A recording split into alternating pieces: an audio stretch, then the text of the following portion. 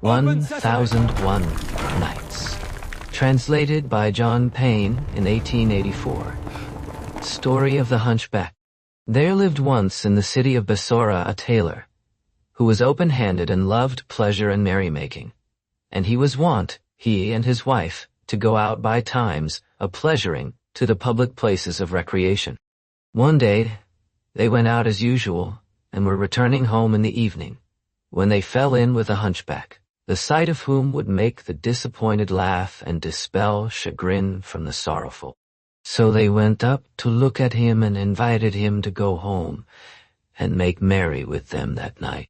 He consented and accompanied them to their house, whereupon, the night being now come, the tailor went out to the market, and buying fried fish and bread and lemon, and conserve of roses by way of dessert, set them before the hunchback, and they ate. Presently the tailor's wife took a great piece of fish, and cramming it into the hunchback's mouth, clapped her hand over it, saying, "By Allah, thou must swallow it at one gulp, and I will give thee no time to chew it." So he bolted it, but there was a great bone in it which stuck in his gullet, and his hour being come, it choked him, and he died at once. When the tailor saw this, he exclaimed, "There is no power and no virtue but in God. Alas, poor wretch, that he should have come by his death at our hands. Why dost thou waste time in idle lamentation?" Rejoined his wife, "Hast thou not heard it said?" And she repeated the following verses. "What ails me, that I waste the time in idle grief, until I find no friend, mishap for me to bear? Who but a fool would sit upon an unquenched fire, to wait upon mischance, as great a folly were?" "What is to be done?" asked he. And she replied, "Rise and take the hunchback in thine arms, and cover him with a silk handkerchief. Then go out with him, and I will go before thee. And if thou meet anyone, say, 'This is my son. His mother and I are taking him to the doctor, that he may look at him.'" So he rose, and taking the hunchback in his arms, carried it along the streets, proceeded. "Where has this smallpox attacked thee? And in what part dost thou feel pain?" So that all who saw them said, "It is a child ill of smallpox." They went along inquiring for a doctor, till the people directed them to the house of one who was a Jew. They knocked at the gate, and a black servant maid came down and opened the door, and seeing a man carrying a child and a woman with him, said to them, "What is your business?"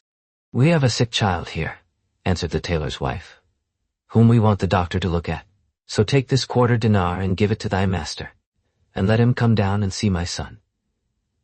And the girl went up to tell her master, leaving the tailor and his wife in the vestibule, whereupon the latter said to her husband, "Let us leave the hunchback here and be off."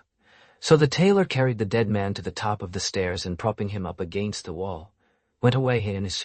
Meanwhile the serving maid went into the Jew and said to him, "There are a man and a woman at the gate with a sick child, and they have given me a quarter dinar for thee, that thou mayst go down and see the child and prescribe for him." When the Jew saw the quarter dinar, he was glad and rose hastily and went down in the dark. Hardly had he made a step when he stumbled on the dead body and threw it down, and it rolled to the bottom of the stairs. So he cried out to the girl to make haste with the light, and she brought it, whereupon he went down and, examining the hunchback, found that he was dead. "O Esdras and Moses and the 10 Commandments!" exclaimed he. "O Aaron and Joshua, son of Nun! I have stumbled against the sick person, and he has fallen downstairs and is dead. How shall I get the body out of my house?" Then he took it up, and carrying it into the house, told his wife what had happened. Quoth she, "Why dost thou sit still? If he be found here when the day rises, we shall both of us lose our lives. Let us carry him up to the roof, and throw him over into the house of our neighbor, the Muslim. For if he abide there a night, the dogs will come down on him from the terraces, and eat him all up." Now the neighbor in question was controller of the Sultan's kitchen, and was wont to bring home great store of fat and broken meats. But the cats and mice used to eat it, or, if the dogs scented a fat sheep's tail, they would come down from the roofs and tear at it, and in this way he lost much of what he brought home. So, the Jew and his wife carried the hunchback up to the roof, and letting him down, through the windshaft, into the controller's house, stood him up against the wall, and went away. Hardly had they done so, when the controller, who had been spending the evening with some of his friends, hearing a recitation of the Koran, came home and going up with a lighted candle, found a man standing in the corner under the ventilator. When he saw this, he said, "By Allah, this is a fine thing. He who steals my goods is none other than a man." Then he turned to the hunchback and said to him, "So it is thou that stealest the meat and fat. I thought it was the cats and dogs, and I kill the cats and dogs of the quarter and sin against them. And all the while it is thou comest down through the windshaft. But I will take my wreak of thee with my own hand." So he took a great cudgel and smote him on the breast, and he fell down. Then he examined him, and finding that he was dead, cried out in horror, thinking that he had killed him, and said, "There is no power and no virtue but in God the Supreme, the Omnipotent." And he feared for himself, and said, "May God curse the fat and the sheep's tails, that have caused this man's death to be at my hand." Then he looked at the dead man, and seeing it to be humble, "O Protector, extend to me thy gracious protection." Then he took him up on his shoulders, and going forth with him, carried him to the beginning of the market, where he set him on his feet against the wall of a shop, at the corner of a dark lane, and went away. After a while, there came up a Christian, the Sultan's broker, who had sallied forth, in a state of intoxication, intending for the bath. For in his drunkenness he thought that matins were near. He came staggering along, till he drew near the hunchback and squatted down over against him to make water, when, happening to look round, he saw a man standing against the wall. Now someone had snatched off the broker's turban early in the night, and seeing the hunchback standing there, he concluded that he meant to play him the same trick.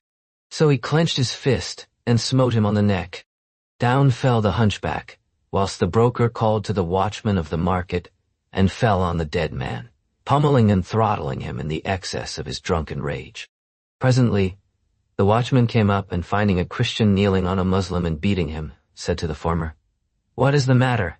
"This fellow tried to snatch off my turban," answered the broker, and the watchman said, "Get up from him." So he rose, and the watchman went up to the hunchback, and finding him dead, exclaimed, "By Allah, it is a fine thing that a Christian should kill a Muslim." Then he seized the broker, and tying his hands behind him, carried him to the house of the prefect of police, where they passed the night, and all the while the broker kept saying,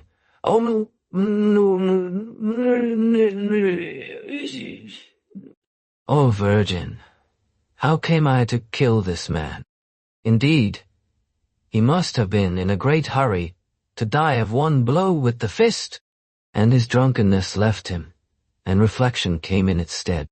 As soon as it was day, the prefect came out, and commanded to hang the supposed murderer, and bade the executioner make proclamation of the sentence.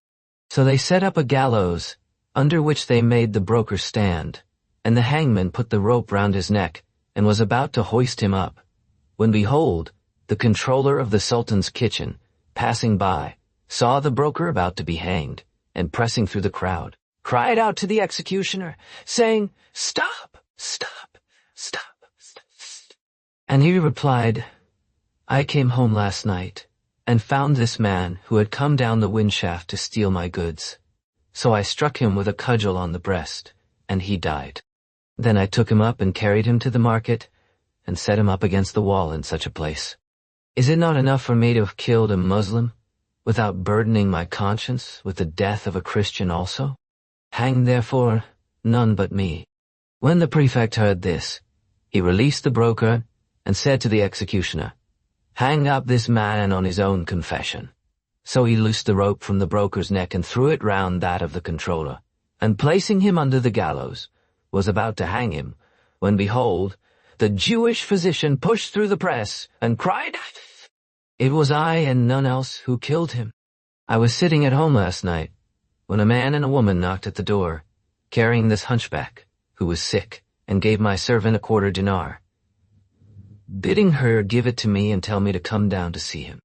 While she was gone, they brought the hunchback into the house, and setting him on the stairs, went away. Presently I came down and not seeing him, stumbled on him in the dark, and he fell to the foot of the stair and died forthright. Then we took him up, I and my wife, and carried him on to the roof, whence we let him down, through the windshaft, into the house of this controller, which adjoins my own. When he came home and found the hunchback, he took him for a robber and beat him, so that he fell to the ground, and he concluded that he had killed him. So is it not enough for me to have killed one Muslim unwittingly, without burdening myself with the death of another wittingly? When the prefect heard the Jew's story, he said to the hangman, "Let the controller go and hang the Jew." So the hangman took the Jew and put the rope round his neck, when behold, the tailor pressed through the folk and cried out to him, "Hold thy hand!" None killed him save I, and it fell out thus. I had been out a-pleasuring yesterday, and coming back in the evening, met this hunchback, who was drunk and singing lustily to a tambourine. So I carried him to my house and bought fish, and we sat down to eat. Presently my wife took a piece of fish and crammed it down the hunchback's throat, but it went the wrong way and stuck in his gullet and choked him, so that he died at once.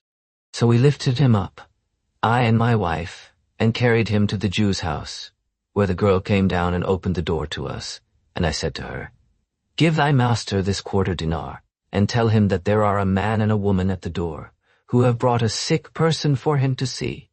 So she went in to tell her master, and whilst she was gone, I carried the hunchback to the top of the stair, where I propped him up. When the Jew came out, he stumbled over him and thought that he had killed him. Then he said to the Jew, "Is not this the truth?" "It is," replied the Jew. And the tailor turned to the prefect and said, "Let the Jew go and hang me." When the prefect heard the tailor's story, he wondered at the adventure of the hunchback, and exclaimed, "Verily, this is a matter that should be recorded in books." Then he said to the hangman, "Let the Jew go, and hang the tailor on his own confession." So the hangman took the tailor and put the rope round his neck, saying, "I am tired of taking this man and loosing that, and no one hanged after all." And in knows how. Now the hunchback in question was the favorite buffoon of the Sultan, who could not bear him out of his sight. So when he got drunk and did not make his appearance that night or next day, the Sultan asked the courtiers about him, and they replied, "O our lord, the chief of the police has come upon him dead, and ordered his murderer to be hanged. But the hangman was about to hoist him up. There came a second and a third, and each declaring himself to be the sole murderer, and giving the prefect an account of the manner in which the crime had been committed. When the king heard this, he cried out to one of his chamberlains, saying, "Go down to the chief of the police and bring me all 4 of them." So the chamberlain went down at once to the place of execution, where he found the hangman on the point of hanging the tailor, and cried out to him to stop. Then he gave the king's order to the prefect, who took the tailor, the physician, the controller, and the broker, and brought them all, together with the dead hunchback, before the king.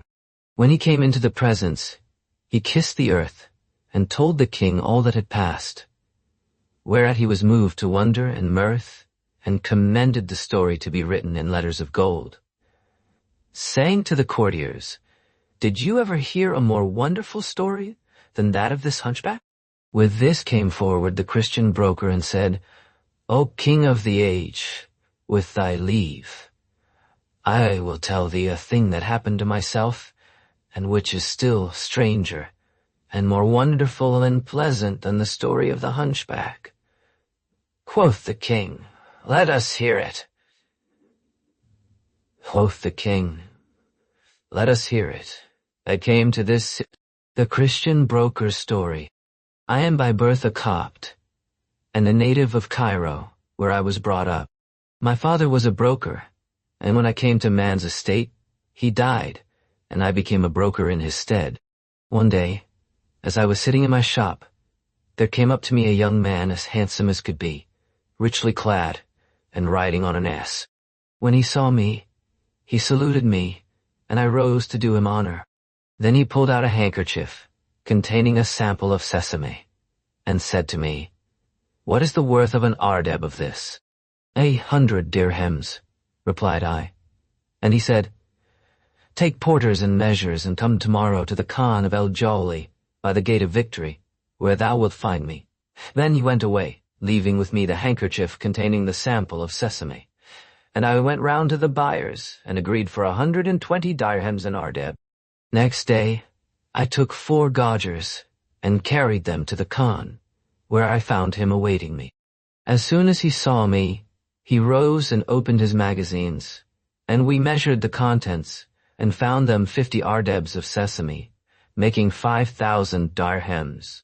Then said he to me, "Thou shalt have 10 dirhams, an ardeb to thy brokerage. So take the price and lay by 4,500 dirhams for me. And when I have made an end of selling my other goods, I will come to thee and take the amount." "It is well," replied I, and kissed his hand and went away, having made that day a profit of 1,000 dirhams, besides the brokerage. I saw no more of him for a month, at the end of which time he came to me and said, "Where is the money?" I rose and saluted him and said to him, "Wilt thou not eat somewhat with me?"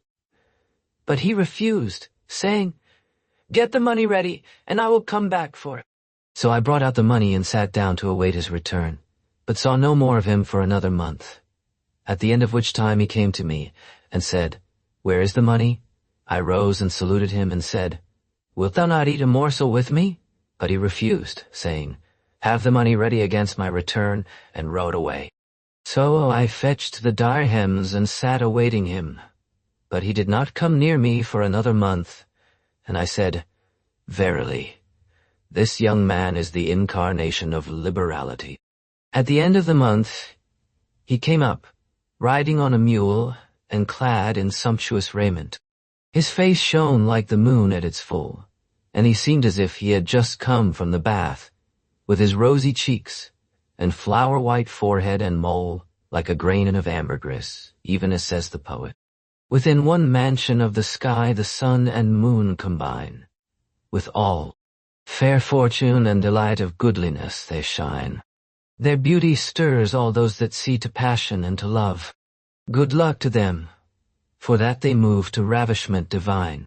In grace and beauty they increase, and I more perfect grow.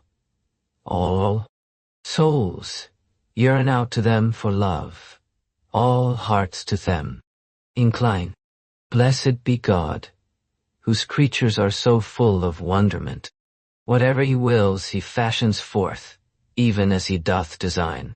When I saw him, I rose and saluted him, and kissed his hand, saying, "O my lord, wilt thou not take thy money?" "What hurry is there?"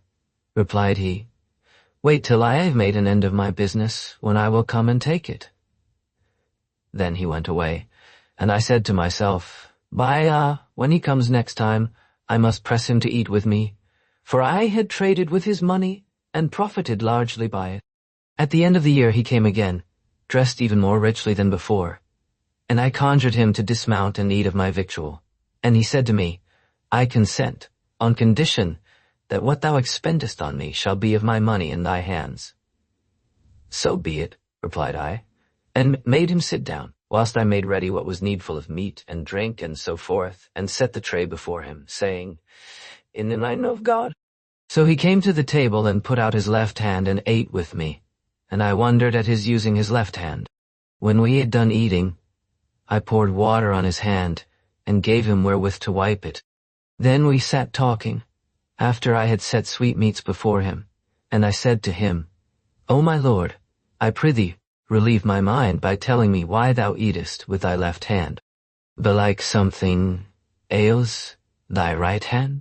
When he heard my words, he recited the following verses. Ask not, I prithee, my friend, of the anguish that burns in my heart would but the infirmities show that now in my bosom lie hid. If with Selma I company now and harbor with Layla no more, believe me, 'tis none of my will. Needs must, if necessity bid, detie. Then he drew his right arm out from his sleeve, and behold, it was a stump without a hand, the latter having been cut off at the wrist.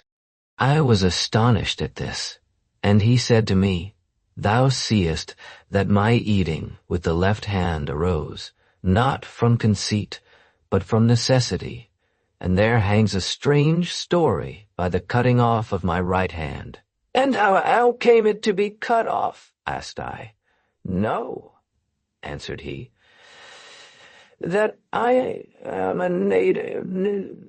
When I came to man's estate, I heard the pilgrims and travelers and merchants talk of the land of Egypt, and this abode in my thought till my father died, when I laid out a large sum of money in the purchase of stuffs of Baghdad and Mosul, with which I set out on my travels, and God decreed me safety till I reached this your city. And he wept and recited the following verses. It chances oft that the blind man escapes a pit, whilst he that is clear of sight falls into it. The ignorant man can speak with impunity a word that is death to the wise, and the ripe of wit. The true believer is pinched for his daily bread, whilst infidel rogues enjoy all benefit. What in mouth, where his source, and what shall he do? It is the Almighty's will. We must submit.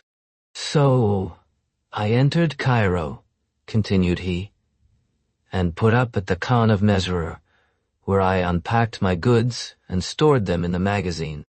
Then I gave the servant money to buy me something to eat, and lay down to sleep a while. When I awoke, I went to the street called Bin el-Kesrain, and presently returned, and passed the night at the Khan. Next morning I said to myself, I will walk through the bazaars, and see the state of the market. So I opened a bale and took out certain stuffs, which I gave to one of my servants to carry, then repaired to the bazaar of Jirgis, where I was accosted by the brokers, who had heard of my arrival. They took my stuffs and cried them for sale, but could not get the prime cost of them. I was vexed at this, but the chief of the brokers said to me, O my lord, I will tell thee how thou mayst make a profit of thy goods. Thou shouldst do as the other merchants do, and sell thy goods on credit, for a fixed period, on a contract drawn up by a scrivener, and duly witnessed, and employ a money changer, and take thy money every Monday and Thursday. So shalt thou profit 2 dirhams for every one. And besides this, thou canst amuse thyself meanwhile at leisure in viewing Cairo and the Nile. Quoth I, This advice is good, and carried the brokers to the Khan. They took my stuffs and transported them to the bazaar, where I sold them to various merchants, taking their bonds for the value.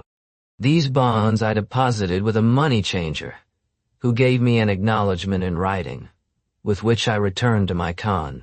Here I abode a month, breaking my fast with a cup of wine every morning, and sending out for mutton and sweetmeats, till the time came when my receipts began to fall due. So every Monday and Thursday I used to repair to the bazaar and sit in the shop of one or other of the merchants, whilst the scrivener and money changer went round to collect the money from the different merchants, till after the time of afternoon prayer, when they brought me the amount, and I counted it and gave receipts for it, then took it and returned to my Khan. One day I went to the bath and returned to the Khan, where I broke my fast on a cup of wine, after which I slept a little. When I awoke, I ate a fowl, and scenting myself, repaired to the shop of a merchant called Bedreddin el-Bustani, who welcomed me, and I sat talking with him till the market should open. Presently, there came up a lady of stately figure, wearing a magnificent headdress and exhaling perfumes, as she walked along with a swimming gait. She stopped before Bedreddin and saluted him, raising her kerchief and showing a pair of large black eyes. He returned her salute, and stood talking with her. And when I heard her speech, the love of her got hold upon my heart. Then she said to Bedreddin, "Hast thou any stuffs of figured cloth of gold?" So he brought out to her a piece that he had had of me, and she bought it of him for 1,200 dirhams, saying, "I will take it with me, and send thee the price." "It may not be, O my lady," answered he. "This is the owner of the stuff, and I owe him the price of it." "Our on thee," said she, "do I not use to take great store of costly stuffs of thee, at a greater profit than thou askest, and send thee the money?" "Yes," rejoined he, "but I am in pressing need of the price today." With this she took the piece of stuff and threw it back into his lap, saying, "You merchants have no respect for anyone." Then she turned to go, and I felt as if my soul went with her.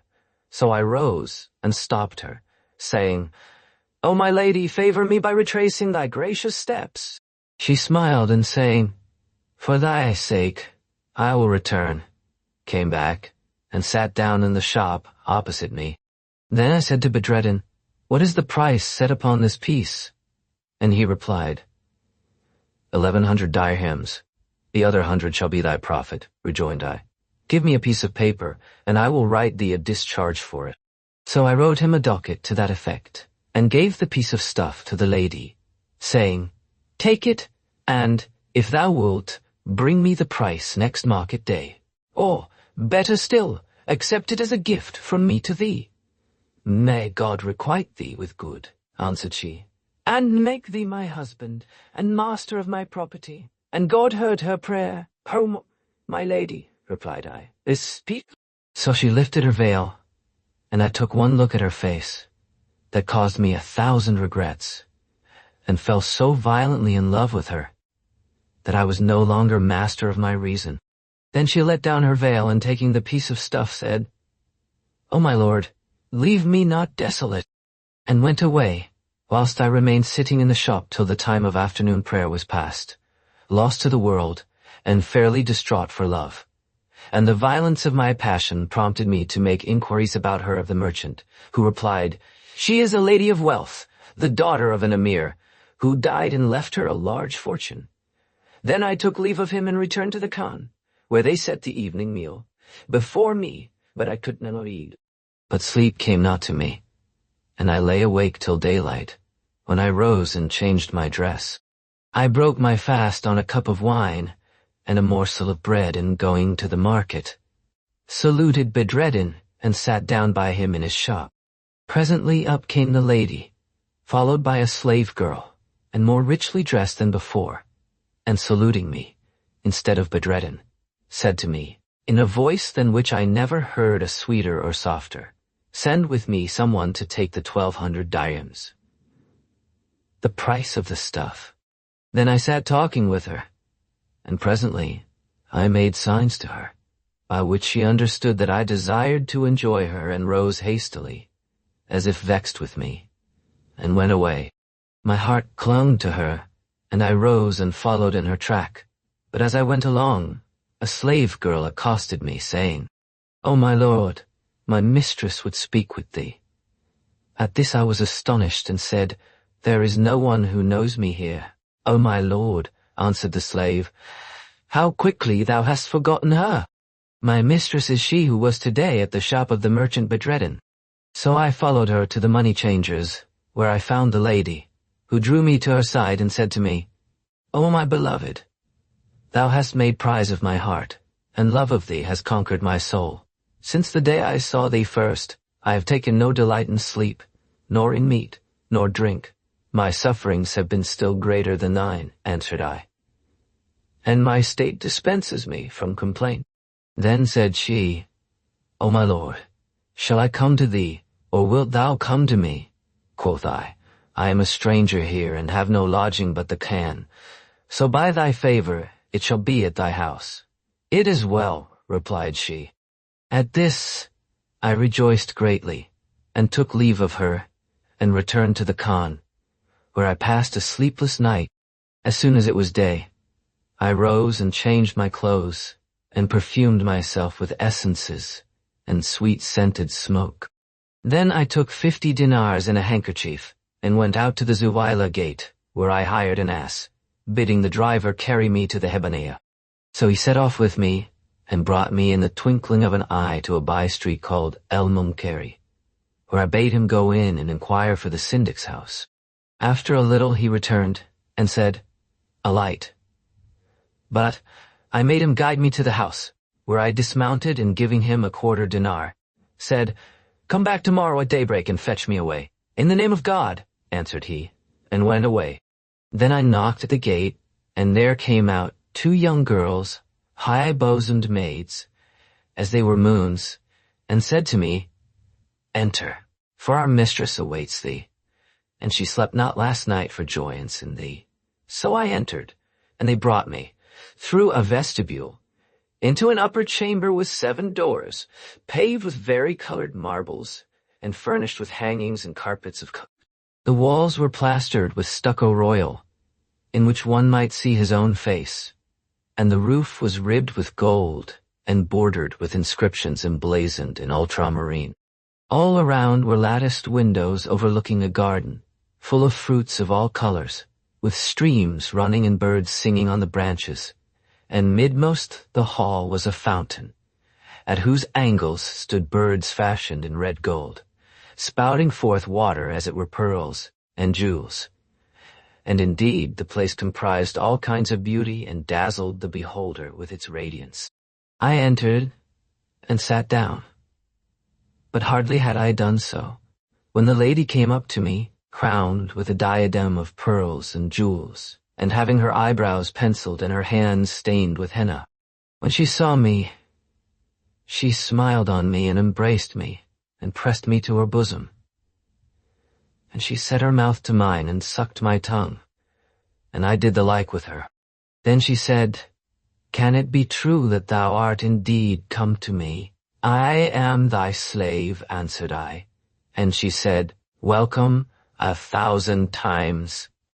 By Allah, since I first saw thee, sleep has not been sweet to me nor food pleasant." Quoth I, "So has it been with me also." And then we sat down to converse, and I bowed my head for bashfulness. Presently, she set before me a tray of the most exquisite meats, such as ragouts and fritters soaked in honey and fricassees and fowls. Then they brought ewer and basin, and I washed my hands, after which we scented ourselves with rosewater mingled with musk, and sat down again to converse. We complained to each other of the sufferings we had undergone, and my love for her took such hold on me, that all my wealth was of little account to me, in comparison with her. We passed the time in toying and kissing and dalliance, till nightfall, when the damsels set before us a banquet of food and wine, and we sat carousing half the night. Then we went to bed, and I lay with her till the morning. Never in my life saw I the like of that night. As soon as it was day, I arose and took leave of her, after having slipped under the mattress the handkerchief containing the dinars. And she wept, "And my lord, when shall I see that fair face again?" "I will be with thee at eventide," answered I, and going out, found the ass-man waiting for me at the door. So I mounted and rode to the Khan of Misrur, where I alighted and gave the driver half a dinar, saying, "Come back at sundown." And he said, "Good." Then I broke my fast and went out to seek the price of my stuffs, after which I returned, and taking a roast lamb and some sweetmeats, called a porter, and dispatched them by him to the lady, paying him his hire in advance. I occupied myself with my affairs till sunset, when the ass-driver came for me, and I took 50 dinars in a handkerchief, and rode to the house, where I found the marble floor swept, the brass burnished, the lamps filled and the candles lighted, the meats ready dished, and the wine strained. When my mistress saw me, she threw her arms round my neck and exclaimed, "Thou hast desolated me by thine absence." Then they set the tables, and we ate till we were satisfied, when the serving maids took away the tray of food and set on wine. We gave not over drinking till midnight, when we went to the sleeping chamber and lay together till morning. Then I rose and went away, leaving the 50 dinars with her as before. I found the ass driver at the door and mounting, rode to the khan, where I slept a while, then went out to prepare the evening meal.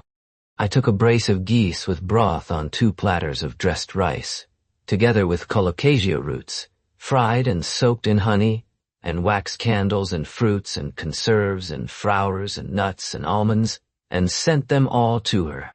As soon as it was night, I mounted the ass as usual, taking with me 50 dinars and a handkerchief, and rode to the house, where we ate and drank and lay together till morning, when I left the handkerchief and dinars with her and rode back to the khan. I ceased not to lead this life, till one fine morning I found myself without a single dirham, and said, "This is Satan's doing." And I repeated the following verses. When a rich man grows poor, his luster dies away, like to the setting sun that pales with ended day. Absent, his name is not remembered among men. Present, he hath no part in life and its array. He passes through the streets, and fain would hide his head, and pours out floods of tears in every desert way. By Allah, when distress and want descend on men, but strangers, midst their kin and countrymen are they. Then I left the khan and walked along Bin el-Kesrain, till I came to the Zuaila gate, where I found the folk crowded together, and the gate blocked up for the much people. As fate would have it, I saw there a trooper, against whom I pressed, without meaning it, so that my hand came on his pocket, and I felt a purse inside. I looked, and seeing a string of green silk hanging from the pocket, knew that it belonged to the purse. The crowd increased every moment, and just then, a camel bearing a load of wood jostled the trooper on the other side, and he turned to ward it off from him, lest it should tear his clothes. When I saw this, Satan tempted me.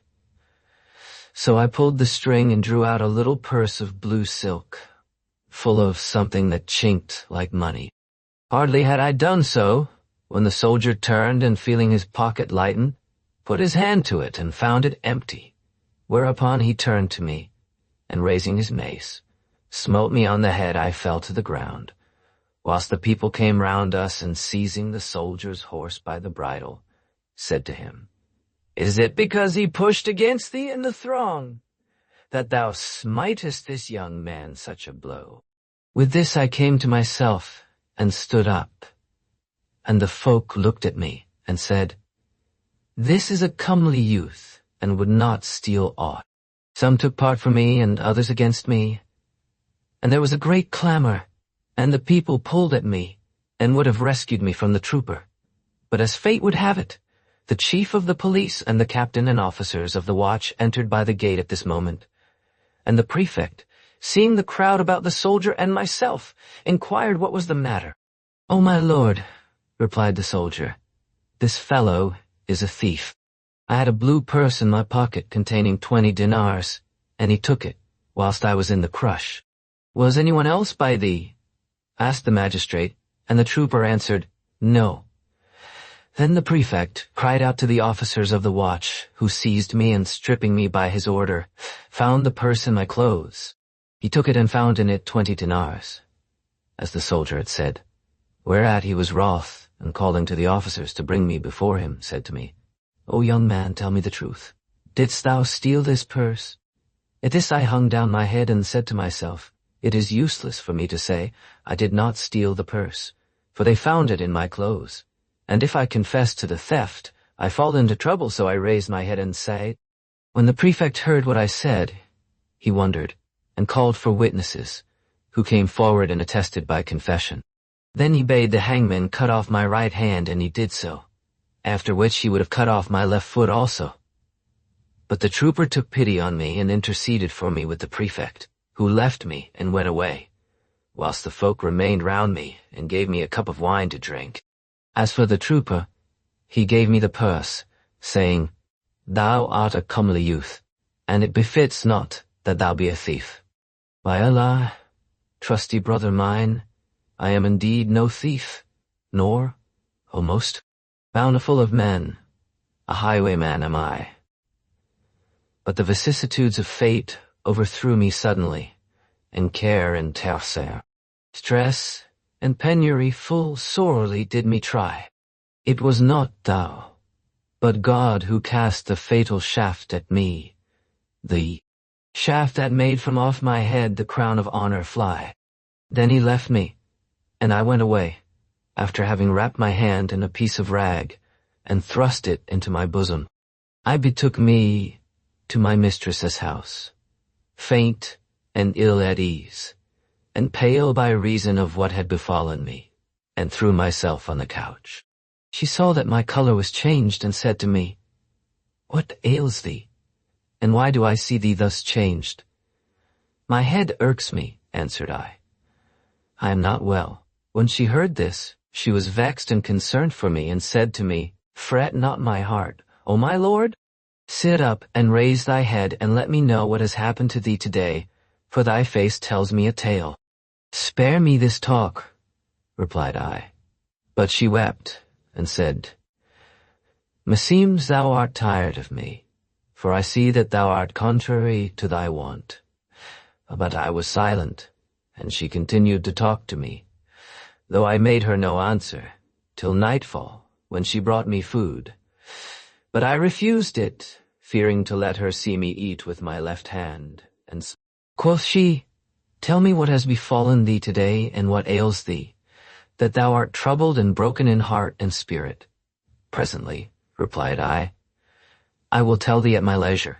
Then she brought me wine, saying, "Take it for it, it will dispel thy care.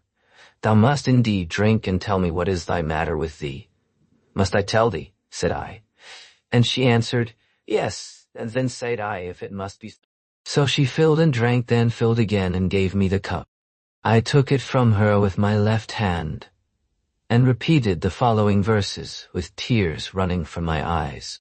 When God would execute his will in anything on one endowed with a sight, hearing, and reasoning, he stops his ears and blinds his eyes, and draws his wit from him, as one draws out the hairs to paste that cling, till his decrees fulfilled, he gives him back his wit, that therewithal he may receive admonishing. At this she gave a loud cry, and said to me, "What makes thee weep? Thou settest my heart on fire. And what ails thee to take the cup with thy left hand?" "I have a boil on my right hand," answered I. And she said, "Put it out, and I will lance it for thee." "It is not ripe for lancing," answered I. "So do not torment me, for I will not show it thee at present." Then I drank off the cup, and she plied me with wine till I became drowsy, and fell asleep in my place.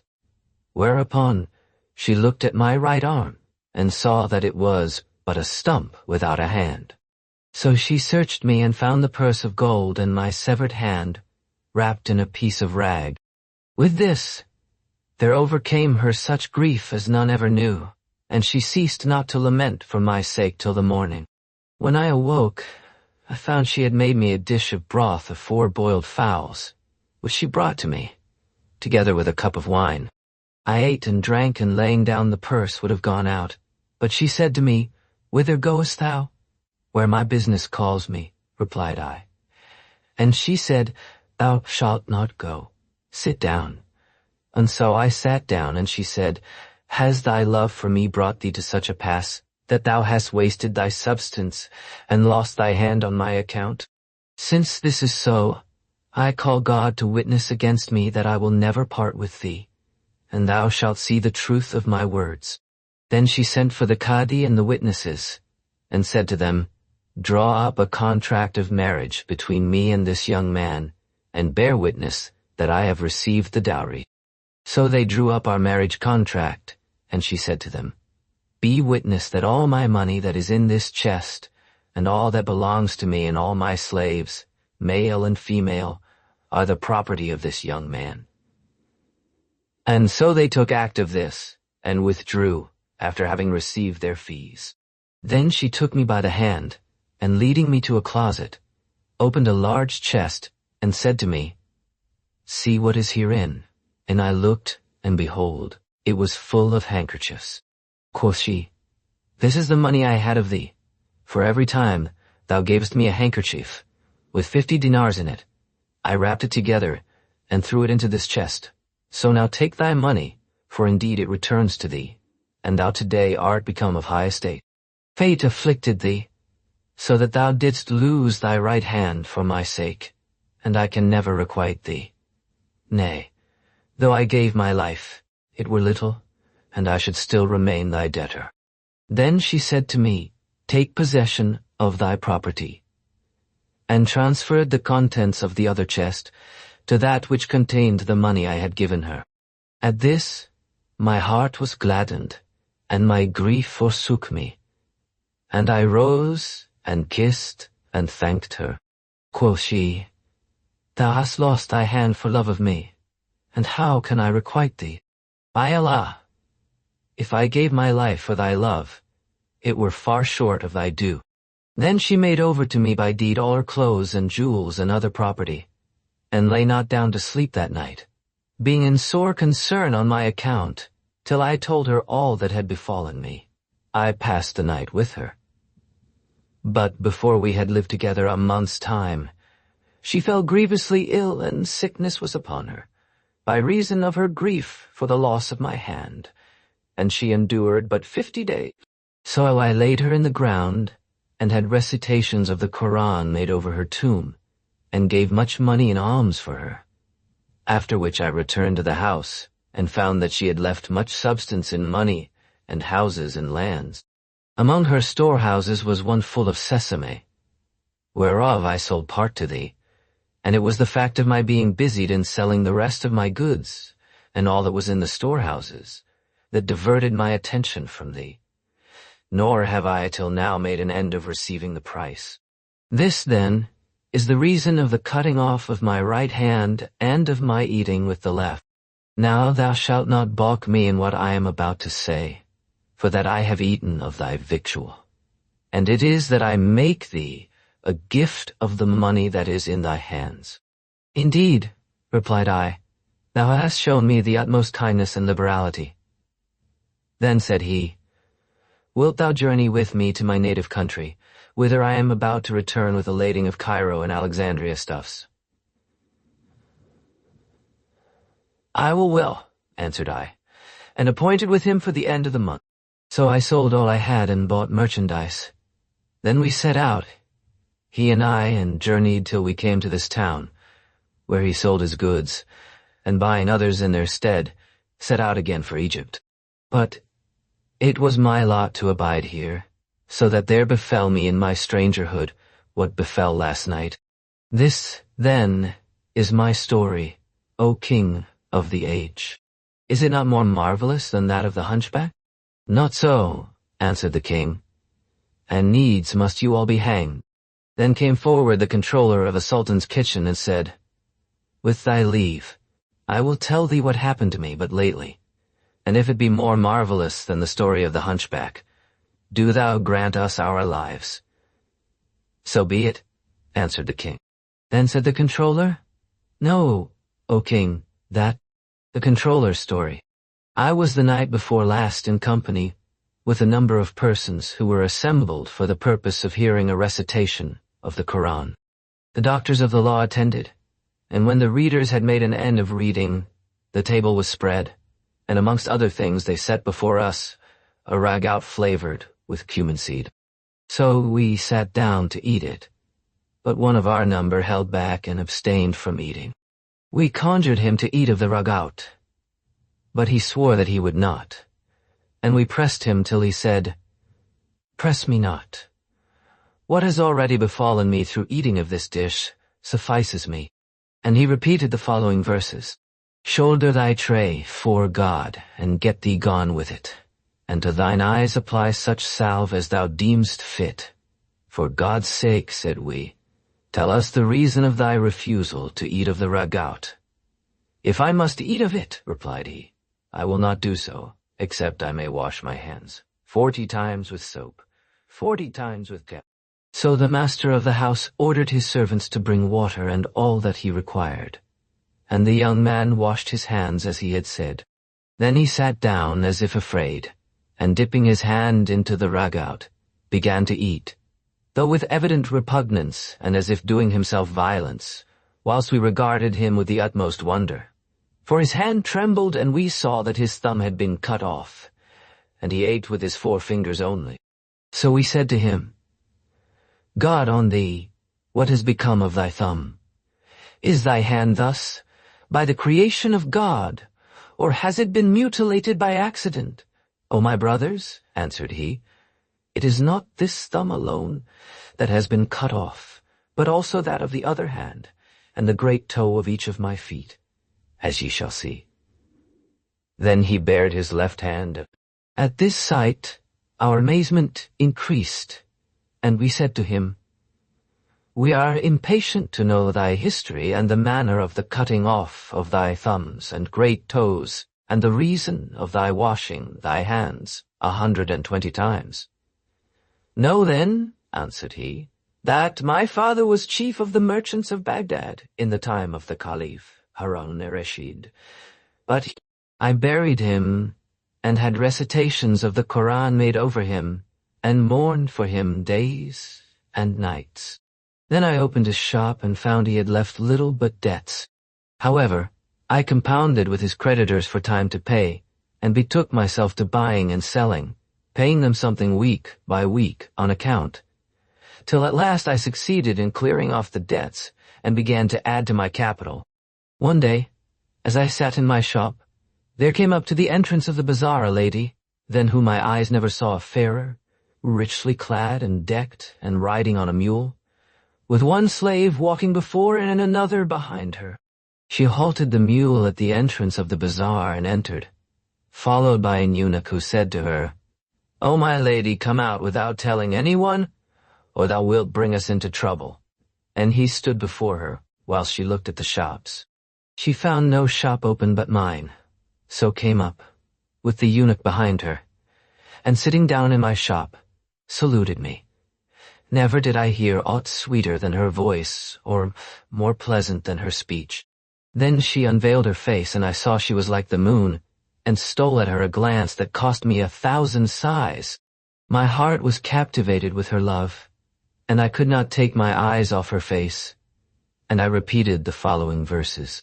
Say to the fairest fair, her in the dove-colored veil, Death would be welcome to me, to save me from thy bale. Grant me thy favors, I pray, so I may live perchance. Lo, I stretch forth my palm. Let not thy bounties fail. When she heard this, she answered me by repeating the following verses. Power to forget thee, for desire fails even unto me, my heart, and all my soul will love none other after thee. If my eyes ever look on aught except thy loveliness, may union, after severance, never brighten them with glee. I've sworn an oath by my right hand never to forget thy grace. My sad heart pineth for thy love, and never may win free. Passion hath given me to drink a brimming cup of love. Would it had given the selfsame draught to drink, dear heart, to thee. If thou shouldst ask me what I'd crave most earnestly of God, the Almighty's favor first, then thine, I'd say, my prayer shall be. Now. Then she said to me, O youth, hast thou any handsome stuffs? O my lady, answered I, thy slave is poor, but wait till the merchants open their shops, and I will get thee what thou wilt. Then we sat talking, she and I, whilst I was drowned in the sea of her love and dazed with passion for her, till the merchants opened their shops, when I rose and fetched her all she sought, to the value of 5,000 dirhams. She gave the stuff to the slave, and leaving the bazaar, mounted the mule and rode away, without telling me whence she came, and I was ashamed to ask her. So I became answerable to the merchants for the price of the goods, and thus took on myself a debt of 5,000 dirhams. Then I went home, drunken with love of her, and they set the evening meal before me. I ate a mouthful and lay down to rest, musing upon her beauty and grace. But sleep came not to me. A week passed thus, and the merchants sought their money of me. But I persuaded them to wait another week, at the end of which time she came up, riding on the mule and attended by an eunuch and 2 slaves.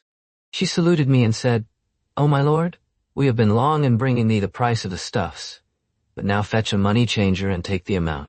So I sent for the money changer, and the eunuch counted me out the money, and we sat talking, the lady and I, till the market opened, when she said to me, "Get me this and this." So I got her from the merchants what she wanted, and she took it and went away, without saying a word to me about the price. As soon as she was out of sight, I repented me of what I had done, for the price of what I had bought for her was 1,000 dinars, and I said to myself, "What doting is this? She has brought me 5,000 dirhams, and taken 1,000 dinars worth of goods." And I feared lest I should be beggared, through having to pay the merchants their money, and said, "They know none but me, and this woman is none other than a cheat, who hath cozened me with her beauty and grace, for she saw that I was young, and laughed at me, and I did not ask her address." She did not come again for more than a month, and I abode in constant distress and perplexity, till at last the merchants dunned me for their money, and pressed me, so that I put up my property for sale, and looked for nothing but ruin. However, as I was sitting in my shop, one day, absorbed in melancholy thought, she rode up and dismounting at the gate of the bazaar, came in and made towards me. When I saw her, my anxiety ceased, and I forgot my troubles. She came up to me and greeting me with her pleasant speech, said to me, "Fetch the money changer, and take thy money." And so she gave me the price of the goods I had gotten for her and more, and fell to conversing freely with me, till I was like to die of joy and delight. Presently she said to me, "Hast thou a wife?" "No," answered I have never known woman," and fell a-weeping. Quoth she, "Why dost thou weep?" "It is nothing," replied I, and giving the eunuch some of the dinars, begged him to use his influence with her for me. But he laughed and said, "She is more in love with thee than thou with her. She had no occasion for the stuff she bought of thee, and did all this but out of love for thee. So ask of her what thou wilt. She will not deny thee." When she saw me give the eunuch money, she returned and sat down again. And I said to her, "Be charitable to thy slave and pardon him what he is about to say." And I told her what was in my mind, and she assented, and said to the eunuch, "Thou shalt carry my message to him." Then she rose and went away, and I paid the merchants what I owed them, and they all profited. But as for me, I slept not all that night, but before many days were past, the eunuch came to me, and I made much of him, and asked after his mistress. "She is sick for love of thee," replied he. And I said, "Tell me who she is," quoth he. "She is one of the waiting women of the Lady Zubaydah, the wife of the Caliph Harun-e-Rashid, who brought her up and advanced her to be stewardess of the harem, and granted her the right of going in and out at will. She told her mistress of thee, and begged her to marry her to thee. But she said, I will not do this, till I see the young man, and if he be worthy of thee, I will marry thee to him. So now we wish to bring thee into the palace at once, and if thou succeed in entering without being seen, thou wilt win thy head, but if the affair get wind, thou wilt lose thy head. What sayest thou? And I answered, I will go with thee, and abide the risk of which thou speakest. Then said he, as soon as it is night, go to the mosque built by the Lady Zubaydah on the Tigris, and pray, and pass the night there. With all my heart, answered I. So at nightfall I repaired to the mosque, where I prayed and passed the night. Just before daybreak there came up some eunuchs in a boat, with a number of empty chests, which they deposited in the mosque, and went away all, except one who remained behind, and whom, on examination, I found to be he who served as our go-between. Presently, in came my mistress herself, and I rose to her and embraced her.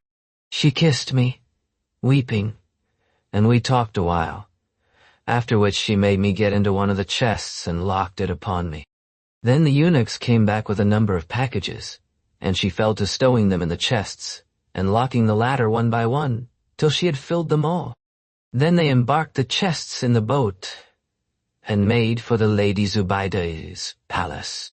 With this, reflection came to me, and I said to myself, my lust will surely bring me to destruction, nor do I know whether I shall gain my end or no.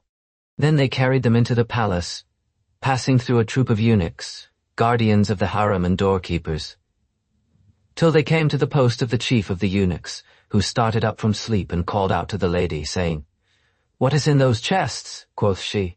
"They are full of wares for the Lady Zubaydah." "Open them," said he, "one by one, that I may see what is in them." "Well, what wilt thou, then? What wilt thou?" "They must, and shall be opened." Now the first that they brought to him to open was that in which I was.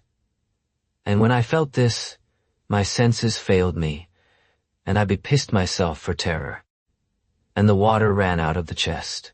Then said she to the eunuch, "O chief, thou hast undone me and thyself also, for thou hast spoiled that which is worth 10,000 dinars. This box contains colored dresses and 4 flasks of Zemzem water. And now, one of the bottles has broken loose, and the water is running out over the clothes, and their colors will be ruined."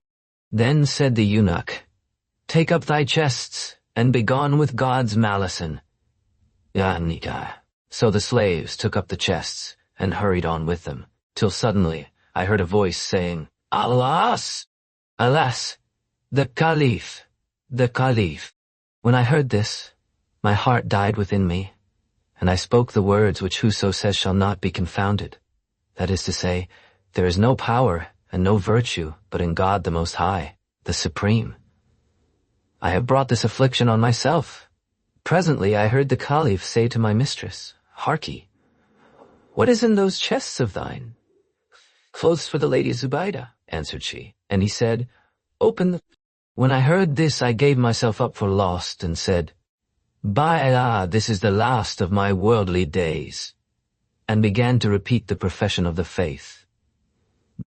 Then I heard the lady say to the Caliph, "These chests have been committed to my charge by the Lady Zubaydah, and she does not wish their contents to be seen of anyone."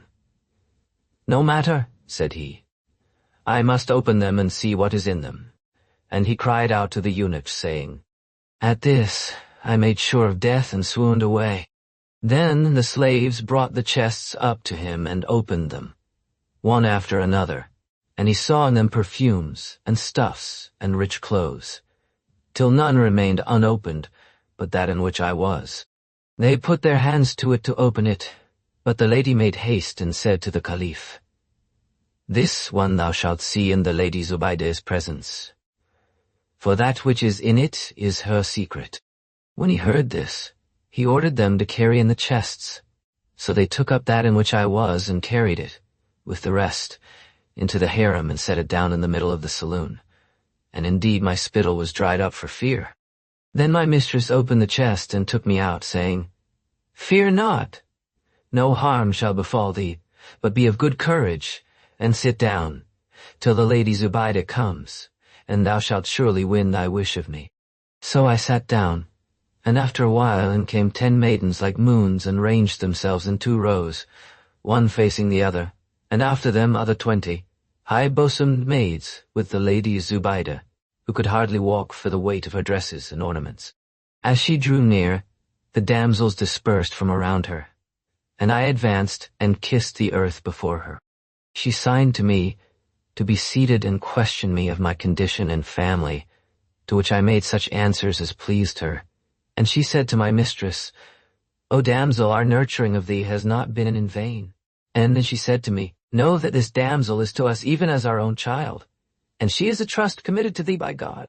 So I abode there 10 days, during which time I saw not my mistress, nor anyone save a serving maid. who brought me the morning and evening meals. After this, the Lady Zubaydah took counsel with the Caliph on the marriage of her favorite, and he gave leave and assigned her a wedding portion of 10,000 dinars. So the Lady Zubaydah sent for the Qadi and the witnesses, and they drew up our marriage contract, after which the women made sweetmeats and rich viands, and distributed them among the inmates of the harem. Thus, they did other 10 days, at the end of which time my mistress entered the bath.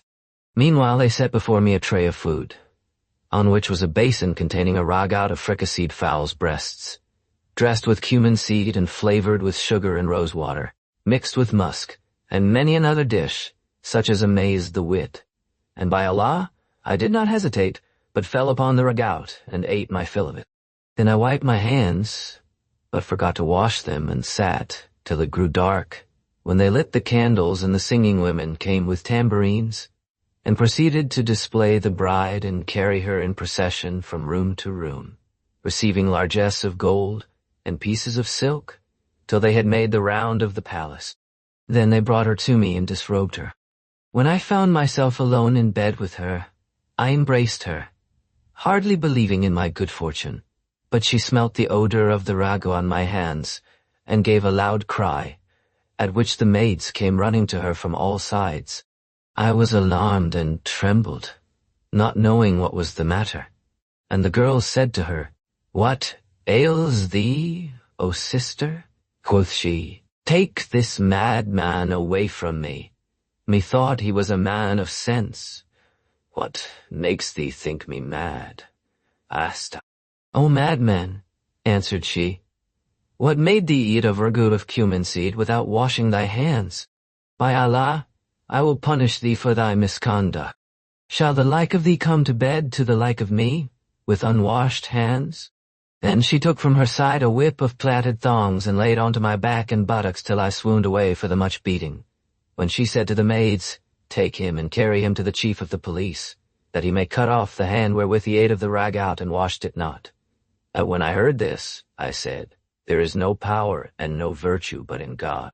Wilt thou cut off my hand, because I ate of a ragout and did not wash?" And the girls interceded with her, saying, "O our sister, forgive him this once." But she said, "By Allah, I must and will dock him of somewhat." Then she went away, and I saw no more of her for 10 days, at the end of which time she came in to me and said, "O black of ice, I will not make peace with thee, till I have punished thee for eating ragout of cumin seed, without washing thy hands." Then she cried out to the maids, who bound me, and she took a sharp razor, and cut off my thumbs and toes, as ye have seen. Thereupon I swooned away, and she sprinkled the severed parts with a powder which staunched the blood. And I said, "Never again will I eat of ragout of cumin seed, without washing my hands 40 times with potash, 40 times with galingale, and 40 times with soap." And she took of me an oath to that effect. So when the ragout was set before me, my color changed, and I said to myself, "It was this that was the cause of the cutting off of my thumbs and toes. And when ye forced me, I said, I must needs fulfill the oath I have taken." "And what befell thee after this?" asked the others. "After this," replied he, "her heart was appeased, and I lay with her that night. We abode thus a while, till she said to me one day, 'It befits not that we continue in the Caliph's palace, for none ever came hither but thou, and thou once not in but by the grace of the Lady Zubaydah. Now she has given me 50,000 dinars. So take this money, and go out, and buy us a commodious house.' So I went forth and bought a handsome and spacious house. Then, continued the controller, we ate and went away, and after there happened to me with the hunchback that thou wottest of. This then is my story, and peace be on thee." Quoth the king, "This story is not more agreeable than that of the hunchback. On the contrary, it is less so, and you must all be hanged." And then came forward the Jewish physician, and kissing the earth, said, "O king of the age, I will tell thee a story more wonderful than that of the hunchback. Tell on, answered the king. And the Jew said, The strangest adventure that ever befell me was as follows. The Jewish physician's story.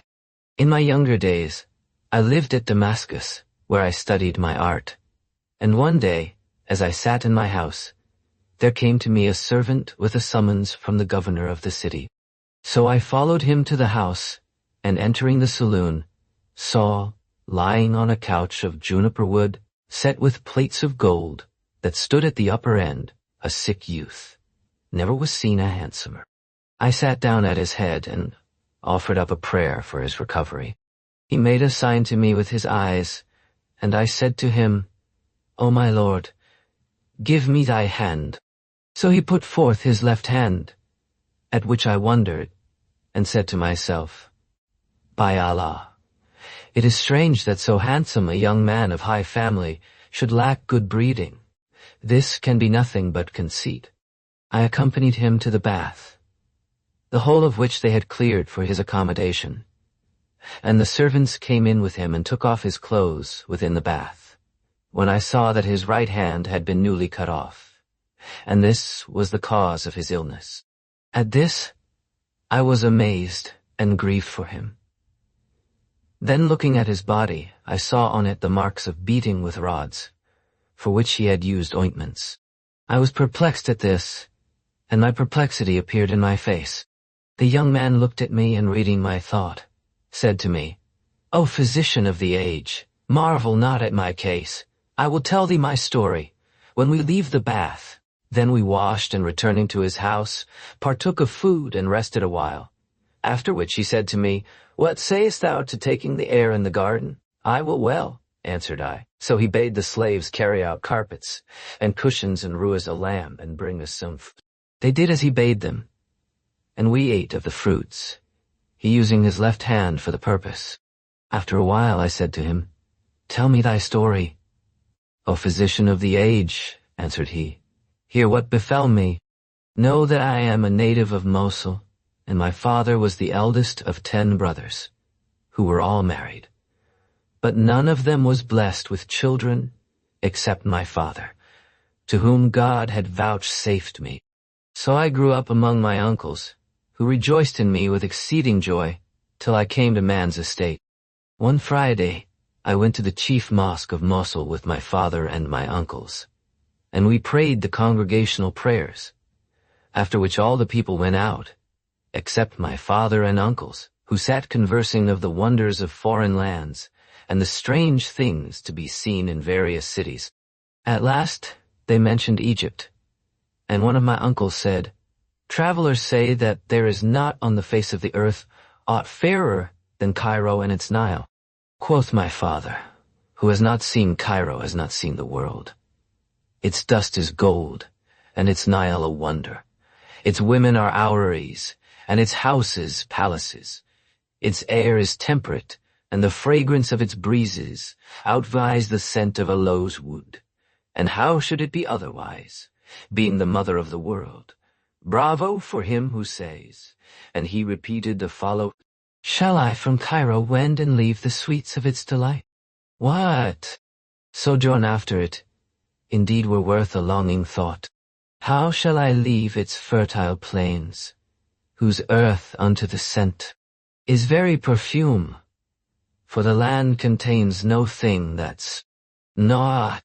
It is indeed for loveliness a very paradise, with all its goodly carpets spread and cushions richly wrought, a town that maketh heart and eye yearn with its goodliness, uniting all that of devout and profligate is sought, or comrades true, by God his grace conjoined in brotherhood.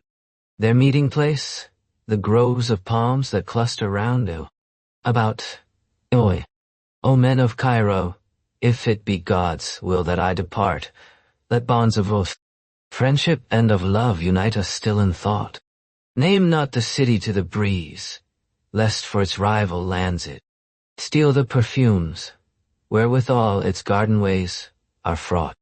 And if, added my father, you saw its gardens in the evenings, with the tree shadows sloping over them, you would behold a marvel and incline to them with delight and they fell to describing Cairo and the Nile. When I heard their accounts of Cairo, my mind dwelt on it, and I longed to visit it. And when they had done talking, each went to his own dwelling. As for me, I slept not that night, for stress of yearning after Egypt, nor was meat nor drink pleasant to me. After a while, my uncles prepared to set out for Cairo, and I wept before my father, till he made ready for me merchandise, and consented to my going wish them, saying to them, let him not enter Egypt, but leave him to sell his goods at Damascus. And then I took leave of my father, and we left Mosul and journeyed till we reached Aleppo, where we abode some days. Then we fared on, till we came to Damascus, and found it a city, as it were a paradise, abounding in trees and rivers and birds and fruits of all kinds. We alighted at one of the khans, where my uncles tarried a while, selling and buying. And they sold my goods also at a profit of 5 dirhams on every one, to my great satisfaction. After which they left me and went on to Egypt, whilst I abode at Damascus in a handsome house, such as the tongue fails to describe, which I had hired for 2 dinars a month. Here I remained, eating and drinking and spending the money in my hands, till one day, as I sat at the door of my lodging, there came up a young lady, clad in costly apparel. Never saw my eyes richer. I winked at her, and she entered without hesitation. I entered with her and shut the door, and she raised her kerchief and did off her veil, when I found her of surpassing beauty, and love of her took hold upon my heart. So I rose, and fetched a tray of the most delicate viands and fruits, and all that was needed for a carouse. And we ate and sported, and drank till we were warm with wine. Then I lay with her, the most delightful of nights, till the morning, when I offered to give her 10 dinars. But she frowned and knit her brows, and said, For shame! Thinkest thou I covet thy money? And she took out from the bosom of her shift 10 dinars, and laid them before me, saying, By Allah, except thou take them, I will never come back. So I accepted them, and she said to me, O my beloved, expect me again in 3 days' time, when I will be with thee between sundown and nightfall, and do thou provide us with these dinars the like of yesterday's entertainment. So saying, she bade me adieu, and went away, taking my reason with her. At the end of the 3 days, she came again, dressed in gold brocade, and wearing richer ornaments than before. I had made ready a repast, so we ate and drank and lay together, as before, till the morning, when she gave me other 10 dinars and appointed me again for 3 days thence. Accordingly, I made ready as before, and at the appointed time she came again, more richly dressed than ever, and said to me, O my lord, am I not fair? Yea, by Allah, answered I. Then she said, Wilt thou give me leave to bring with me a young lady handsomer than I and younger, that she may frolic with us, and that thou and she may laugh and make merry, and rejoice her heart, for she hath been sad at heart this long time past, and has asked me to let her go out and spend the night abroad with me. Ay, answered I, and we drank till we were warm with wine, and slept together till the morning, when she gave me 20 dinars, and said to me, Add to thy usual provision, on account of the young lady, who will come with me. And then she went away, and on the 4th day I made ready as usual, and soon after sundown she came, accompanied. They entered and sat down, and when I saw them, I repeated the following verses. How lovely and how pleasant is our day, the railers absent, reckless of our play. Love and delight and wine with us abide, each one enough to charm. The weirway, the full moon glitters through the falling veil. Bow-like, the shapes within the vestments sway. The rose blooms in the cheeks, and in the eyes Narcissus languishes in soft decay. delight with those I love fulfilled for me, and life, as I would have it, fair and gay. Then I lighted the candles and received them with joy and gladness.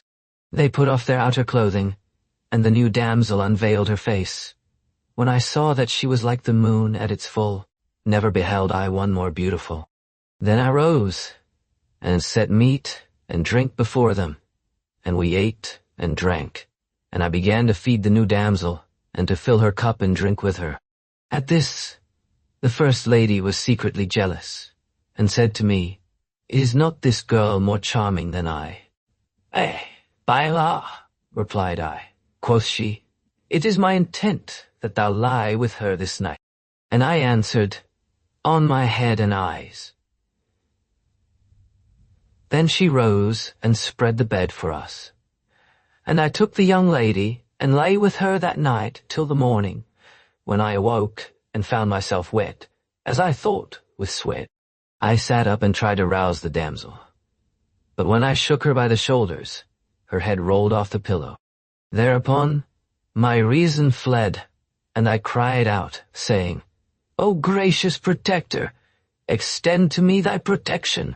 Then I saw that she had been murdered, and the world became black in my sight, and I sought the lady my first mistress, but could not find her.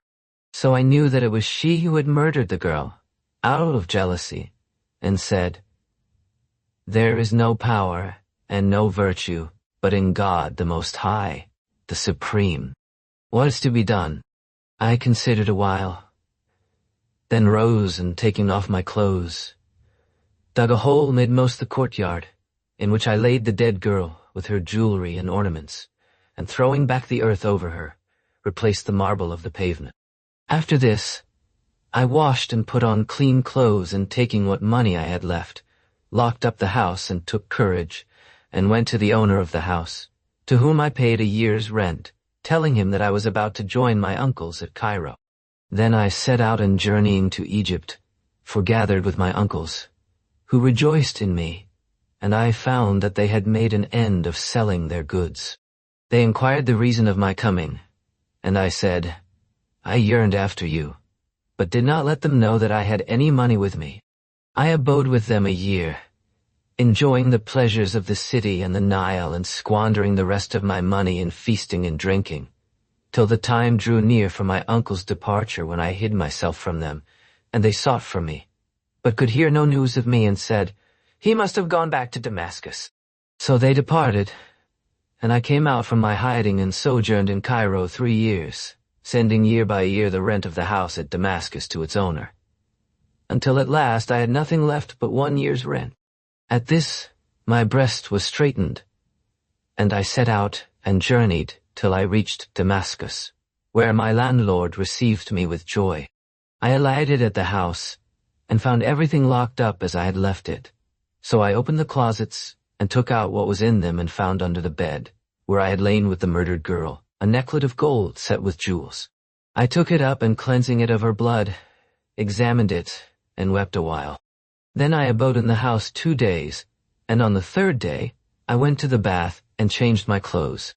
I had now no money left, and the devil prompted me to sell the necklet, that destiny might be accomplished. So I took it to the market, and handed it to a broker, who made me sit down in the shop of my landlord, and waited till the market was full, when he took the necklet and offered it for sale privily without my knowledge. The price bidden for it was 2,000 dinars, but the broker returned and said to me, "This necklet is a brass counterfeit of franc manufacture, and 1,000 dirhams have been bidden for it."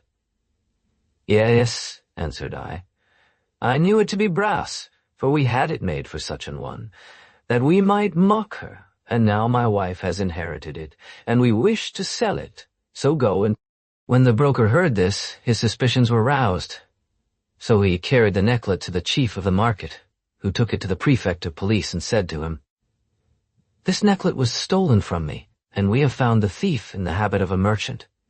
So the officers fell on me unawares and brought me to the prefect, who questioned me, and I told him what I had told the broker. But he laughed and said, "This is not the truth." Then, Before I knew what was toward, his people stripped me and beat me with rods on my sides, till for the smart of the blows I said, I did steal it, bethinking me that it was better to confess that I stole it, than let them know that she who owned it had been murdered in my house, lest they should put me to death for her. So they wrote down that I had stolen it, and cut off my hand. The stump they seared with boiling oil, and I swooned away. But they gave me wine to drink, and I revived, and taking up my hand, was returning to my lodging, when the landlord said to me, After what has passed, thou must leave my house, and look for another lodging, since thou art convicted of theft. O my lord, said I, have patience with me 2 or 3 days, till I look me out a new lodging. So be it, he answered, and I returned to the house, where I sat weeping and saying, How shall I return to my people with my hand cut off? And they know not that I am innocent. And then I abode in sore trouble and perplexity for 2 days. And on the 3rd day, the landlord came in to me, and with him some officers of police and the chief of the market, who had accused me of stealing. I went out to them and inquired what was the matter, but they seized on me, without further parley, and tied my hands behind me, and put a chain about my neck, saying, The necklet that was with thee has been shown to the governor of Damascus, and he recognizes it as one that belonged to his daughter, who has been missing these 3 years. When I heard this, my heart sank within me, and I said to myself, I am lost without resource. But I must needs tell the governor my story, and if he will, let him kill me, and if he will, let him pardon me. So they carried me to the governor's house, and made me stand before him. When he saw me, he looked at me out of the corner of his eye, and said to those present, Why did ye cut off his hand? This man is unfortunate, and hath committed no offense. And indeed ye wronged him in cutting off his hand. When I heard this, I took heart, and said to him, By Allah, O my lord, I am no thief. But they accused me of this grave offense, and beat me with rods in the midst of the market, bidding me confess, till for the pain of the beating I lied against myself, and confessed to the theft, although I am innocent, said the governor. Then he laid the chief of the market under arrest, saying to him, Give this man the price of his hand, or I will hang thee and seize on all thy goods. Then he cried out to the officers, who took him and dragged him away, leaving me with the governor, who made his people unbind me and take the chain off my neck. Then he looked at me and said, O my son, speak the truth, and tell me how thou camest by the necklet. And he repeated the following verse, To tell the whole truth is thy duty, although it bring thee to burn on the brazier of woe. By Allah, O my lord, answered I, such is my intent. And I told him all that had passed between me and the first lady, and how she had brought the second one to me, and had slain her out of jealousy. When he heard my story, he shook his head and beat hand upon hand. Then, putting his handkerchief to his eyes, wept a while, and repeated the following verses. I see that fortune's maladies are many upon me, for every dweller in the world, sick unto death, is he. To every gathering of friends there comes a parting day, and few, indeed, on earth are those that are from parting free. Then he turned to me and said, Know, O my son, that she who first came to thee was my eldest daughter.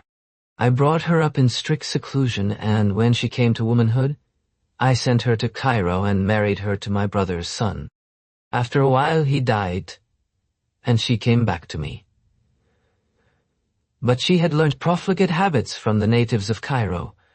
So she visited thee 4 times, and at last brought her younger sister. Now they were sisters by the same mother, and much attached to each other. And when this happened to the elder, she let her sister into her secret, and she desired to go out with her. So she asked thy leave, and carried her to thee. After which she returned alone, and I questioned her of her sister. finding her weeping for her. Then she ceased not to weep and say, "By Allah, I will never leave weeping for her till I die." And so it fell out. This, O my son, is what happened. And now I desire that thou balk me not in what I am about to say to thee. It is that I purpose to marry thee to my youngest daughter, for she is a virgin and born of another mother, and I will take no dower from thee, but on the contrary will appoint thee an allowance, and thou shalt be to me as my very son. "I will well," replied I. "How could I hope for such good fortune?" Then he sent at once for the Cadi and the witnesses, and married me to his daughter, and I went in to her. Moreover, he got me a large sum of money from the chief of the market, and I became in high favor with him. Soon after, news came to me that my father was dead, so the governor dispatched a courier to fetch me the property he had left behind him. And now I am living in all prosperity. This is how I came to lose my right hand.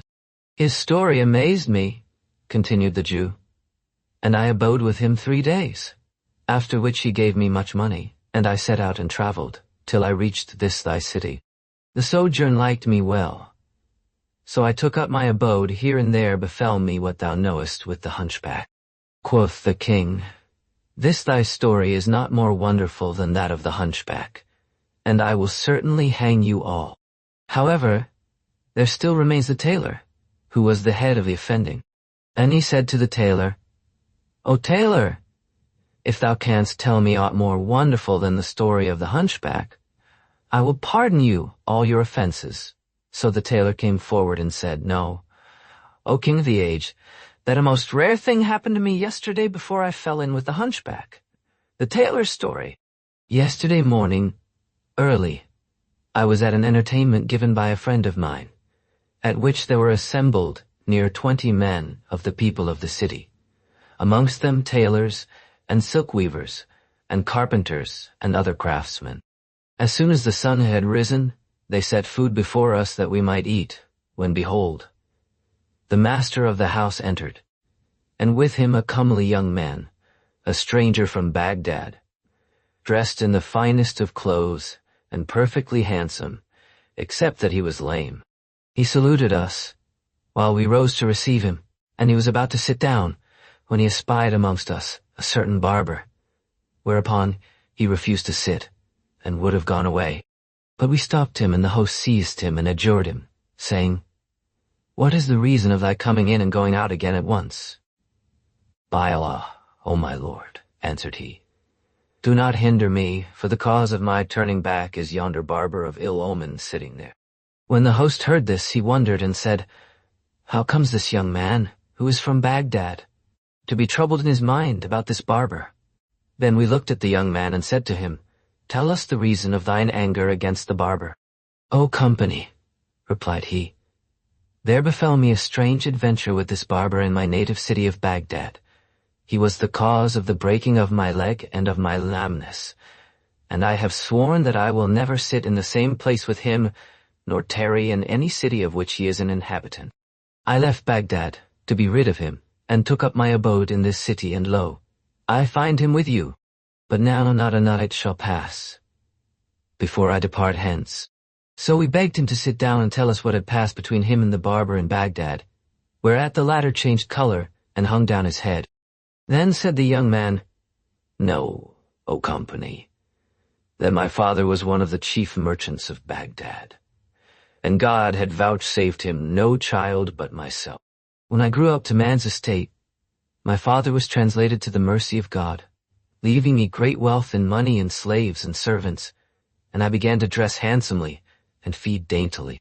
Now God had made me a hater of women, and one day, as I was going along one of the streets of Baghdad, a company of women stopped the way before me. So I fled from them, and entering a by-street without an outlet, sat down upon a stone bench at the other end.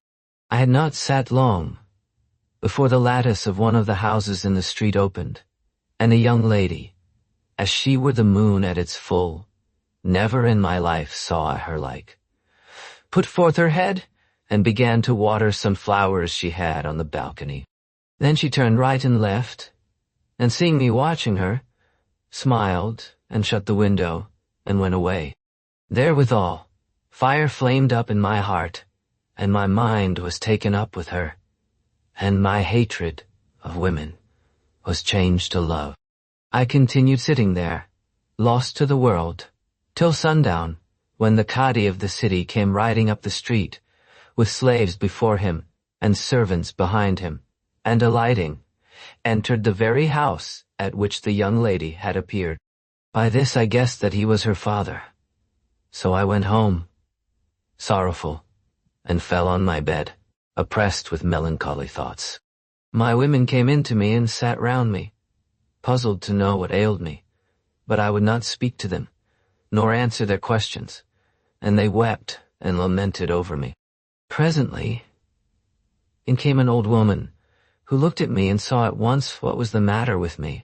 So she sat down at my head and spoke me fair, and said, O my son, tell me what ails thee, and I will bring thee to thy desire. So I told her what had happened to me, and she said, O my son, this girl is the Cadi's daughter of Baghdad. She is kept in strict seclusion, and the window at which thou sawest her is that of her apartment, where she dwells alone, her father occupying a great suite of rooms underneath. I often visit her, and thou shalt not come at her but through me. So gird thy middle and be of good cheer. So saying, she went away, whilst I took comfort at what she said, and arose in the morning well, to the great satisfaction of my people. By and by the old woman came in, chopfallen, and said to me, O my son, do not ask how I have fared with her. When I opened the subject to her, she said to me, And thou leave not this talk, pestilent hag that thou art. I will assuredly use thee as thou deserves. But needs must I have at her again. When I heard this, it added sickness to my sickness. But after some days, the old woman came again and said to me, O my son, I must have of thee a present for good news. With this, life returned to me, and I said, Whatever thou wilt is thine. Then said she, O my son, I went yesterday to the young lady, who seeing me broken-spirited and tearful-eyed, said to me, O my aunt, what ails thee that I see thy heart thus straitened? Whereupon I wept and replied, O my lady, I am just come from a youth who loves thee, and is like to die for thy sake. Quoth she, and indeed her heart was moved to pity, and was like, He saw thee, some days since, at the window, tending thy flowers, and fell madly in love with thee. I told him what passed between thee and me the other day, whereupon his disorder increased, and he took to his bed, and will surely die. At this her colour changed, and she said, Is all this on my account? Yea, by Allah, answered I. What wouldst thou have me do? Then said she, Go back to him and salute him for me, and tell him that my sufferings are twice as great as his. And on Friday, before the time of prayer, let him come hither, and I will come down and open the door to him. Then I will carry him to my chamber, where we can converse a while and he can go away, before my father comes back from the mosque. When I heard this, my anguish ceased, and my heart was comforted. So I took off the clothes I was wearing, and gave them to the old woman, and she said, Be of good cheer. There is no pain left in me, answered I, and she went away. My household and friends rejoiced in my restoration to health, and I abode thus till Friday, when the old woman entered and asked me how I did, to which I replied that I was well and in good case. Then I dressed and perfumed myself and sat down to await the going in of the folk to the mosque, that I might betake myself to the young lady. But the old woman said to me, Thou hast time and to spare, so thou wouldst do well to go to the bath and have thy head shaved, to do away the traces of thy disorder. It is well thought, answered I. It is well thought, answered I. I will first have my head shaved and then go to the bath. Then I said to my servant, Go to the market and bring me a barber, and look that he be no meddler. When he came in, he saluted me, and I returned his salutation. Then said he, Surely, I see thee thin of body. And I replied, I have been ill. Quoth he, God cause affliction and trouble and anxiety to depart from thee. May God hear thy prayer. Answered I, and he said, Be of good cheer, O my lord, for indeed recovery is come to thee. Dost thou wish to be polled or let blood? Indeed, it is reported, on the authority of Ibn Abbas, whom God accept, that the prophet said, Whoso is polled on a Friday, God shall avert from him 70 diseases. And again, he who is cupped on a Friday is safe from loss of sight, and a host of other ailments. Leave this talk, said I. Come, shave my head at once, for I am yet weak. With this he pulled out a handkerchief. Then he came back and said to me, Know that 8 degrees, and 6 minutes have elapsed of this our day, which is Friday, the 10th of Sefer, in the 653rd year of the flight of the prophet, upon whom be the most excellent of blessing and peace, and the 7320th year of the Alexandrian era, and the planet now in the ascendant, according to the rules of mathematics, is Mars, which being in conjunction with Mercury, denotes a favorable time for cutting hair. And this also indicates to me that thou purposest to foregather with someone, and that your interview will be propitious. But after this there occurs a sign, respecting a thing which I will. By Allah, exclaimed I, thou weariest me and pesterest me with thy foolish auguries, when I only sent for thee to shave my head. So come, shave me at once and give me no more talk. By Allah, rejoined he, if thou knewest what is about to befall thee, thou wouldst do nothing this day, and I counsel thee to do as I shall tell thee, by observation of the stars. By Allah, said I never saw a barber skilled in astrology except thee, but I think and know that thou art prodigal of idle talk. I sent for thee to shave my head, and thou plaguest me with this sorry prate. What more wouldst thou have? Replied he. God hath vouchsafed thee a barber, who is an astrologer, versed in the arts of alchemy and white magic, syntax, grammar and lexicology, rhetoric and logic, arithmetic, astronomy and geometry, as well as in the knowledge of the law and the traditions of the prophet and in exegesis. Moreover, I have read many books and digested them, and have had experience of affairs and understand them thoroughly. In short, I have examined into all things, and studied all arts and crafts and sciences, and mastered them. And thy father loved me because of my lack of officiousness, for which reason my service is obligatory on thee. I am no meddler, as thou pretendest, and on this account I am known as the silent, the grave one. Wherefore it behoves thee to give thanks to God, and not cross me, for I am a true counselor to thee, and take an affectionate interest in thee. I would I were in thy service a whole year, that thou mightest do me justice, and I would ask no higher of thee for this. When I heard this, I said, Thou wilt certainly be the death of me this day. O my lord, replied he, I am he whom the folk call the silent, by reason of my few words, to distinguish me from my 6 brothers, the eldest of whom was called Beakback, the second Hedar, the third Fekik, the fourth Elkoz el-Aswani, the 5th El-Feshar, the 6th Shakashik, and the 7th, myself Samit. Whilst he thus overwhelmed me with his talk, I thought my gallbladder would burst, so says to the servant, I won't have my head shaved today. What words are these, O my lord? Said he. By Allah, I will take no hire of thee, till I have served thee. And needs must I serve thee, for indeed it is incumbent on me to do so, and fulfill thy need. And I care not if I take no money of thee. If thou knowest not my worth, I know thine, and I owe thy father. May God the Most High have mercy on him. Many a kindness, for he was a generous man.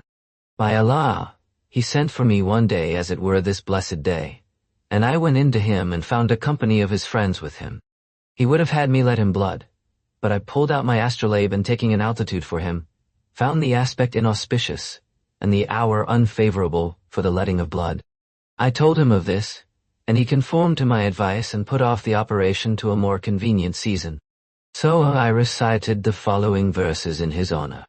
I came one day unto my lord, that I might let him blood, but found that for his body's health the season was not good.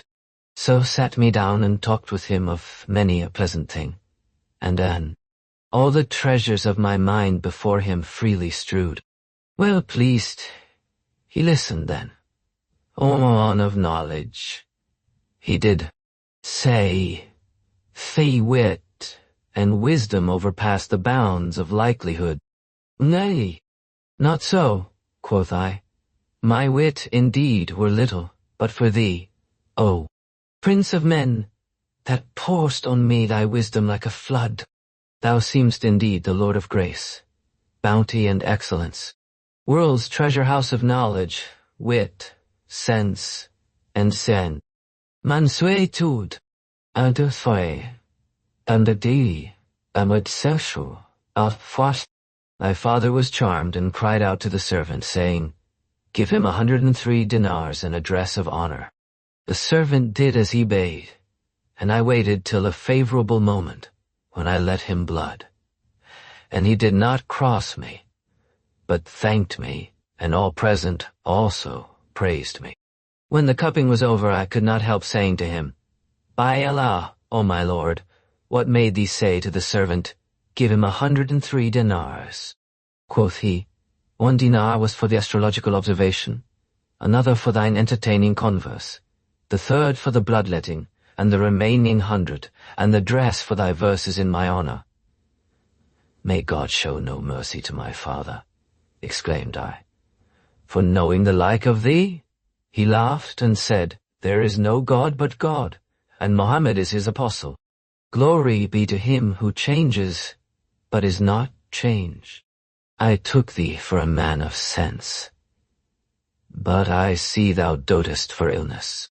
God says, in his precious book, that paradise is prepared for those who restrain their wrath and forgive men, and in any case thou art excused. But I am ignorant of the cause of thy haste, and thou must know that thy father and grandfather did nothing without consulting me. For indeed, it is said that he with whom one takes counsel should be trustworthy, and that he who takes counsel shall not be disappointed. It is said also that he who hath not an elder to advise him will never be an elder himself. And indeed the poet says, Ere thou decide to venture thyself in aught, consult an experienced man and cross him not. And indeed thou wilt find none better versed in affairs than I, and I am here standing on my feet to serve thee. I am not vexed with thee. Why shouldst thou be vexed with me? But I will bear with thee, for the sake of the favors I owe thy father. By Allah, exclaimed I. O thou whose tongue is as long as a jackass tail, thou persistest in pestering me with talk and pelting me with words, when all I want of thee is to shave my head and take thyself off. Then he lathered my head, saying, I know that thou art vexed with me, but I bear thee no malice, for thy wit is weak and thou art a boy. Cried I, For God's sake, do what I want, and go thy way. And I rent my clothes. When he saw me do this, he took the razor and fell to sharpening it, and stinted not, till I was well nigh distraught. Then he came up to me, and shaved a part of my head, then held his hand and said, O my lord, hurry is of the devil and deliberation of the merciful one. Methinks thou knowest not my station. Verily my hand falls on the heads of kings and emirs and viziers and sages and learned men. And it was of me the poet said, All the trades are like necklets of jewels and gold, and this barber indeed's the chief pearl of the strings. He excelleth all others that boast of their skill, and under his hand are the top-knots of kings. Leave what concerns thee not, said I. Indeed thou hast straitened my breast, and troubled my mind. Quoth he, Meseems thou art in haste. Yes, yes, answered I, and he, thou wouldst do well to proceed with deliberation, for haste is of the devil and bequeaths repentance and disappointment. Verily, he upon whom be blessing and peace hath said, the best affair is that which is undertaken with deliberation. By Allah, thy case troubles me, and I would have thee let me know what it is thou art in such haste to do, for I fear me it is other than good. Then said he, it wants 3 hours yet of the time of prayer. However, I do not wish to be in doubt as to this, but am minded to know the time for certain. For speech, when it is conjectural, is but faulty, especially in the like of me, whose merit is plain and known of all men, and it does not befit me to talk at random, as do the common sort of astrologers. So saying, he threw down the razor, and taking up the astrolabe, went out under the sun and stood a long while, after which he returned and said to me, it wants 3 hours of the time of prayer, neither more nor less, by Ali, Alatung, for thou breakest my heart in pieces. So he took his razor, and after sharpening it as before, shaved another part of my head. Then he said, I am concerned about thy haste, and indeed thou wouldst do well to tell me the cause of it, for thou knowest that thy father and grandfather did nothing without my counsel. When I saw that there was no getting rid of him, I said to myself, the time of prayer draws near, and I wish to go to her before the folk come out from the mosque. If I am delayed much longer, I know not how I shall come at her. Then I said to him, be quick, and leave this prating and officiousness, for I have to go to an entertainment at the house of one of my friends. When he heard me speak of an entertainment, he said, this thy day is a blessed one for me. Verily, yesterday I invited a party of my intimate friends, and I forgotten to provide aught for them to eat. I bethought me of it, but now, on hearing thee speak of an entertainment, alack, how I shall be disgraced in their eyes. Being unconcerned for that, answered I, have I not told thee that I am bidden abroad today? All the meat and drink in the house shall be thine. So thou dispatch my affair, and make haste to shave my head. God requite thee with good, rejoined he. Tell me what thou hast for my guests, that I may know. Quoth I have 5 dishes of meat and 10 fricasseed fowls and a roasted lamb. Bring them out to me, said he, that I may see them. So I had all this brought, and when he saw it, he said, there lacks the wine. I have a flagon or 2 in the house, answered I. And he said, have it brought out. So I sent for it, and he exclaimed, God bless thee for a generous soul. But there are still the perfumes and the essences. So I brought him a box containing 50 dinar worth of aloes wood and ambergris and musk and other perfume. By this, the time began to run short, and my heart was straitened. So I said to him, take it all and finish shaving my head, by the life of Mohammed, whom God bless and preserve. By Allah, said he, I will not take it till I see all that is in it. So I made the servant open the box, and the barber threw down the astrolabe, and sitting down on the ground.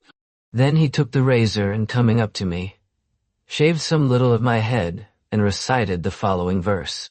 The boy after his father's guise grows up, and follows suit as surely as the tree springs up from out its parent root.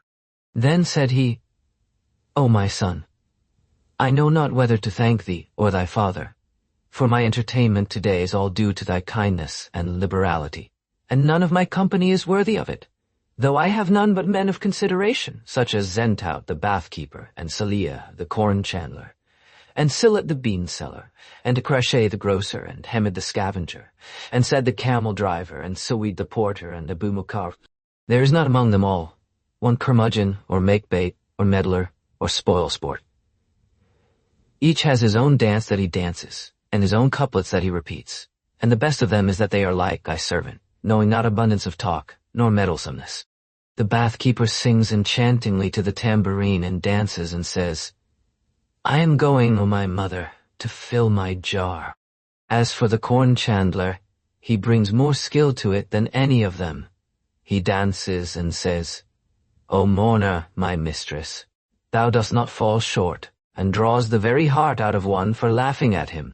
Whilst the scavenger sings, so that the birds stop to listen to him, and dances and says, News with my wife is not kept in a chest.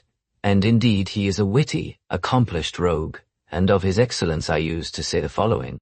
My life redeem the scavenger. I love him passing dear. For, in his goodly gait, he's like a zephyr-shaken bough. Fate blessed my eyes with him one night, and I to him did say, whilst in my bosom, as I spoke, desire did ebb and flow. Thou'st lit thy fire within my heart, whereto he answer made. What wonder though the scavenger have turned a fireman now? Mayst him? No. And indeed, each is perfection in all that can charm the wit with mirth and jollity. But hearing is not like seeing, and indeed if thou wilt join us and put off going to thy friends, it will be better both for us and for thee. For the traces of sickness are yet upon thee, and belike thou art going amongst talkative folk, who will prate of what does not concern them, or there may be amongst them some impertinent busybody who will split thy head, and thou still weak from illness. This shall be for another day, answered I, and laughed in spite of my anger. Finish what thou hast to do for me, and go in peace, and enjoy thyself with thy friends, for they will be awaiting thy coming. O my lord, replied he, I only seek to bring thee in company with these pleasant folk, amongst whom there is neither meddlesomeness nor excess of talk. For never, since I came to years of discretion, could I endure to consort with those who ask of what concerns them not, nor with any except those who are, like myself, men of few words. Verily, if thou wert once to see them in company with them, thou wouldst forsake all thy friends. God fulfill thy gladness with them, rejoined I. Needs must I foregather with them one of these days. And he said, I would it were to be today, for I had made up my mind that thou shouldst make one of us. But if thou must indeed go to thy friends today, I will take the good things, with which thy bounty hath provided me for them, to my guests, and leave them to eat and drink, without waiting for me, whilst I return to thee in haste, and accompany thee whither thou goest, for there is no ceremony between me and my friends to hinder me from living. There is no power and no virtue but in God the Most High, the Supreme, cried I. Go thou to thy friends, and make merry with them, and let me go to mine and be with them this day, for they expect me. I will not let thee go alone, replied he. And I said, None can enter where I am going but myself. And, said he, I believe thou hast an assignation with some woman today, else thou wouldst take me with thee, for it is the like of me that furnishes a merrymaking. Or, if thou go to any one with whom thou wouldst be private, I am the fittest of all men for thy purpose. For I would help thee to what thou desirest, and look that none saw thee. I fear lest thou go in to some strange woman, and lose thy life. For in this city one cannot do aught of the kind, especially on a day like this, and under so keen and masterful a chief of the police, as ours of Baghdad. Out on thee, O wretched old man, cried I. Avaunt! What words are these thou givest me? O dolt, rejoined he, thou sayest to me what is not true, and hidest thy mind from me. But I know that this is so, and am certain of it, and I only seek to help thee this day. I was fearful lest my people or the neighbors should hear the barber's talk, so kept silence, whilst he finished shaving my head, by which time the hour of prayer was come, and it was well nigh time for the exhortation. When he had done, I said to him, Take the meat and drink and carry them to thy friends. I will await thy return, for I thought it best to dissemble with the accursed fellow and feign compliance with his wishes, so haply he might go away and leave me. Quoth he, Thou art deceiving me, and wilt go alone, and cast thyself into some peril, from which there will be no escape for thee. For God's sake do not go till I return, that I may accompany thee, and see what comes of thine affair. It is well, answered I, do not be long absent. Then he took all that I had given him, and went out, but instead of going home with the cursed fellow. As for me, I rose at once, for the muezzins had already chanted the salutation, and dressing myself in haste, went out and hurried to the house where I had seen the young lady. I found the old woman standing at the door awaiting me, and went up with her to the young lady's apartment.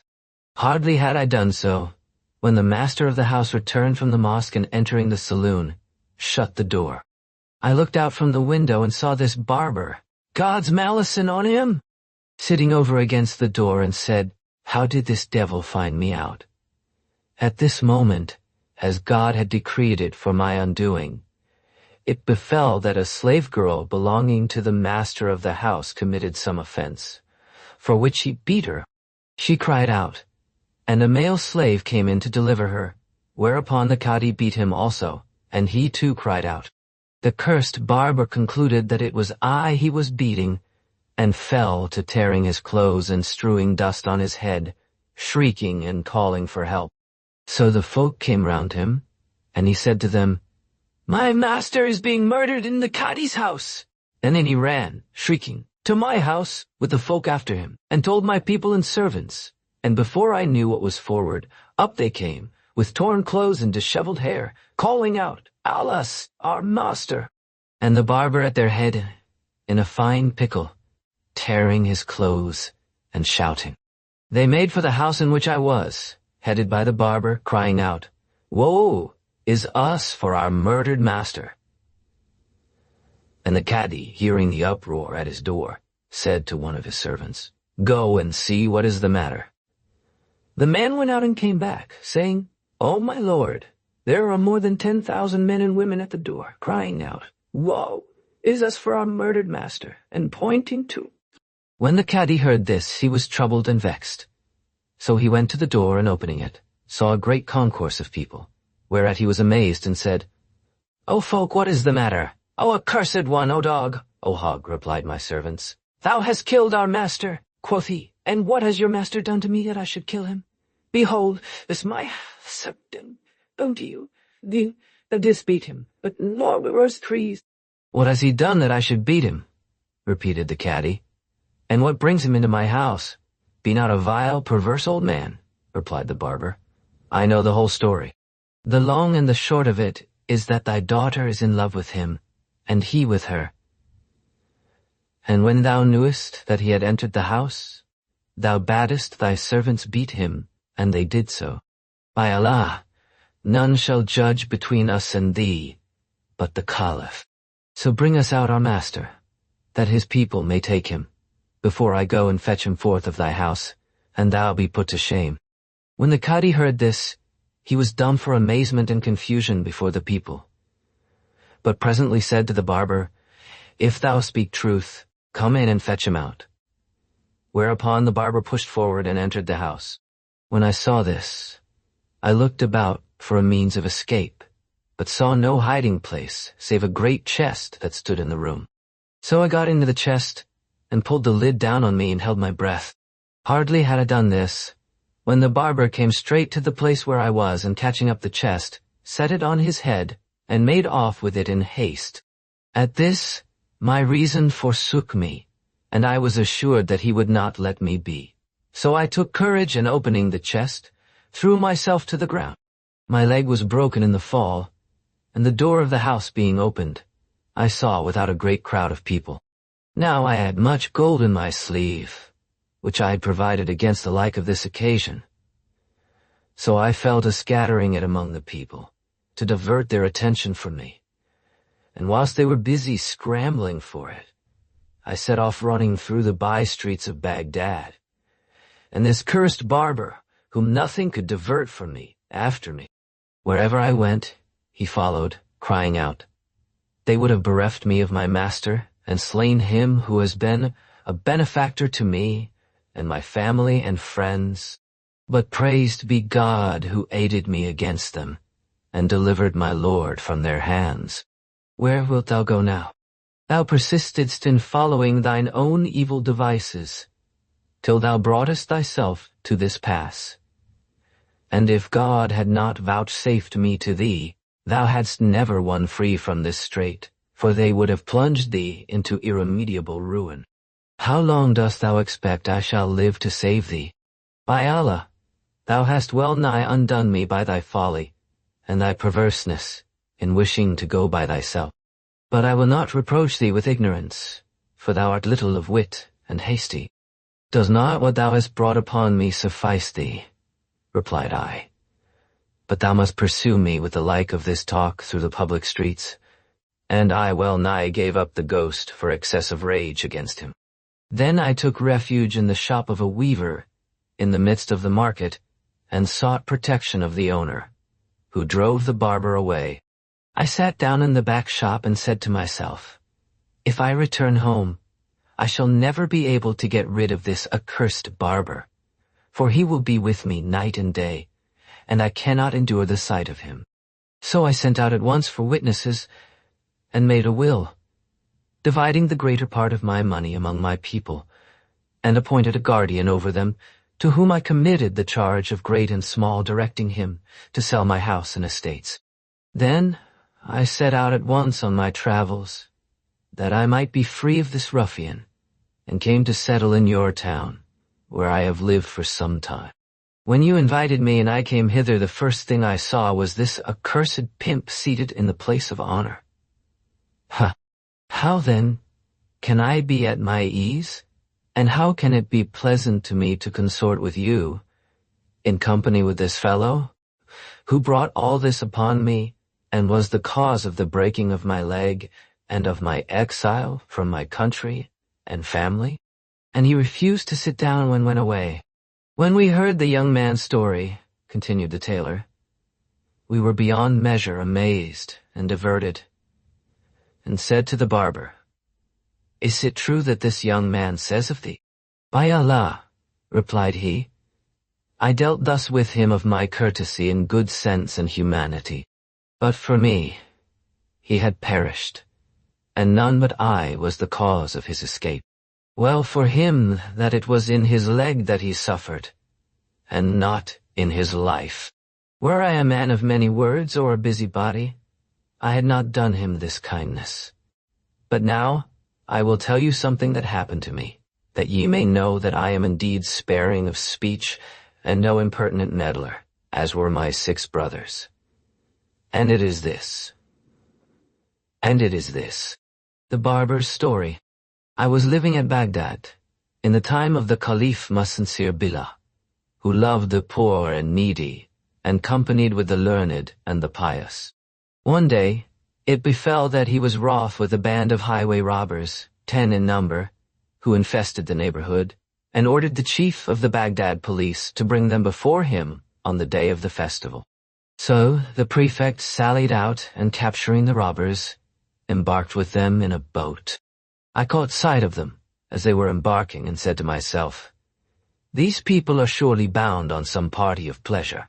Methinks they mean to spend the day in eating and drinking, and none shall be their messmate but I. So, of the greatness of my courtesy and the gravity of my understanding, I embarked in the boat, and mingled with them. They rowed across to the opposite bank where they landed, and there came up soldiers and police officers with chains, which they put round the necks of the robbers. They chained me with the rest. And, O company, is it not a proof of my courtesy and spareness of speech that I kept silence and did not choose to speak? Then they took us away in chains, and next morning they carried us all before the commander of the faithful, who bade strike off the heads of the 10 robbers. So the herdsman came forward, and made us kneel before him on the carpet of blood. Then, drawing his sword, struck off one head after another, till none was left but myself. The Caliph looked at me, and said to the headsman, What ails thee, thou struck off but 9 heads?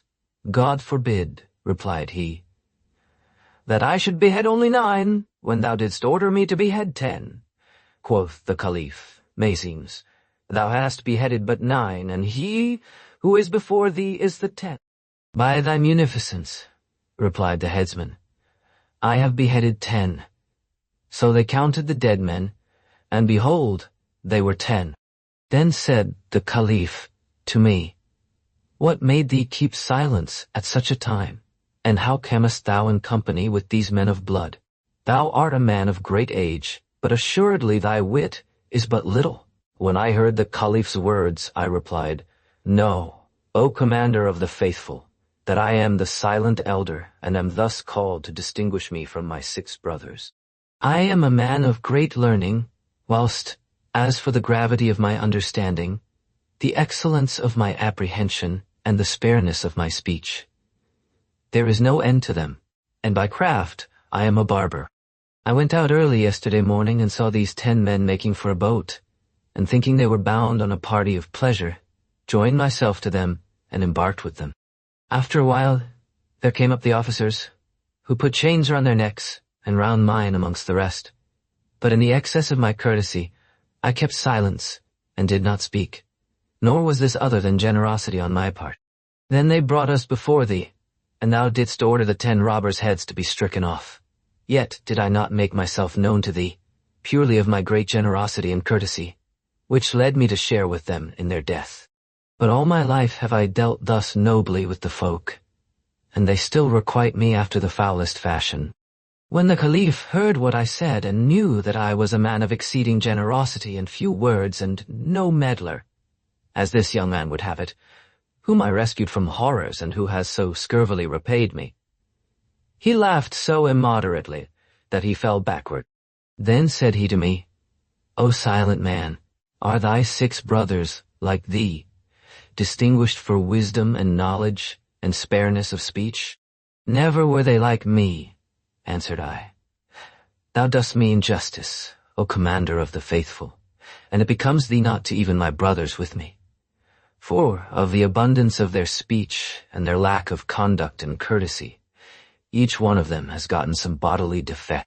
One is blind of an eye, another paralyzed, a 3rd blind, a 4th cropped of the ears and nose, a 5th crop-lipped, and a 6th hunchbacked, and a cripple. Thou must not think, O Commander of the Faithful, that I am a man of many words, but I must needs explain to thee that I am a man of greater worth and of fewer words than they.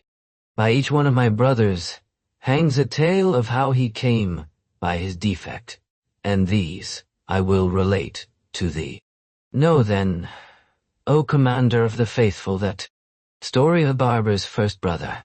My first brother, the hunchback, was a tailor in Baghdad, and plied his craft in a shop, which he hired of a very rich man, who dwelt over against him, and had a mill in the lower part of the house. One day, as my brother the hunchback was sitting in his shop, sewing, he chanced to raise his head and saw, at the bay window of his landlord's house, a lady, like the rising full moon, engaged in looking at the passers-by. His heart was taken with love of her, and he passed the day gazing at her, and neglecting his business, till the evening. Next day, he opened his shop and sat down to sew.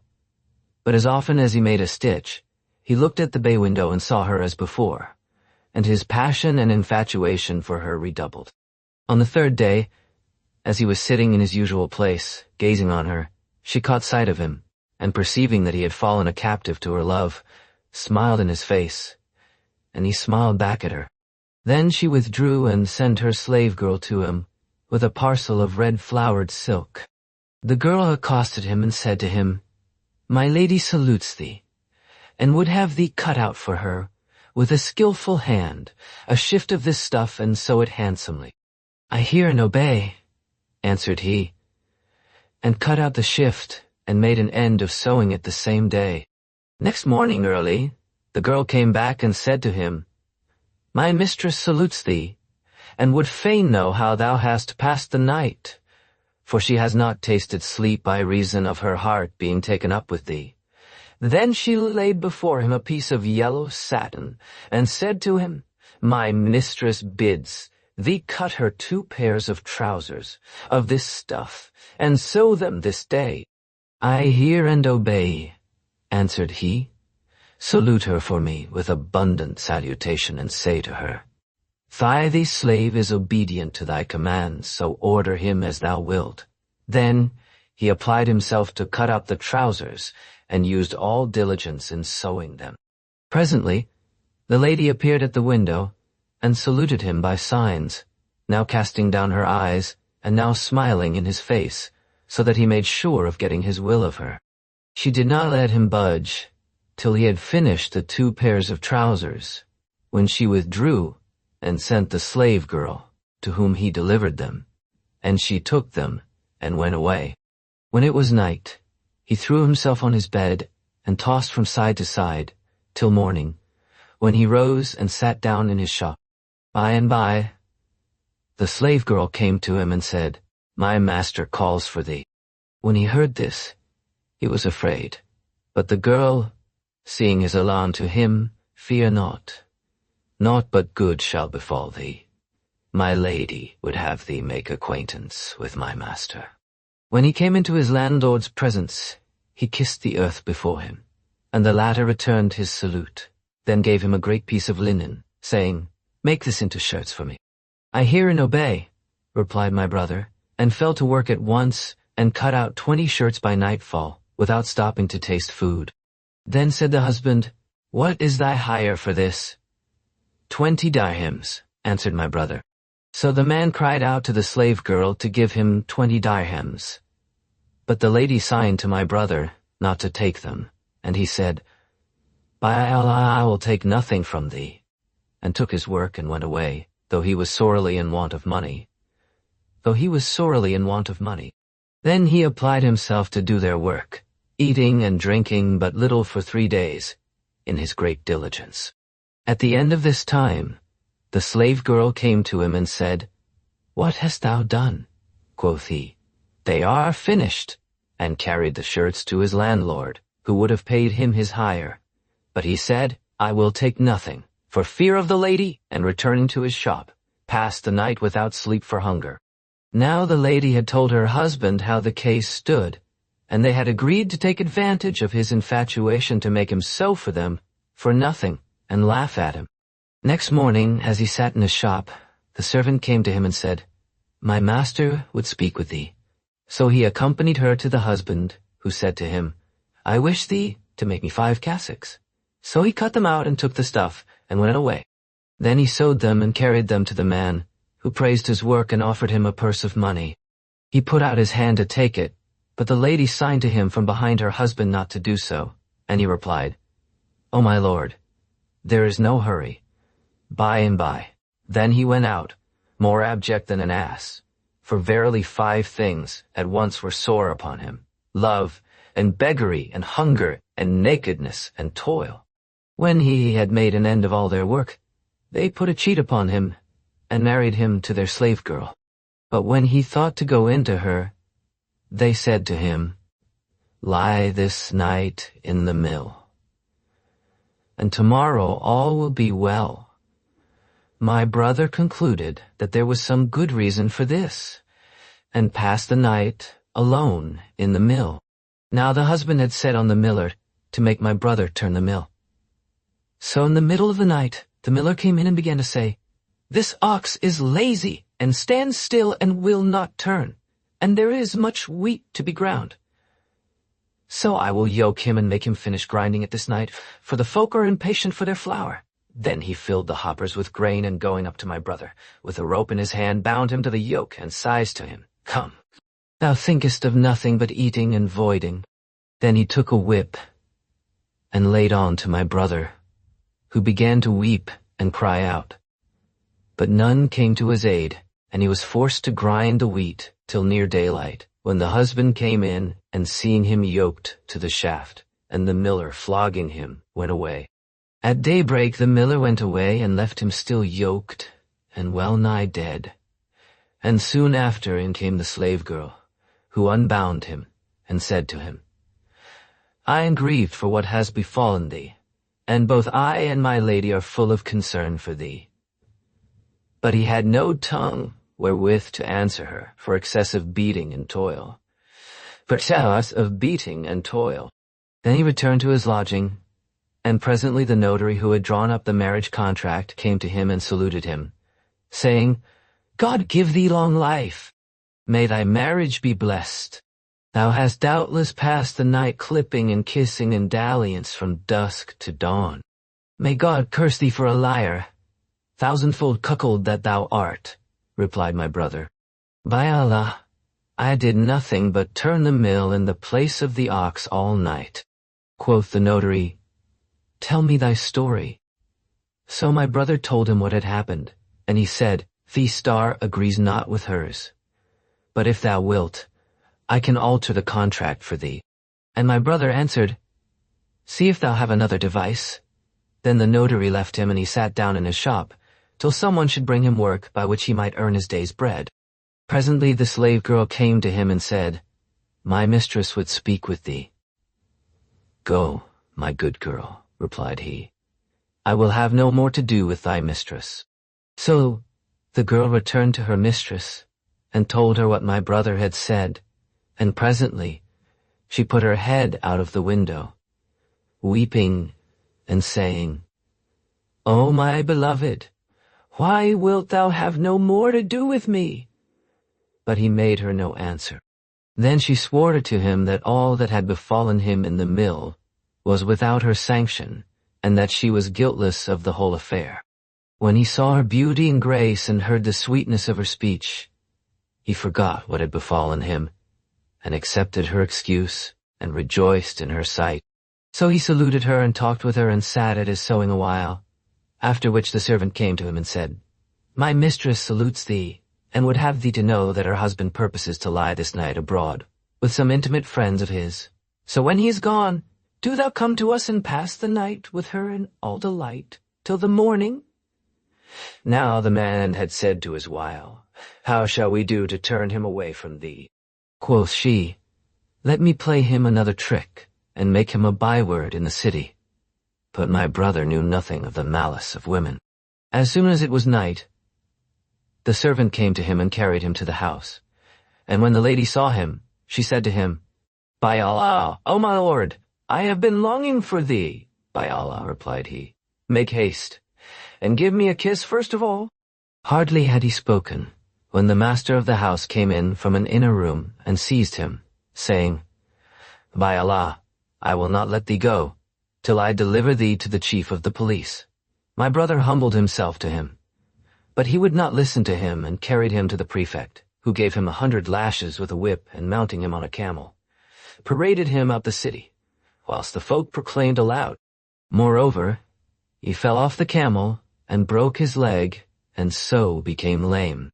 Then the prefect banished him from the city, and he went forth, not knowing whither to turn. But I heard of his mishap, and going out after him, brought him back and took him to live with me.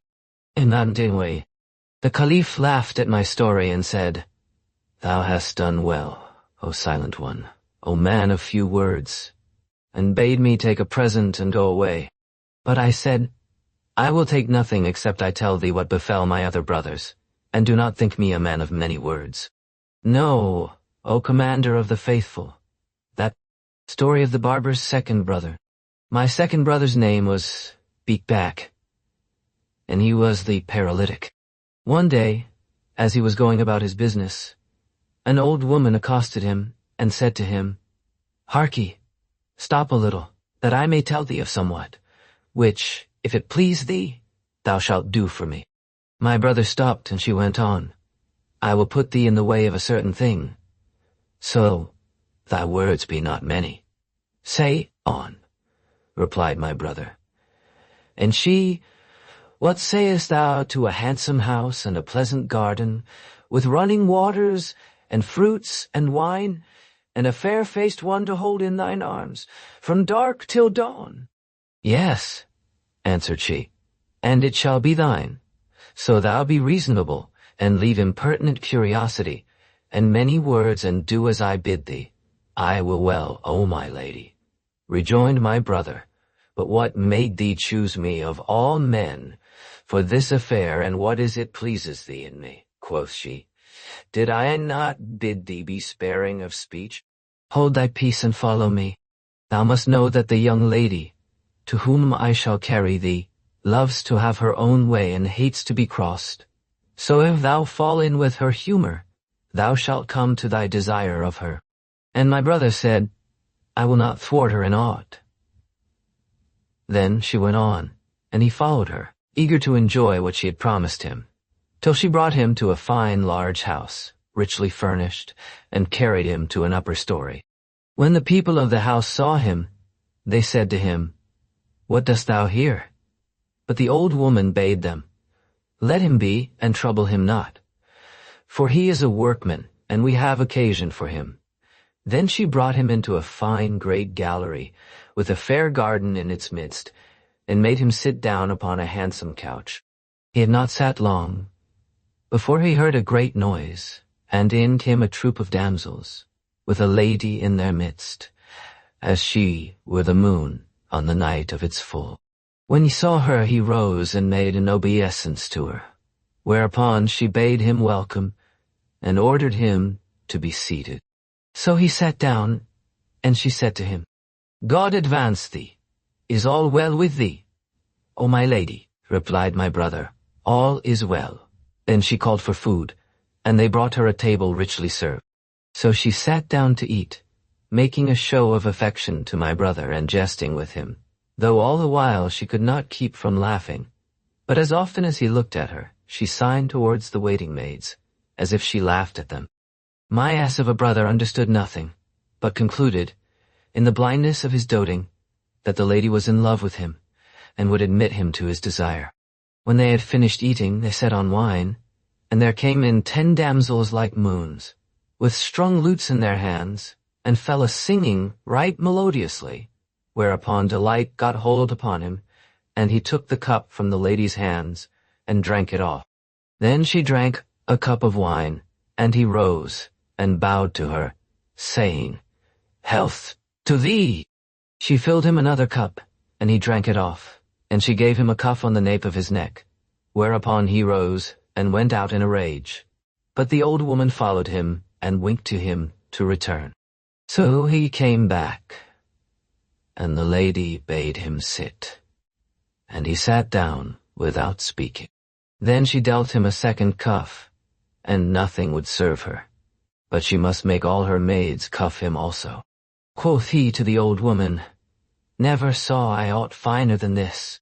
And she kept saying, Enough, enough, I conjure thee, O my lady.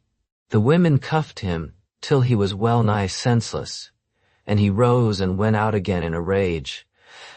But the old woman followed him and said, Wait a little, and thou shalt come to what thou wishest. How much longer must I wait? Indeed, I am faint with cuffing. As soon as she is warm with wine, answered she, thou shalt have thy desire.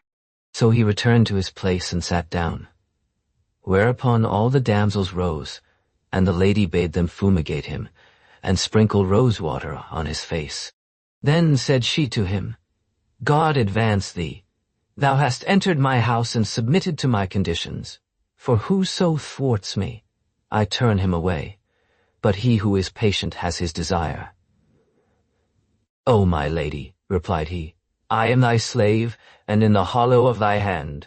Know then, continued she, that God has made me passionately fond of frolic, and whoso falls in with my humor comes by what he wishes. Then she ordered the damsels to sing with loud voices, and they sang, till the whole company was in ecstasy. After which she said to one of the maids, Take thy lord, and do what is wanting to him, and bring him back to me forthright. So the damsel took my brother, who knew not what she would do with him. But the old woman came up to him and said, Be patient. There remains but little to do. At this his face cleared, and he said, Tell me what she would have the maid do with me? Nothing but good, replied she, as I am thy ransom. She only wishes to dye thine eyebrows and pluck out thy mustaches, quoth he. As for the dyeing of my eyebrows, that will come off with washing, but the plucking out of my mustaches will be irksome. Beware of crossing her, said the old woman, for her heart is set on thee, So my brother suffered them to dye his eyebrows and pluck out his mustaches, after which the damsel returned to her mistress, and told her. Quoth she, There is one thing more to be done. Thou must shave his chin, that he may be beardless. So the maid went back and told my brother what her mistress bade her do, whereupon cried my fool of a brother, How can I do what will dishonor me among the folk? But the old woman said, She only wishes to do thus with thee, that thou mayst be as a beardless youth, and that no hair may be left on thy face to prick her, for she is passionately in love. Be patient, and thou shalt attain thy desire. So he submitted to have his beard shaved off, and his face rouged, after which they carried him back to the lady. When she saw him with his eyebrows dyed, his whiskers and mustaches plucked out, his beard shaved off and his face rouged, she was affrighted at him, then laughed till she fell backward and said, Oh, my lord, thou hast won my heart with thy good nature. Then she conjured him, by her life, to rise and dance. So he began to dance, and there was not a cushion in the place, but she threw it at him, whilst the damsels pelted him with oranges and limes and citrons, till he fell down senseless. When he came to himself, the old woman said to him, Now thou hast attained thy desire. There is no more beating for thee, and there remains but one thing more. It is her wont, when she is heated with wine, to let no one have to do with her till she put off her clothes and remain stark naked.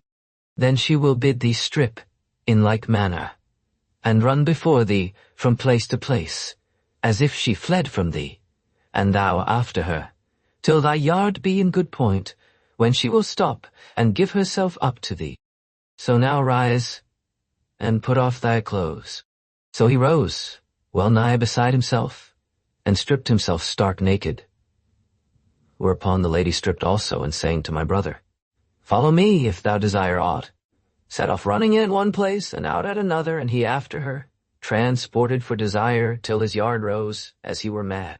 Presently she entered a dark passage, and in following her, he trod upon a soft place, which gave way with him, and before he knew where he was, he found himself in the midst of the market of the fellmongers, who were calling skins for sale, and buying and selling. When they saw him in this plight, naked, with yard on end, shaven face, dyed eyebrows, and rouged cheeks, they cried out and clapped their hands at him, and flogged him with skins upon his naked body, till he swooned away, when they set him on an ass and carried him to the chief of the police, who said, What is this? Quoth they, This fellow came out upon us from the Vizier's house, in this plight, so the prefect gave him 100 laps. However, I went out after him, and brought him back privily into the city, and made him an allowance for his living, though, but for my generous disposition, I had not put up with such a fellow. Story of the barber's third brother. The name of my third brother was Fekik, and he was blind. One day, chance and destiny led him to a great house, and he knocked at the door, desiring speech of the owner, that he might beg of him somewhat. Quoth the master of the house, Who is at the door? But my brother was silent, and heard him repeat, in a loud voice, Who is there? Still he made no answer, and presently heard the master come to the door and open it and say, What dost thou want? Charity, replied my brother, for the love of God the Most High. Art thou blind? Asked the man. And my brother said, Yes. So my brother put out his hand, thinking that he would give him something. But he took it, and drawing him into the house, carried him up from stair to stair, till they reached the housetop, my brother thinking the while that he would surely give him food or money. Then said he to my brother, What dost thou want, O blind man? Charity, for the love of God, repeated my brother. God succor thee, answered the master of the house. O man, answered my brother, why couldst thou not tell me this downstairs? O loser, answered he, why didst thou not answer me when I asked who was at the door? Quoth my brother, "What wilt thou with me now?" And the other replied, "I have nothing to give thee." "Then take me down again," said my brother. But he answered, "The way lies before thee." So my brother rose and made his way down the stairs, till he came within 20 steps of the door, when his foot slipped, and he rolled to the bottom and broke his head. Then he went out, knowing not whither to turn, and presently fell in with other 2 blind men, comrades of his, who inquired how he had fared that day. He told them what had passed and said to them, "O my brothers, I wish to take some of the money in my hands and provide myself with it." Now the master of the house had followed him and heard what they said, but neither my brother nor his fellows knew of this. So my brother went on to his lodging and sat down to await his comrades, and the owner of the house entered after him without his knowledge. When the other blind men arrived, my brother said to them, "Shut the door and search the house, lest any stranger have followed us." The intruder, hearing this, caught hold of a rope that hung from the ceiling and clung to it, whilst the blind men searched the whole place, but found nothing. So they came back, and sitting down beside my brother, brought out their money, which they counted. And lo, it was 12,000 dirhams. Each took what he wanted, and the rest they buried in a corner of the room. Then they set on food and sat down to eat. Presently my brother heard a strange pair of jaws wagging at his side, so he said to his comrades, "There is a stranger amongst us," and putting out his hand, caught hold of that of the intruder. Therewith they all fell on him and beat him, crying out, "O Muslims! A thief has come in to us, seeking to take our property." So much people flocked to them, whereupon the owner of the house caught hold of the blind men, and shutting his eyes, feigned to be blind like unto them, so that none doubted of it. Then he complained of them, even as they of him, crying out, "O Muslims, I appeal to God and the Sultan and the Chief of the Police. I have a grave matter to make known to the Chief of the Police." At this moment, up came the watch, and seizing them all, dragged them before the Chief of the Police, who inquired what was the matter. Quoth the spy, "See here, thou shalt come at naught except by torture. So begin by beating me, and after me, beat this my captain." So they threw the man down and gave him 400 strokes on the backside. The beating pained him, and he opened one eye, and as they redoubled their blows, he opened the other. When the Chief of the Police saw this, he said to him, "What is this, O accursed one?" "Give me the seal ring of pardon," replied he. "We are 4 who feign ourselves blind and impose upon people, that we may enter houses and gaze upon women and contrive for their corruption.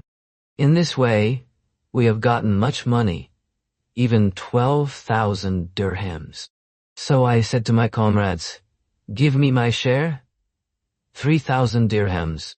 But they fell on me and beat me and took away my money, and I appeal to God and thee for protection. Better thou have my share than they. So, and thou wouldst know the truth of my words, beat each of the others more than thou hast beaten me, and he will surely open his eyes." The prefect bade begin with my brother. So they bound him to the whipping post, and the prefect said, "O rascals, do ye abjure the gracious gifts of God, and pretend to be blind? Allah! Ah!" cried my brother. "By Allah, there is not one amongst us who can see." Then they beat him till he fainted, and the prefect said, "Leave him till he revives, and then beat him again." And he caused each of the others to be beaten with more than 300 blows, whilst the sham blind man stood by, saying to them, "Open your eyes, or you will be beaten anew." Then he said to the prefect, "Send someone with me to fetch the money, for these fellows will not open their eyes, lest they be put to shame before the folk." So the prefect sent to fetch the money, and gave the impostor 3,000 dirhams to his pretended share. The rest he took for himself, and banished the 3 blind men from the city. But, O Commander of the Faithful, I went out and, overtaking my brother, questioned him of his case, whereupon he told me what I have told thee. So I carried him back privily into the city and appointed him in secret wherewithal to eat and drink. The Caliph laughed at my story and said, "Give him a present and let him go." "By Allah," rejoined I will take nothing till I have made known to the commander of the faithful what happened to my other brothers, for I am a man of few words. Then I went on as follows. Story of the barber's fourth brother. My fourth brother, the one-eyed, was a butcher at Baghdad, who sold meat and reared rams.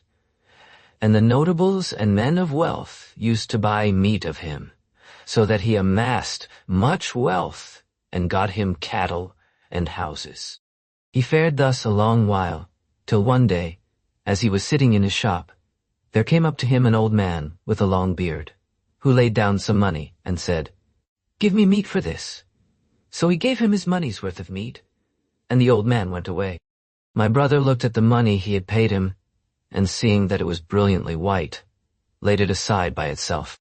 The old man continued to pay him frequent visits for 5 months, and my brother threw the money he received from him into a chest by itself. At the end of this time, he thought to take out the money to buy sheep. So he opened the chest, but found in it nothing but white paper, cut round. When he saw this, he buffeted his face and cried out, till the folk came round him, and he told them his story, at which they wondered. Then he rose, as of his wont, and slaughtering a ram, hung it up within the shop, after which he cut off some of the meat and hung it up outside, saying the while, "Would God that pestilent old man would come!" And surely before long up came the old man, with his money in his hand, whereupon my brother rose and caught hold of him, crying out, "Come to my help, O Muslims, and hear what befell me with this scoundrel." When the old man heard this, he said to him, "An thou'st me not, I will expose thee before the folk." "In what wilt thou expose me?" asked my brother, and the other replied.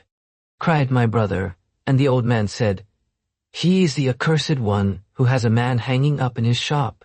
"If it be as thou sayest," rejoined my brother, "I give thee leave to take my property and my life." Then said the old man, "Ho, people of the city, and ye would prove the truth of my words. Enter this man's shop." So they rushed into the shop, when they saw the "O villain!" And his best friends fell to beating him and saying, "Dost thou give us man's flesh to eat?" Moreover, the old man struck him on the eye and put it out. Then they carried the carcass to the chief of the police, to whom said the old man, "O Amir, this fellow slaughters men, and sells their flesh for mutton, and we have brought him to thee. So arise and execute the justice of God, to whom belong might and majesty." My brother would have defended himself, but the prefect refused to hear him, and sentenced him to receive 500 blows with a stick and to forfeit all his property. And indeed, but for his wealth, they had put him to death. Then he banished him from the city, and my brother fared forth at a venture, till he came to a great city, where he thought well to set up as a cobbler. So he opened a shop and fell to working for his living. One day, as he went on an occasion, he heard the tramp of horse, and inquiring the cause, was told that the king was going out to hunt, and stopped to look on his state. It chanced that the king's eye met his, whereupon he bowed his head, saying, "I take refuge with God from the evil of this day," and drawing bridle, rode back to his palace, followed by his retinue. Then he gave an order to his guards, who seized my brother and beat him grievously, till he was well nigh dead, without telling him the reason. After which he returned to his shop, in a sorry plight, and told one of the king's household, who laughed till he fell backward, and said to him, "O my brother, know that the king cannot endure the sight of a one-eyed man, especially if he be blind of the left eye." When my brother heard this, he resolved to fly that city, so went forth and repaired to another country, where he was known of none. Here he abode a long while, till one day, being heavy at heart for what had befallen him, he went out to divert himself. As he was walking along, he heard the tramp of horse behind him, whereupon he exclaimed, "The judgment of God is upon me," and looked out for a hiding place, but found none.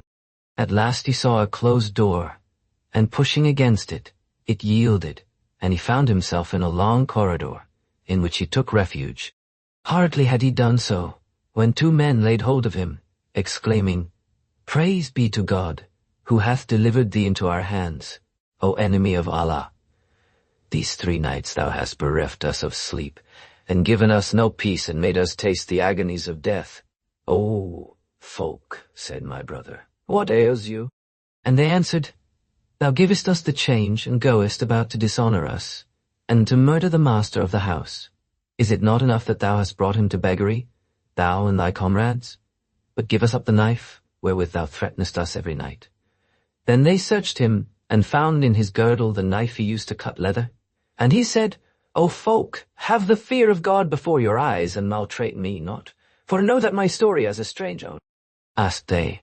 So he told them what had befallen him, hoping that they would let him go. However, they paid no heed to what he said, but beat him and tore off his clothes, and finding on his sides the marks of beating with rods, said, "O accursed one, these scars bear witness to thy guilt." Then they carried him to the chief of the police, whilst he said to himself, "I am undone for my sins, and none can save me but God the Most High." The prefect said to him, "O villain, what made thee enter their house with murderous intent?" "O Amir," replied my brother, "I conjure thee by Allah, hear my words and hasten not to condemn me." But the two men said to the prefect, "Wilt thou listen to a robber, who beggars the folk and has the scars of beating on his back?" When the Emir saw the scars on my brother's sides, he said to him, "They had not doen this to thee, save for some great crime." And he sentenced him to receive 100 lashes. So they flogged him, and mounting him on a camel, paraded him about the city, crying out, "This is the reward and the least of the reward of those who break into people's houses." Then they thrust him forth the city, and he wandered at random, till I heard what had befallen him, and going in search of him, questioned him of his case. So he told me all that passed, and I carried him back privily to Baghdad, where I made him an allowance for his living. Story of the barber's 5th brother. My 5th brother, he of the cropped ears, O commander of the faithful, was a poor man, who used to ask alms by night and live by day on what he got thus. Now, our father, who was an old man, far advanced in years, fell sick and died, leaving us 700 dirhams. So we took each of us 100. But when my brother received his share, he was at a loss to know what to do with it, till he bethought him to buy glass of all sorts and sell it at a profit.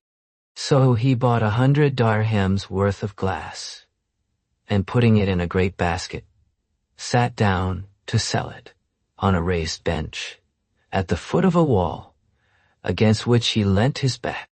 As he sat, with the basket before him, he fell to musing in himself and said, "I have laid out 100 dirhams on this glass, and I will sell it for 200, with which I will buy other glass and sell it for 400. Nor will I cease to buy and sell thus, till I have gotten much wealth. With this, I will buy all kinds of merchandise and jewels and perfumes, and gain great profit on them, till God willing, I will make my capital 100,000 dirhams. Then I'll buy a handsome house, together with slaves and horses and trappings of gold, and eat and drink, nor will I leave a singing man or woman in the city, but I will have them to sing to me.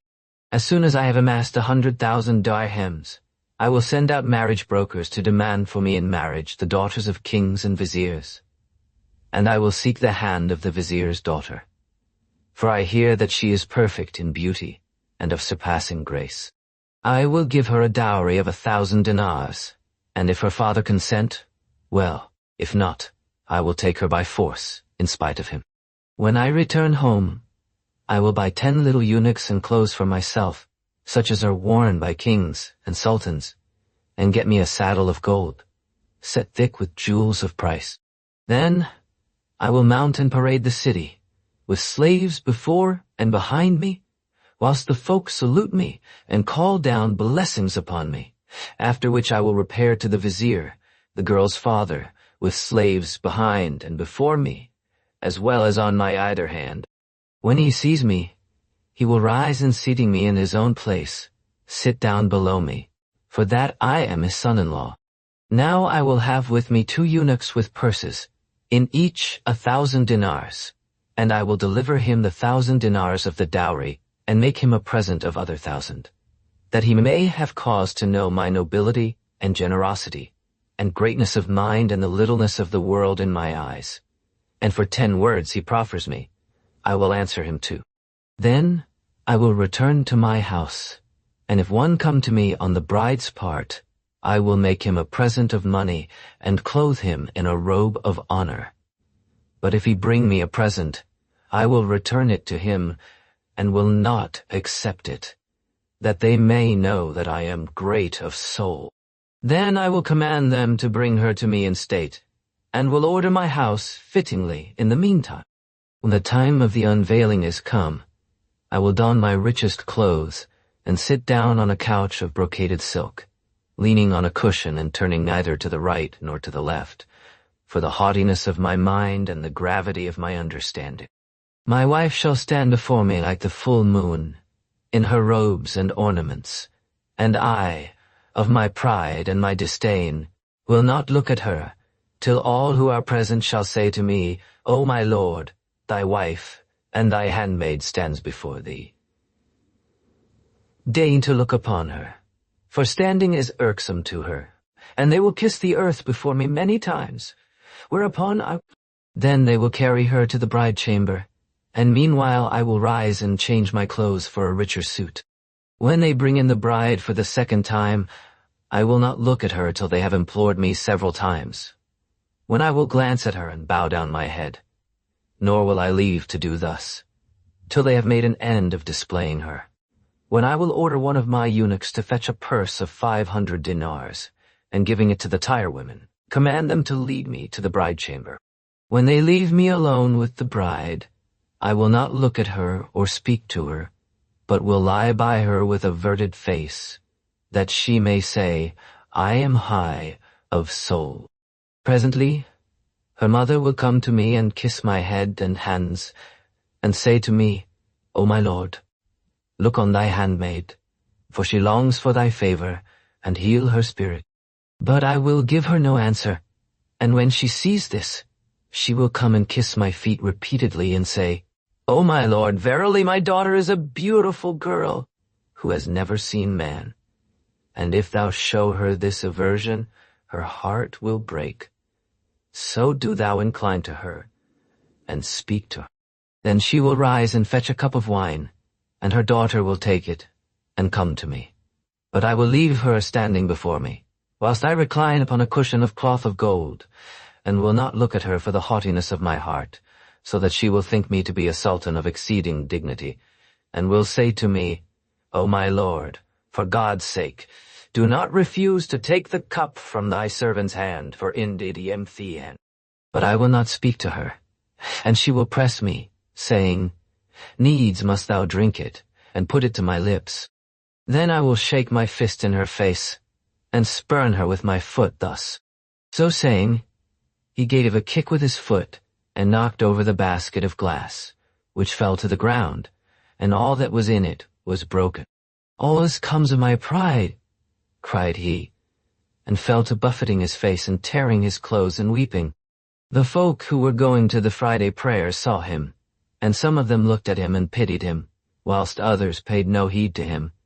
And in this way my brother lost both capital and profit. Presently there came up a beautiful lady, on her way to the Friday prayers, riding on a mule with a saddle of gold, and attended by a number of servants, and filling the air with the scent of musk. As she passed along, when she saw the broken glass and my brother weeping, she was moved to pity for him.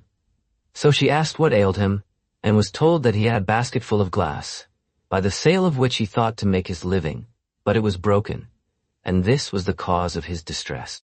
So she called one of her attendants and said to him, "Give this poor man what is with thee." And he gave my brother a purse, in which he found 500 dinars. Whereupon he was like to die for excess of joy, and called down blessings on her. Then he returned to his house, a rich man, and as he sat considering, someone knocked at the door. So he rose and opened and saw an old woman, whom he knew not. "O my son," said she, "the time of prayer is at hand, and I have not yet made the ablution. So I beg thee to let me do so in thy house." "I hear and obey," replied he, and bade her come in. So she entered, and he brought her an ewer, wherewith to wash, and sat down, beside himself for joy in the dinars. When she had made an end of her ablutions, she came up to where he sat, and prayed a two-bow prayer. After which she offered up a goodly prayer, my brother, who thanked her, and putting his hand to the bag of money, gave her 2 dinars, saying in himself, "This is an alms from me. Glory to God," exclaimed she. "Why dost thou look on one who loves thee as if she were a beggar? Put up thy money. I have no need of it. Or if thou want it not, return it to her who gave it thee when thy glass was broken." "O my mother," asked he, "how shall I do to come at her?"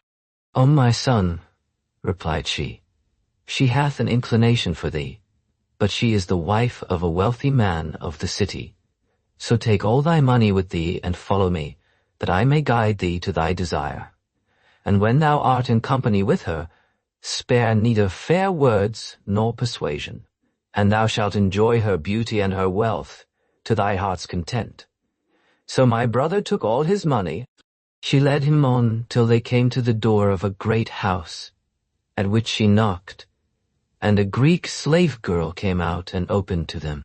Then the old woman took my brother, and brought him into a great saloon, spread with magnificent carpets, and hung with curtains, where he sat down, with his money before him, and his turban on his knee.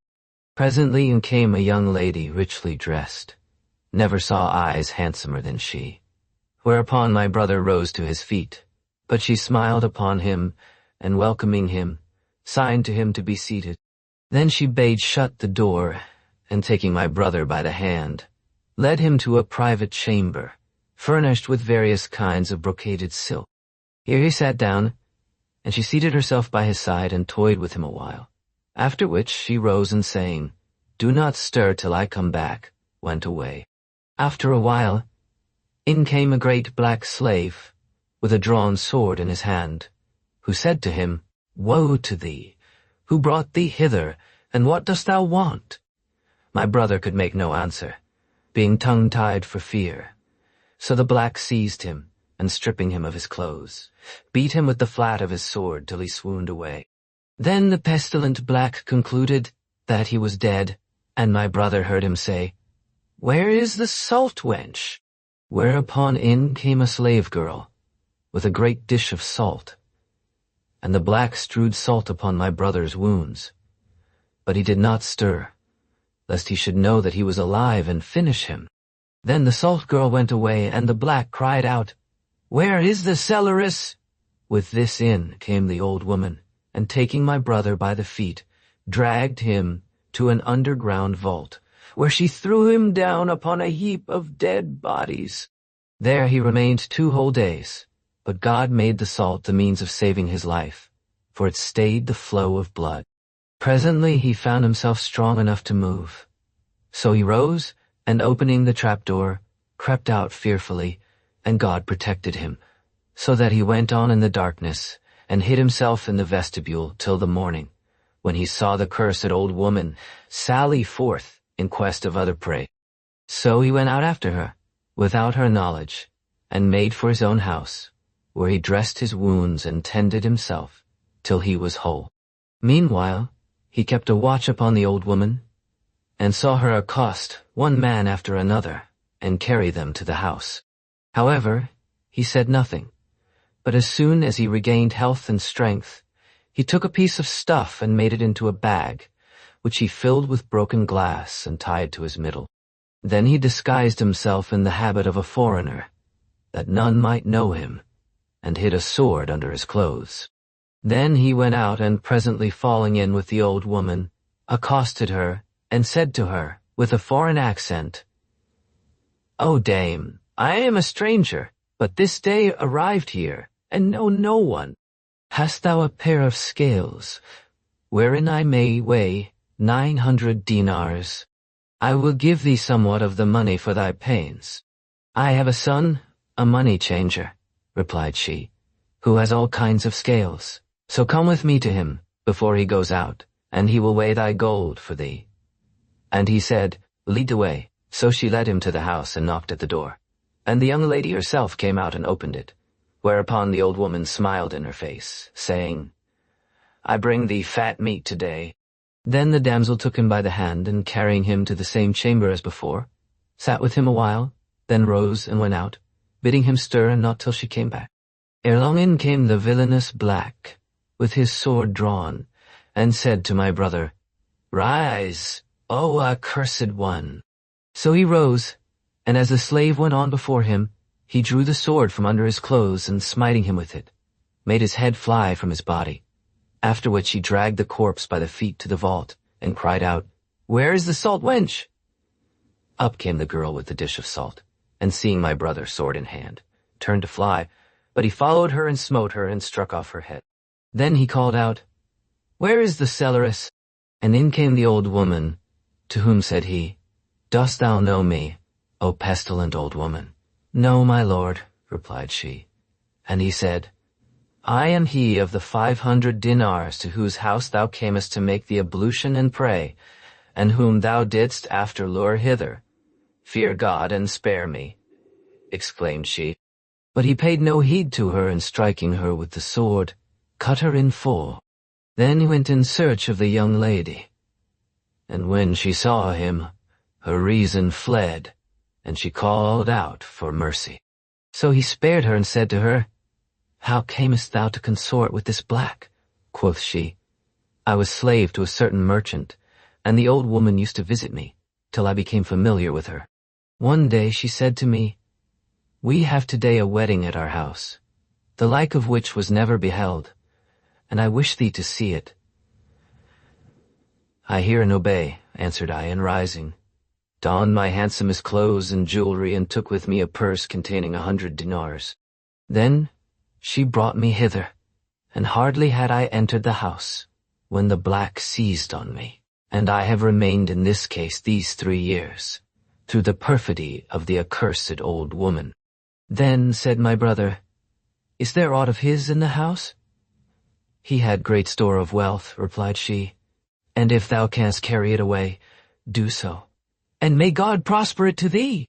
Then she opened to him several chests full of purses, at which he was confounded, and said to him, "Go now, and leave me here, and fetch men to carry off the money." So he went out and hired 10 men, but when he returned, he found the door open, and the damsel gone, and nothing left but a little of the money and the household stuff. By this he knew that she had cheated him. So he opened the closets and took what was in them, together with the rest of the money, leaving nothing in the house, and passed the night in all content. When he arose in the morning, he found at the door a score of troopers, who seized him, saying, "The chief of the police seeks for thee." My brother implored them to let him return to his house, but they would grant him no delay, though he offered them a large sum of money, and binding him fast with cords, carried him off. On the way, there met them a friend of my brother, who clung to his skirts and implored him to stop and help to deliver him from their hands. So he stopped and inquired what was the matter, to which they replied, "The chief of the police has ordered us to bring this man before him, and we are doing so."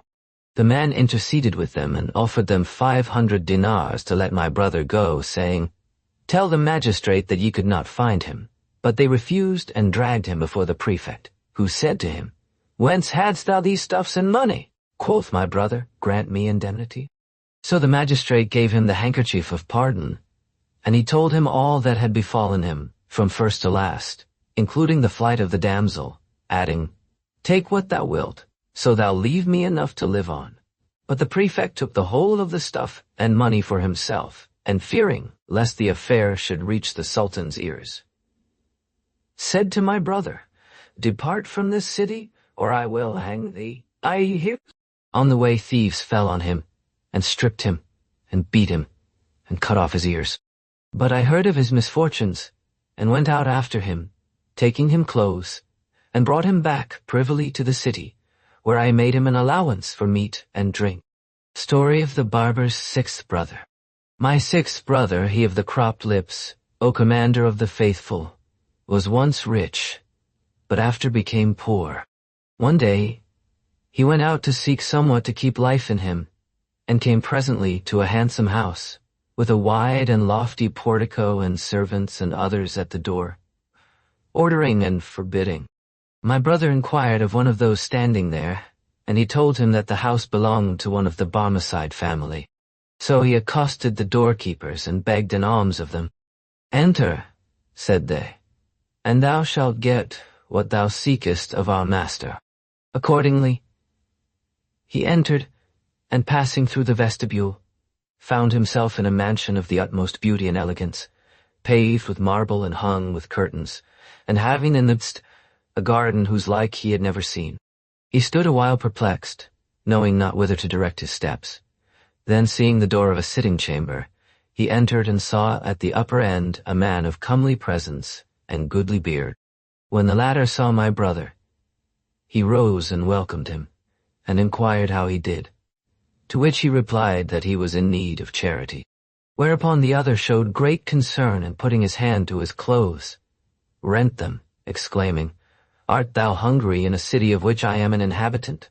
I cannot endure this," and promised him all manner of good. Then said he, "Thou must eat with me." "O my lord," replied my brother, "I can wait no longer, for I am sore and hungered." So the Barmecide cried out, "Ho, boy, bring the ewer and the basin," and said to my brother, "O my guest, come forward and wash thy hands." My brother rose to do so, but saw neither ewer nor basin. However, the host made as if he were washing his hands, and cried out, "Bring the table." But my brother saw nothing. Then said the Barmecide, "Honor me by eating of this food, and be not ashamed." And he made as if he ate, saying the while, "Thou eatest but little. Do not stint thyself, for I know thou art famished." So my brother began to make as if he ate, whilst the other said to him, "Eat and note the excellence of this bread, and its whiteness." My brother could see nothing, and said to himself, "This man loves to jest with the folk." And the host said, "I gave 500 dinars for the slave girl who bakes it for me." Then he called out, "Ho, boy, bring the frumenti first, and do not spare butter on it." And turning to my brother, "O my guest," said he, "Sawest thou ever aught better than this frumenti? Eat, I conjure thee, and be not ashamed." Then he cried out again, "Ho, boy, bring in the pasty with the fatted grubs." So my brother began to move his jaws, and make as if he chewed, whilst the others ceased not to call for dish after dish, and press my brother to eat, though not a thing appeared. Presently he cried out, "Ho, boy, I bring us the chickens stuffed with pistachio kernels," and said to my brother, "These chickens have been fattened on pistachio nuts. Eat, for thou hast never tasted the like of them." "O my lord," replied my brother, "they are indeed excellent." Then the host feigned to put his hand to my brother's mouth, as if to feed him, and ceased not to name various dishes and expatiate upon their excellence. Meanwhile my brother was starving, and hunger was so sore on him that his soul lusted for a cake of barley bread. Quoth the Barmecide, "Didst thou ever taste aught more delicious than the seasoning of these dishes?" "Never, O my lord," replied my brother. "Eat heartily and be not ashamed," repeated the host. "O my lord," said my brother. "I have had enough of meat." So the Barmecide cried out, "Take away and bring the sweetmeats." Then he said, "Eat of this almond conserve, for it is excellent, and of these fritters. My life on thee, take this one before the syrup runs out of it. May I never be bereaved of thee, O my lord."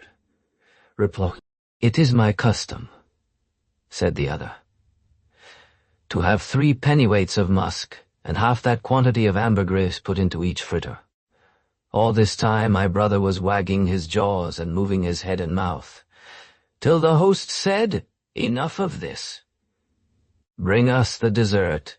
Then said he to him, "Eat of these almonds and walnuts and raisins and of this and that."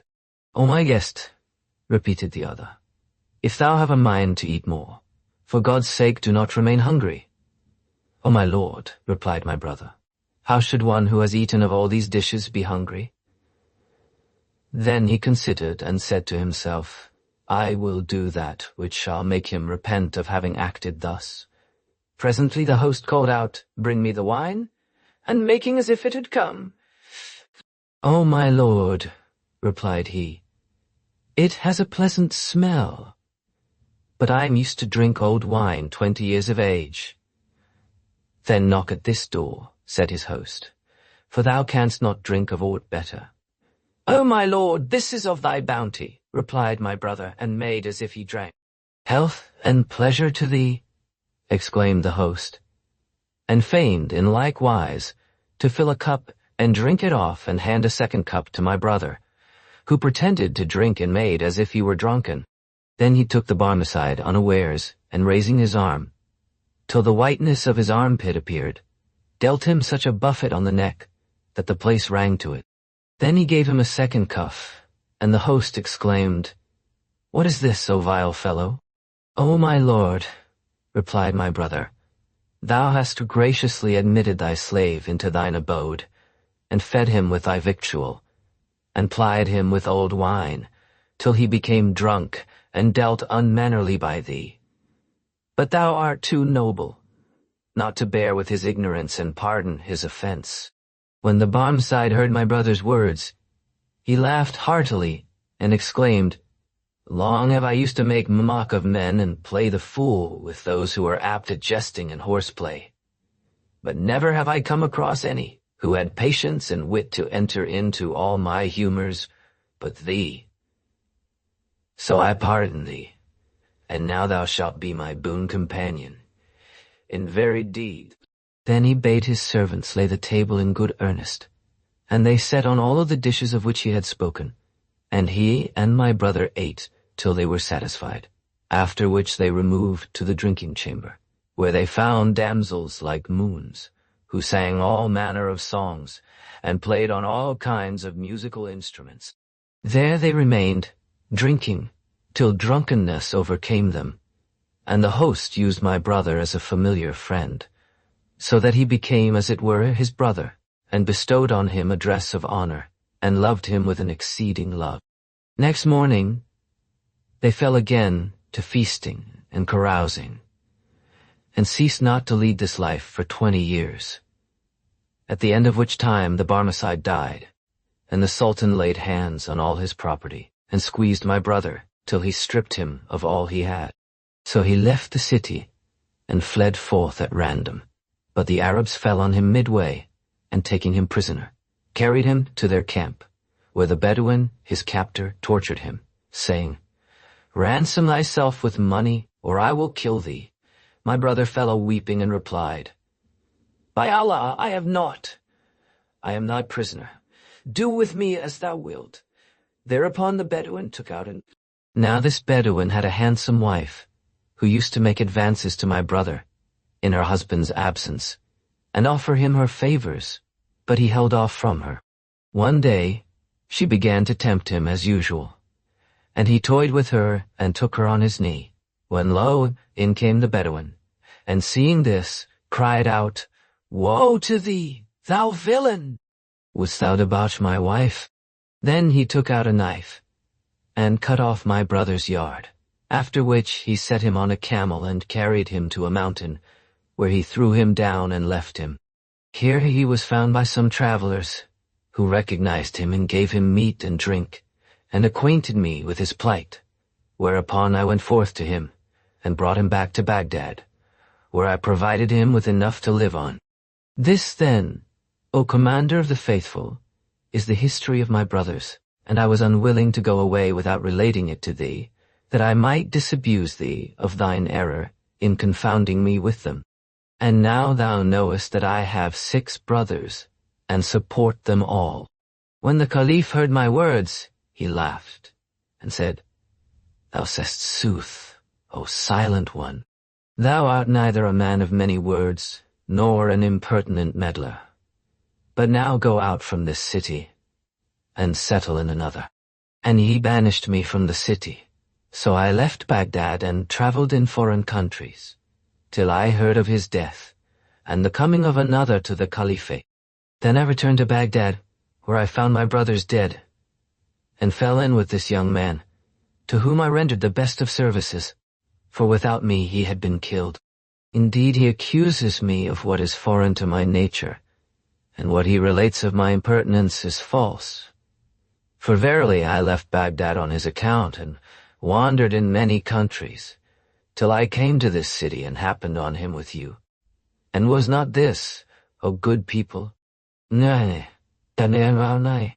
When we heard the barber's story, continued the tailor, and saw the abundance of his speech, and the way in which he had oppressed the young man, we laid hands on him, and shut him up. After which we sat down in peace, and ate and drank till the time of the call to afternoon prayer, when I left the company and returned home. My wife was sulky and said to me, Thou hast taken thy pleasure all day, whilst I have been moping at home. So now, except thou carry me abroad, and amuse me for the rest of the day, it will be the cause of my separation from thee. So I took her out, and we amused ourselves till nightfall, when we returned home and met the hunchback, brimming over with drunkenness and repeating the following verses. The glass is pellucid, and so is the wine. So bring them together, and see them combine. 'Tis a puzzle. One moment, all wine and no cup. At another, in other turn, 'tis all cup and no wine. So I invited him to pass the evening with us, and went out to buy fried fish, after which we sat down to eat. Presently my wife took a piece of bread and fish and crammed them into his mouth, and he choked and died. Then I took him up and made shift to throw him into the house of the Jewish physician. He in his turn let him down into the house of the controller, who threw him in the way of the Christian broker. This, then, is my story. Is it not more wonderful than that of the hunchback? And I'm wondering,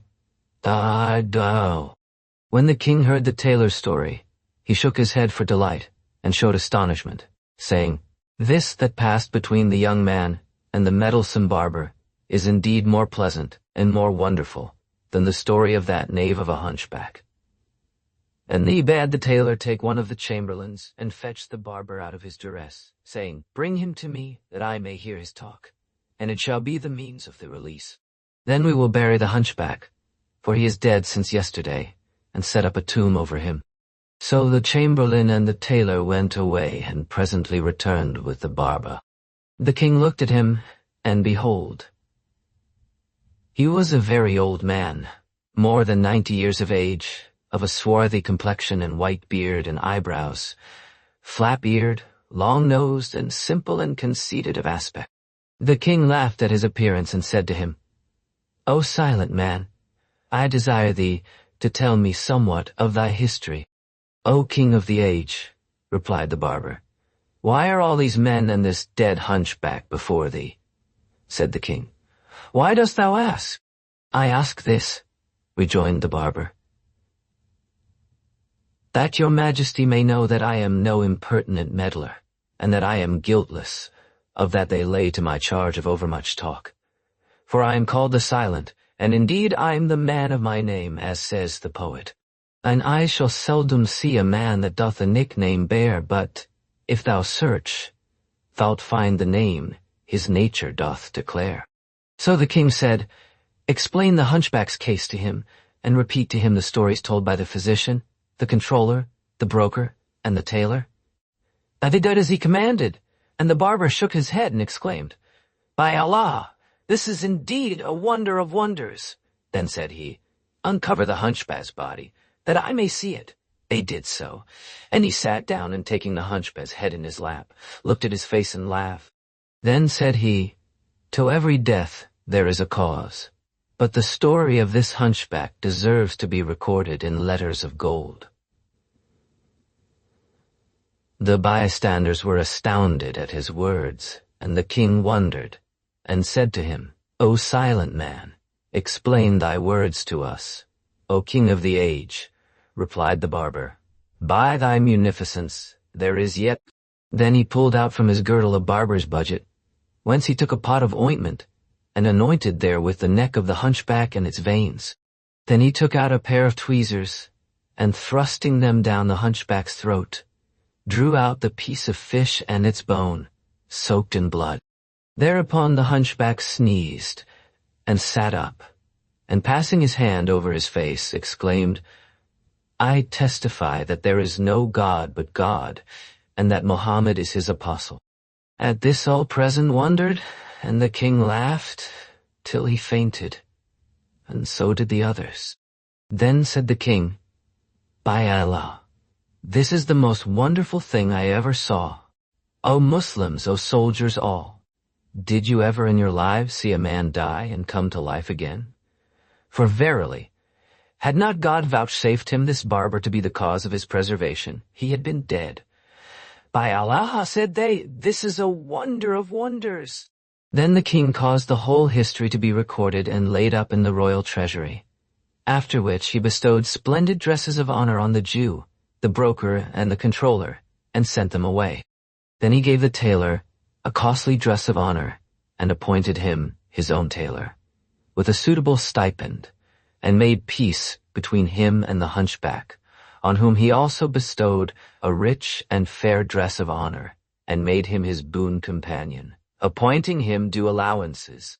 As for the barber, he made him a like present, and appointed him state barber and one of his boon companions, assigning him regular allowances and a fixed salary. And they all ceased not from the enjoyment of all the delights and comforts of life, till there overtook them the destroyer of delights and the sunderer of companies, Nureddin Ali, and the damsel Enis al-Jealous. There was once a king in Basora who cherished the poor and needy and loved his subjects, and bestowed of his wealth on those who believed in Mohammed, whom God bless and preserve. And he was even as the poet hath described him, a king who, when the hostile hosts assault him in the field, smites them and hews them, limb from limb, with trenchanty, sword and spear. Full many a character of red he writes upon the breasts what time the mailed horsemen break before his wild career. His name was King Mohammed ben Suleiman as-Sini, and he had 2 viziers, one called Mu'in ben Sawa, and the other Faisal ben Kakan. Faisal was the most generous man of his time, noble and upright of life. All hearts concurred in loving him, and the wise complied with his counsel, whilst all the people wished him long life, for that he was a compend of good qualities, encouraging good and preventing evil and mischief. The Vizier Mu'in, on the contrary, was a hater of mankind and loved not good, being indeed altogether evil, even as says of him the poet, "Look thou consort with the generous, sons of the generous. For, lo, the generous, sons of the generous, beget the generous. I trow, and let the mean-minded men, sons of the mean-minded, go, for the mean-minded, sons of the mean, beget none other than so." And as much as the people loved Faisal, so much did they hate Mu'in. It befell one day that the king, being seated on his throne, with his officers of state about him, called his vizier Faisal, and said to him, "I wish to have a slave girl of unsurpassed beauty, perfect in grace and symmetry and endowed with all praiseworthy qualities."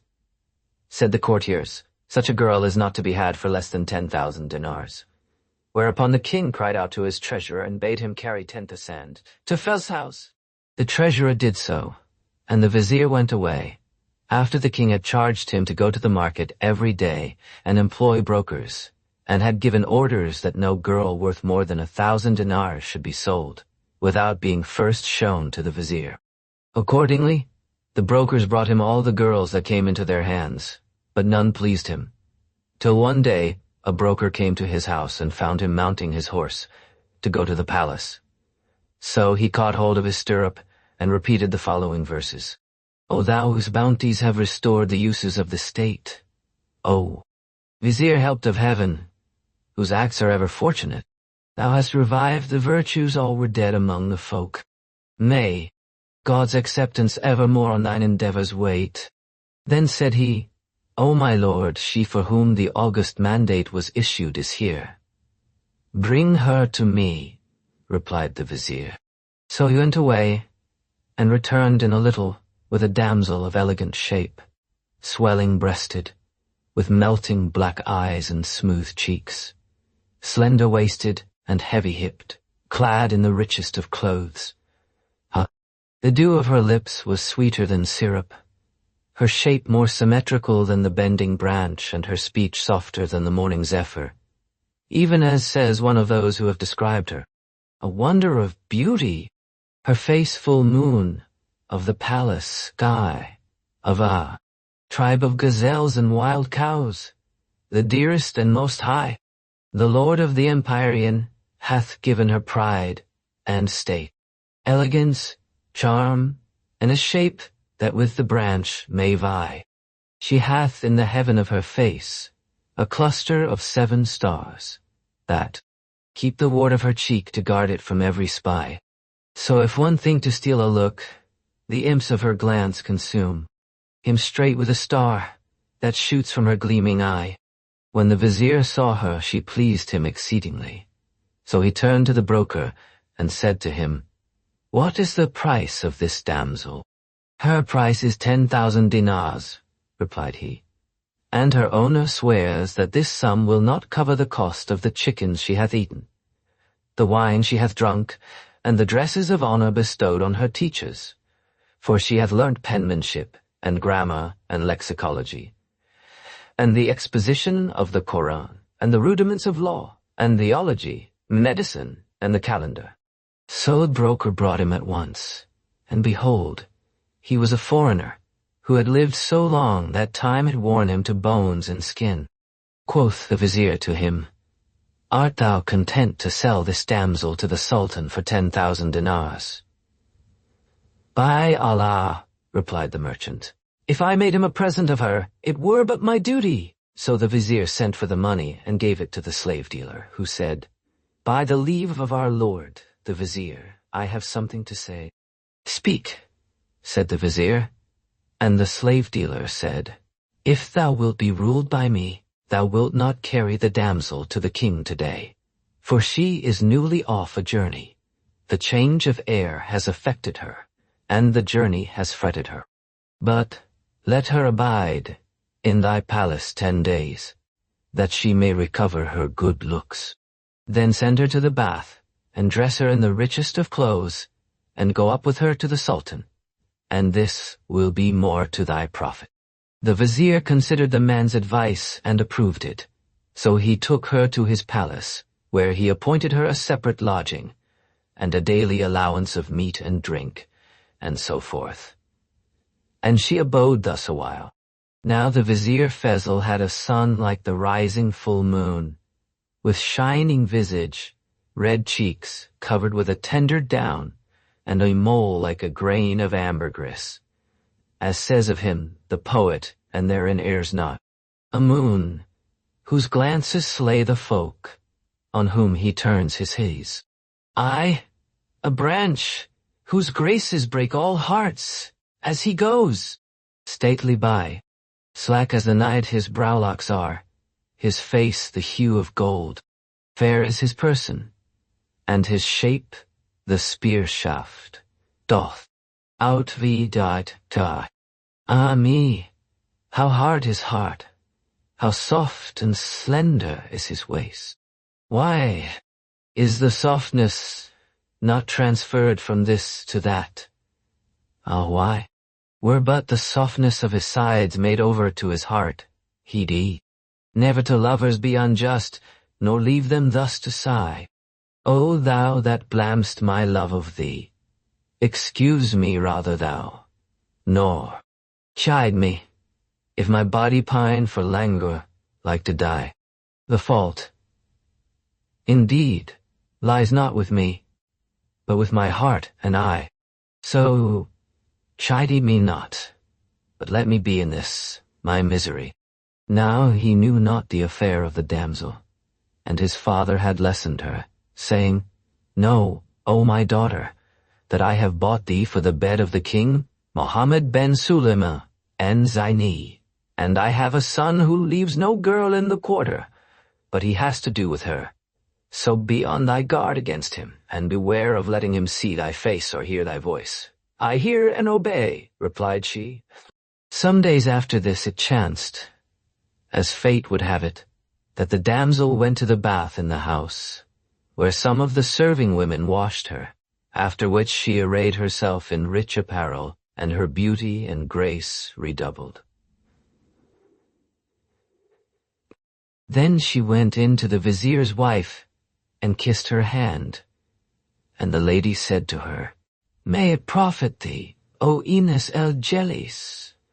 How didst thou find the bath, O my lady? Answered she. I lacked but thy presence there. Thereupon said the mistress to her waiting women, Come with me to the bath, for it is some days since I went thither. We hear and obey, answered they, and rose and accompanied her to the bath after Ines el Jelis had retired to her own chamber, and the lady had set 2 little slave girls to keep the door, charging them to let none go in to the damsel. Presently, as Ines el Jelis sat resting after the bath, in came the vizier's son, whose name was Nureddin Ali, and asked after his mother and her women, to which the 2 little slaves replied that they had gone to the bath. The damsel heard Nureddin's voice, and said to herself, I wonder what like is this youth, of whom his father says that there is not a girl in the quarter, but he has had to do with her. By Allah, I long to see him. So she rose, fresh as she was from the bath, and going to the door, looked at Nureddin, and saw that he was like the moon at its full. The sight cost her 1,000 sighs, and Nureddin, chancing to look that way, caught a glance of her that caused him also 1,000 regrets, and each fell into the snare of the other's love. Then he went up to the 2 little slaves and cried out at them, whereupon they fled before him, and stood afar off to see what he would do. And behold, he went up to the door of the damsel's chamber, and entering, said to her, Art thou she whom my father bought for me? Yes, answered she. Whereupon Nureddin, who was heated with wine, went up to her and embraced her, whilst she wreathed her arms about his neck and met him with kisses and sighs and amorous gestures. Then he sucked her tongue, and she his, and he did away her maidenhead. When the 2 little slaves saw their young master go into the damsel, they cried out and shrieked. So, as soon as he had done his desire, he rose and fled, fearing the issue of his conduct. When the vizier's wife heard the slaves' cries, she sprang up and came out of the bath, with the sweat dripping from her, saying, What is this clamor in the house? And then she came up to the 2 little slaves and said to them, Out on you! What is the matter? Our lord Nureddin came in and beat us, answered they. So we fled, and he went in to the damsel, and embraced her, and we know not what he did after this. But when we cried out to thee, he fled. Thereupon the mistress went in to Ines el Jelis and inquired what had happened. O my lady, answered she, as I was sitting here, there came in a handsome young man, who said to me, Art thou she whom my father bought for me? I answered, Yes, for by Allah, O my lady, I believed that he spoke the truth. And with this, he came up to me and embraced me. Did he naught else with thee? Asked the lady. Yes, replied Enes el-Jelis. He took of me 3 kisses. He did not leave thee without deflowering thee, cried the vizier's wife, and fell to weeping and buffeting her face, she and her women, fearing that Nureddin's father would kill him. Whilst they were thus, in came the vizier, and asked what was the matter. And his wife said to him, Swear that thou wilt hearken to what I say. So she told him what his son had done. And he was greatly afflicted, and tore his clothes, and buffeted his face, and plucked out his beard. Do not kill thyself, said his wife. I will give thee the 10,000 dinars, her price, of my own money. But he raised his head, and said to her, Out on thee! I have no need of her price, but I fear to lose both life and goods. How so? Asked his wife, and he said, Dost thou not know that yonder is our enemy Mu'in ben Sa, who, when he hears of this affair, will go up to the Sultan and say to him, Thy vizier, who thou wilt have it loves thee, had of thee 10,000 dinars, and bought therewith a slave girl, whose like was never seen, but when he saw her, she pleased him, and he said to his son, Take her. The king will say, Thou liest. To which Mu'in will reply, With thy leave, I will fall on him at unawares, and bring her to thee. The king will order him to do this, and he will come down upon the house, and take the damsel and bring her before the king, who will question her, and she will not be able to deny what has passed. Then Mu'in will say, O my lord, thou knowest that I give thee true counsel, but I am not in favor with thee. Thereupon the Sultan will make an example of me, and I shall be a gazing-stock to all the people, and my life will be lost. Quoth his wife, Tell none of this thing which has happened privily, but commit thy case to God, and trust in him to deliver thee from this strait. With this the vizier's heart was set at rest, and his wrath and chagrin subsided. Meanwhile Nureddin, fearing the issue of the affair, spent the whole day in the gardens, and came back by night to his mother's apartment, where he slept, and rising before day, returned to the gardens. He lived thus for a whole month, not showing his face to his father, till at last his mother said to the vizier, O my lord, shall we lose our own son, as well as the damsel? If things continue thus for long, the lad will flee forth from us. What is to be done? Said he, and she answered, Do thou watch this night, and when he comes, seize on him and frighten him. I will rescue him from thee, and do thou then make peace with him, and give him the girl, for she loves him, and he her, and I will pay thee her price. So the vizier watched that night, and when his son came, he seized him, and throwing him down, knelt on his breast, and made as if he would cut his throat. But his mother came to his succor. Quoth he, I mean to kill him. And Nureddin said to his father, Am I of so little account with thee?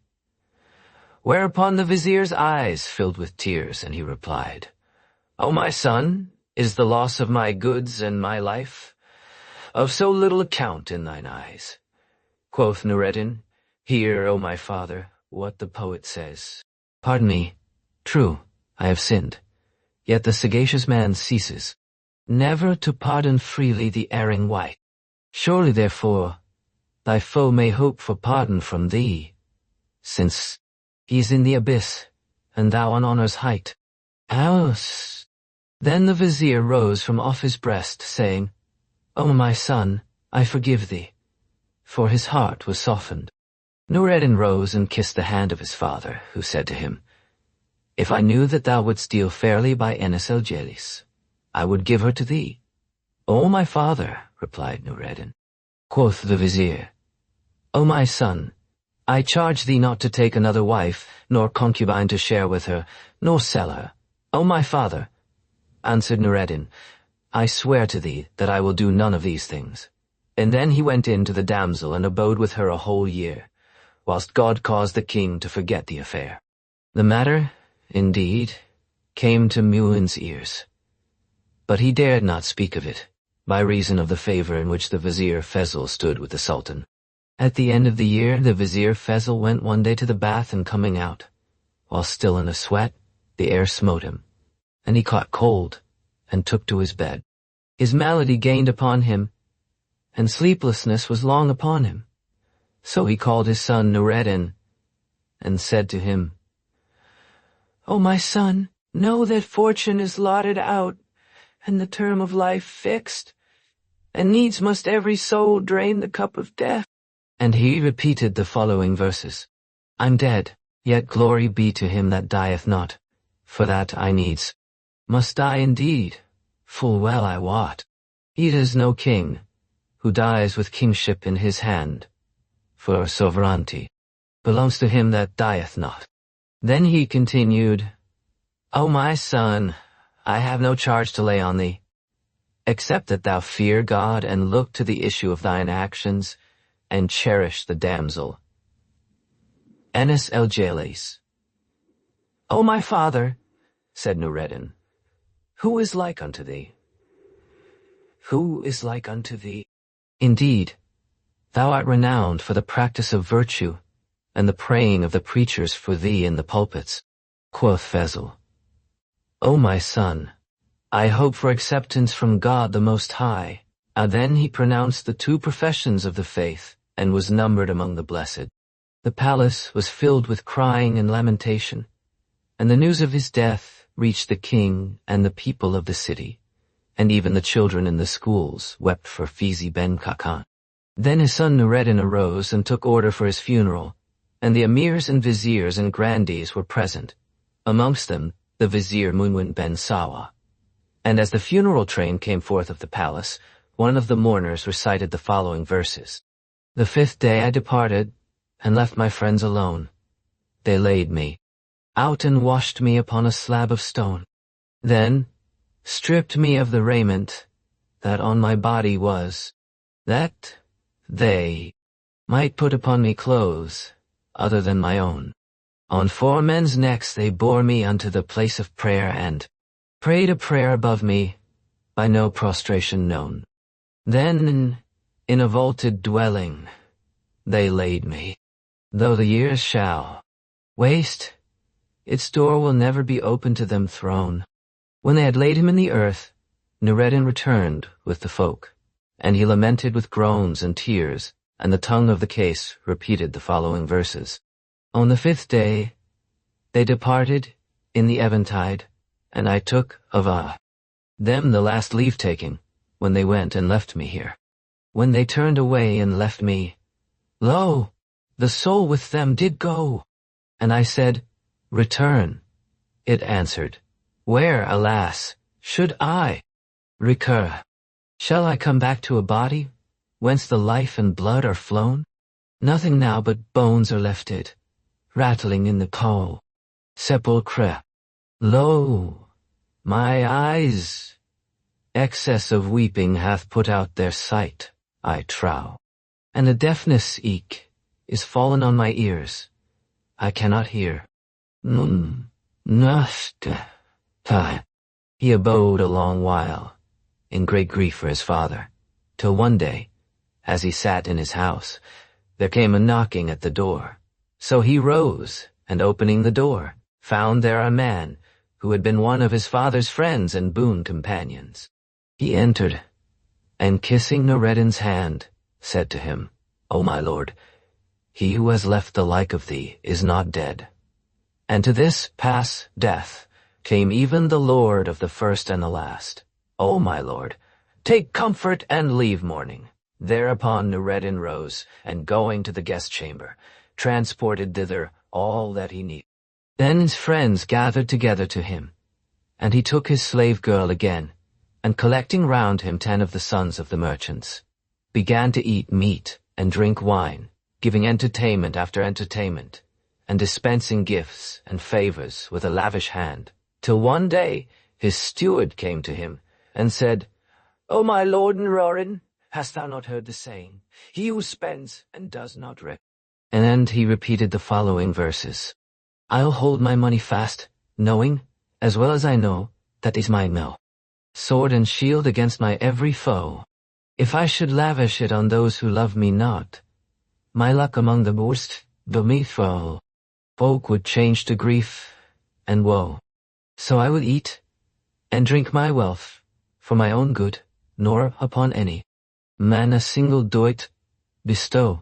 I will preserve with care my money from all those by nature base, and true to none. Oh, 'tis better so, than that I ever should say unto the mean of soul, lend me so much I'll pay tomorrow fivefold mo, and see my friend avert his face, and turn away, leaving my soul cast down as 'twere a dog's, I trow. Oh, what a sorry lot is his, who hath no pelf, e'en though his virtues bright like to the sun should show. Oh, my lord, continued the steward, this lavish expense and prodigal giving waste away wealth. When Noureddin heard his steward's words, he looked at him and said, I will not hearken to one word of all thou hast said, for I have heard the following saying of the poet. If I be blessed with wealth, and be not liberal with it, may my hand wither and my foot, eke paralyzed, remain. Show me the niggard who hath won glory by avarice. Show me the liberal man his own munificence hath slain. And he said, No, O steward, it is my desire that so long as there remains in thy hands enough for my morning meal, thou trouble me not with taking care for my evening meal. And therewith the steward went away, and Noureddin continued his extravagant way of living. And if any of his boon companions chanced to say to him, This thing is handsome, he would answer, It is thine as a gift. In this manner he continued to live for a whole year, giving his friends a banquet in the morning and another in the evening, till one day, as they were sitting together, the damsel Anis el-Jealous repeated the following verses. Thou madest fair thy thought of fate, when that the days were fair, and fearedst not the unknown ills that they to thee might bring. The nights were fair and calm to thee. Thou wert deceived by them, for in the peace of night is born full many a troublous thing. Just as she had finished, there came a knocking at the door. So Noureddin rose to open it, and one of his companions followed him without his knowledge. At the door he found his steward and said to him, What is the matter? O my lord, replied he, what I feared for thee has come to pass. How so? asked Noureddin. And the steward said, Know that there remains not a dirhem's worth, less nor more, in my hands. Here are registers containing an account of the original state of thy property, and the way in which thou hast spent it. At this, Noureddin bowed his head and exclaimed, There is no power and no virtue but in God. When the man who had followed him secretly to spy on him heard what the steward said, he returned to his companions and said to them, Look what ye do, for Noureddin Ali is bankrupt. When Noureddin returned, they read trouble in his face. So one of them rose and said to him, O my lord, maybe thou wilt give me leave to retire. Why wilt thou go away today? Said he. My wife is brought to bed, replied the other, and I cannot be absent from her. I wish to return and see how she does. So Noureddin gave him leave, whereupon another rose and said, O my lord, I wish to go to my brother, for he circumcises his son today. And each made some excuse to retire, till they were all gone and Noureddin remained alone. Then he called his slave girl and said to her, O Anis el-Jealous, hast thou seen what has befallen me? And he related to her what the steward had told him. O my lord, replied she, some nights ago I had it in my mind to speak with thee of this matter, but I heard thee reciting the following verses. If fortune be lavish to thee, look thou be lavish with it unto all classes of men, ere it escapes from thy hand. Munificence will not undo it, whilst it is constant to thee, nor, when it turneth away, will avarice force it to stand. When I heard thee speak thus, I held my peace, and cared not to say aught to thee.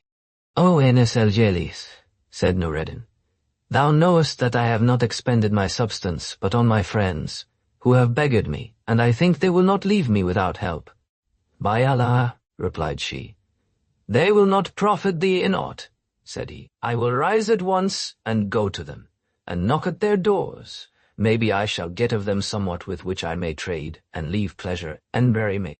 He went up to the first door and knocked, whereupon a maid came out and said, "Who art thou? Tell thy master," replied he, "that Nur-ed-Din Ali stands at the door and says to him, 'The slave kisses thy hands and awaits thy bounty.'"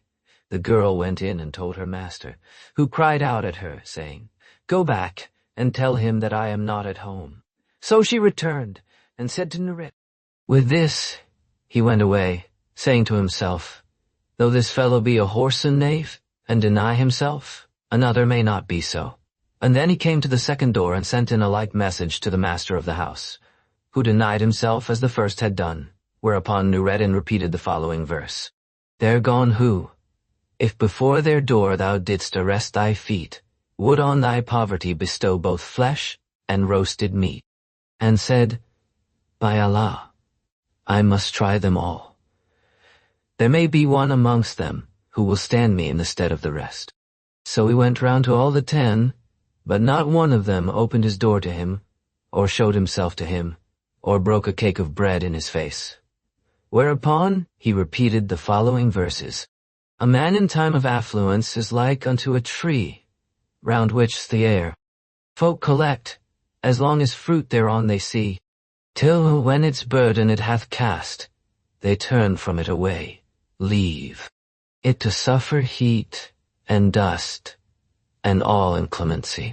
Out on the people of this age, perdition to them all, since not a single one of 10 is faithful found to be."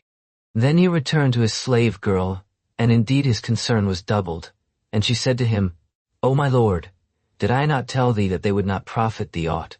"By Allah," replied he, "not one of them would show me his face or take any notice of me." "O my lord," said she, "sell some of the furniture and household stuff, little by little, and live on the proceed against God the Most High provide." So he sold all that was in the house, till there was nothing left, when he turned to her and said, "What is to be done now?" "O my lord," replied she, "it is my advice that thou rise and take me down to the market and sell me. Thou knowest that thy father bought me for 10,000 dinars. Perhaps God may help thee to near that price, and if it be his will that we be reunited, we shall meet again." "O Enis el-Yelis," replied Nur-ed-Din, "by Allah, I cannot endure to be parted from thee for a single hour." "By Allah, O my lord," rejoined she, "nor is it easy to me, but necessity compels, as says the poet. Necessity in life oft drives one into ways that to the courteous mind are foreign and abhorred. We do not trust our weight unto a rope, unless it be to do some thing adapted to the cord." Ikine. With this, he rose to his feet and took her, whilst the tears streamed down his cheeks like rain, and he recited with the tongue of the case what follows. "Stay and vouchsafe me one more look before our parting hour, to soothe the anguish of a heart well nigh for reverence slain. Yet, if it irk thee anywise to grant my last request, far rather let me die of love than cause thee aught of pain." Then he went down to the market and delivered the damsel to a broker, to whom he said, "O Haj Hassan, I would have thee note the value of her thou hast to offer for sale."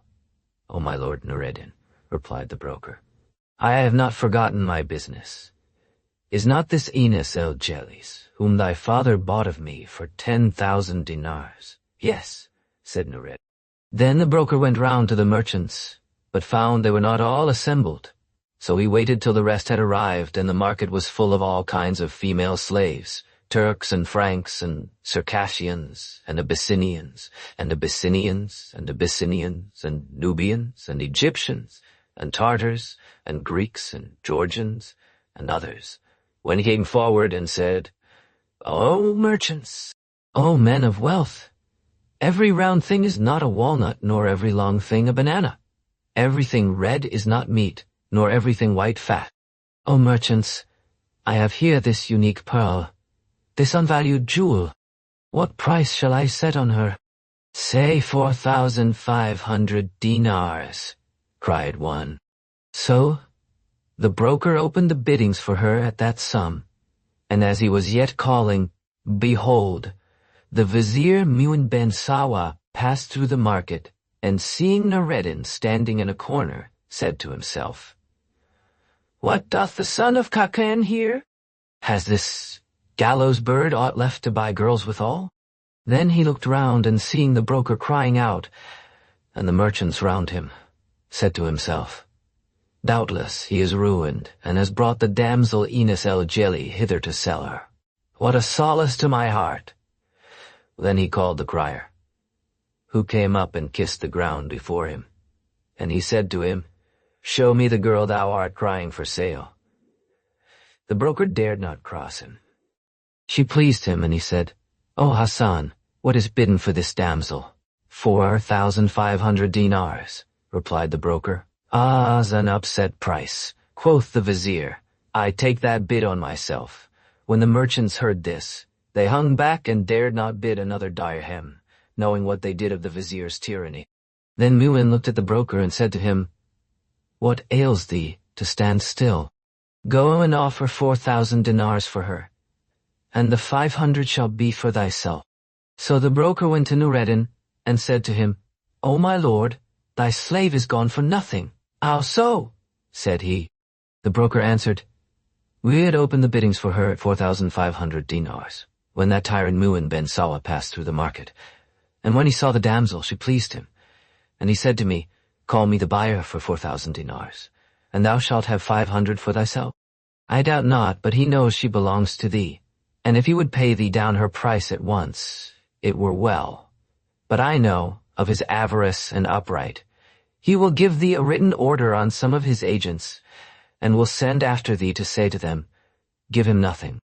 So as often as thou shalt go to seek the money, they will say, We will pay thee presently. And so they will put thee off day after day, for all thy high spirit till at last, when they are tired of thine importunity, they will say, Show us the bill. Then, as soon as they get hold of it, they will tear it up, and so thou wilt lose the girl's price.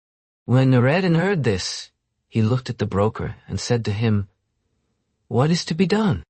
I will give thee a counsel, answered he, which if thou follow, it will be greatly to thine advantage. What is that? Asked Noureddin. Do thou come to me presently, said the broker, when I am standing in the midst of the market, and taking the girl from my hand. Give her a cuff, and say to her, O baggage, I have kept my vow and brought thee down to the market, because I swore that I would put thee up for sale, and make the brokers cry thee. If thou do this, it may be the device will impose upon the Vizier and the folk, and they will believe that thou broughtest her not to the market, but for the quittance of thine oath. This is a good counsel, said Noureddin. Then the broker left him, and returning to the midst of the market, took the damsel by the hand, then beckoned to Mu'in and said to him, O my lord, here comes her owner. With this up came Noureddin, and snatching the girl from the broker, gave her a cuff, and said to her, Out on thee, thou baggage, I have brought thee down to the market for the quittance of my oath. So now begone home, and look that thou cross me not again. Out on thee, do I need thy price, that I should sell thee? The furniture of my house would fetch many times thy value, if I sold it. When Mu'in saw, Hast thou aught left to sell? And he made to lay violent hands on him. But the merchants interposed, for they all loved Noureddin. And the latter said to them, Behold, I am in your hands, and ye all know his tyranny. By Allah, exclaimed the Vizier, but for you, I would have killed him. Then all the merchants signed to Noureddin with their eyes, as who should say, Work thy will of him. Not one of us will. Whereupon Noureddin, who was a stout-hearted fellow, went up to the Vizier, and dragging him from his saddle, threw him to the ground.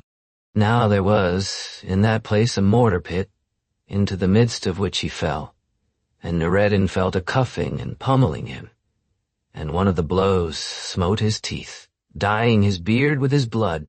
There were with the Vizier 10 armed slaves, who, seeing their master thus evil entreated, clapped their hands to their swords, and would have drawn them and fallen on Noureddin, to kill him. But the bystanders said to them, "This is a Vizier, and that a Vizier's son. It may be, they will make peace with one another anon, in which case you will have gotten the hatred of both of them. Or a blow may fall on your lord, and you will all die the foulest of deaths. So you would do wisely not to interfere." So they held aloof, and when Noureddin had made an end of beating the Vizier, he took his slave girl and went home. And Muin rose, with his white clothes dyed of 3 colors, with black mud, red blood, and ashes. When he saw himself in this plight, he put a halter round his neck, and taking a bundle of coarse grass in either hand, went up to the palace, and standing under the king's windows, cried out, "O king of the age, I am a man aggrieved." So they brought him before the Sultan, who looked at him, and knowing him for his chief vizier, asked who had entreated him thus. Whereupon he wept, and sobbed, and repeated the following verses, "Shall fortune oppress me, and that in thy day, O king? Shall wolves devour me, whilst thou art a lion proud? Shall all that are thirsty drink of thy water tanks, and shall I thirst in thy courts, whilst thou art a rain-fraught cloud? O my lord," continued he, "thus fare all who love and serve thee." "Make haste," said the Sultan, "and tell me how this happened, and who hath dealt thus with thee, whose honor is a part of my own honor." "Know then, O my lord," replied the Vizier, "that I went out this day to the slave market, to buy me a cook-maid, when I saw in the bazaar a damsel, whose like for beauty I never beheld. She pleased me, and I thought to buy her for our lord the Sultan. So I asked the broker of her and her owner, and he replied, 'She belongs to Noureddin Ali, son of Fezl ben Khakan.' Now our lord the Sultan aforetime gave his father 10,000 dinars to buy him a handsome slave girl, and he bought therewith this damsel, who pleased him, so that he grudged her to our lord the Sultan, and gave her to his own son. When Fezl died, his son sold all that he possessed of houses and gardens and household stuff, and squandered the price, till he became penniless. Then he brought the girl down to the market to sell her, and handed her to the broker, who cried her and the merchants bid for her, till her price reached 4,000 dinars.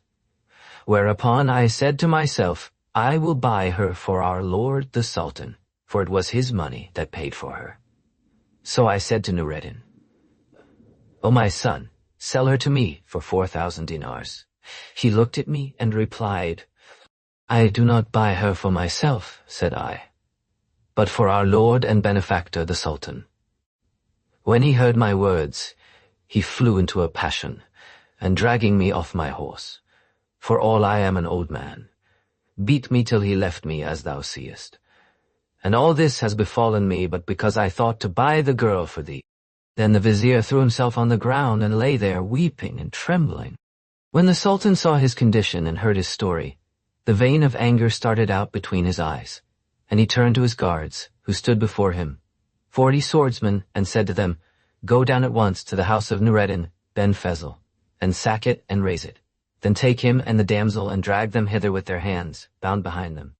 Now there was with the Sultan a man called Ahmedin Senjer, who had aforetime been servant to Noureddin's father Fezl ben Khakan, but had left his service for that of the Sultan, who had advanced him to be one of his chamberlains. When he heard the Sultan's order, and saw the enemy's intent upon killing his master's son, it was grievous to him. So he went out from before the Sultan, and mounting his steed, rode to Noureddin's house and knocked at the door. Noureddin came out, and knowing him, would have saluted him, but he said, O my lord, this is no time for greeting or converse. O Ahmedin, asked Noureddin, What is the matter? Arise and flee for your lives, thou and the damsel, replied he, for Muin ben Sawa hath laid a snare for you, and if you fall into his hands, he will kill you. The Sultan hath dispatched 40 swordsmen against you, and I counsel you flee, ere evil overtake you. Then Senja put his hand to his pouch, and finding there 40 dinars, took them, and gave them to Nureddin, saying, O my lord, take these and journey with them. If I had more, I would give them to thee, but this is no time to take exception. So Nureddin went in to the damsel, and told her what had happened, at which she wrung her hands. Then they went out at once from the city, and God let down the veil of his protection over them, so that they reached the river bank, where they found a ship about to sail. Her captain stood in the waist, saying, Whoso has aught to do, whether in the way of victualling or taking leave of his friends, or who has forgotten any necessary thing, let him do it at once and return, for we are about to sail. And everyone said, O captain, we have nothing left to do. Whereupon he cried out to his crew, saying, Ho, there! Cast off the moorings and pull up the pickets. Quoth Nureddin, Whither bound, O captain? To the abode of peace, Baghdad, replied he. So Nureddin and the damsel embarked with him, and they launched out and spread the sails, and the ship sped forth, as she were a bird in full flight, even as says right well the poet. Look at a ship, how ravishing a sight she is, and fair. In her swift course she doth outstrip the breezes of the air. She seems as to a scudding bird that, lighting from the sky, doth on the surface of the stream with outspread pinions. Fair. Meanwhile the king's officers came to Nureddin's house, and breaking open the doors, entered and searched the whole place, but could find no trace of him and the damsel. So they demolished the house, and returning to the Sultan, told him what they had done. Whereupon he said, Make search for them, wherever they are. And they answered, We hear and obey. Then he bestowed upon the Vizier Mu'in a dress of honor, and said to him, Note. So Mu'in's heart was comforted, and he wished the king long life, and returned to his own house. Then the Sultan caused proclamation to be made in the town, saying, O all ye people, it is the will of our lord the Sultan that whoso happens on Nureddin Ali ben Kakan, and brings him to the Sultan, shall receive a dress of honor and 1,000 dinars. And he who conceals him, or knows his abiding place, and informs not thereof, deserves the exemplary punishment that shall befall him. So search was made for Nureddin, but they could find neither trace nor news of him.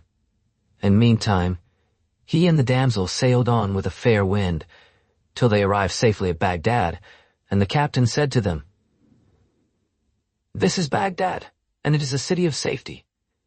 The winter hath departed from it, with its cold, and the season of the spring is come, with its roses. Its trees are in blossom. So Nureddin landed, he and the damsel, and giving the captain 5 dinars, walked on a while, till chance brought them among the gardens, and they came to a place swept and sprinkled, with long benches on either hand, and hanging pots full of water. Overhead was a trellis work of canes shading the whole length of the alley, and at the further end was the door of a garden, but this was shut. By Allah, said Nureddin to the damsel, this is a pleasant place. And she answered, O my lord, let us sit down on these benches and rest a while. So they mounted and sat down on the benches, after having washed their faces and hands, and the air smote on them, and they fell asleep. Glory be to him who never sleeps. Now the garden in question was called the Garden of Delight, and therein stood a pavilion called the Pavilion of Pictures, belonging to the Caliph Harun Rashid, who used, when sad at heart, to repair thither and there sit.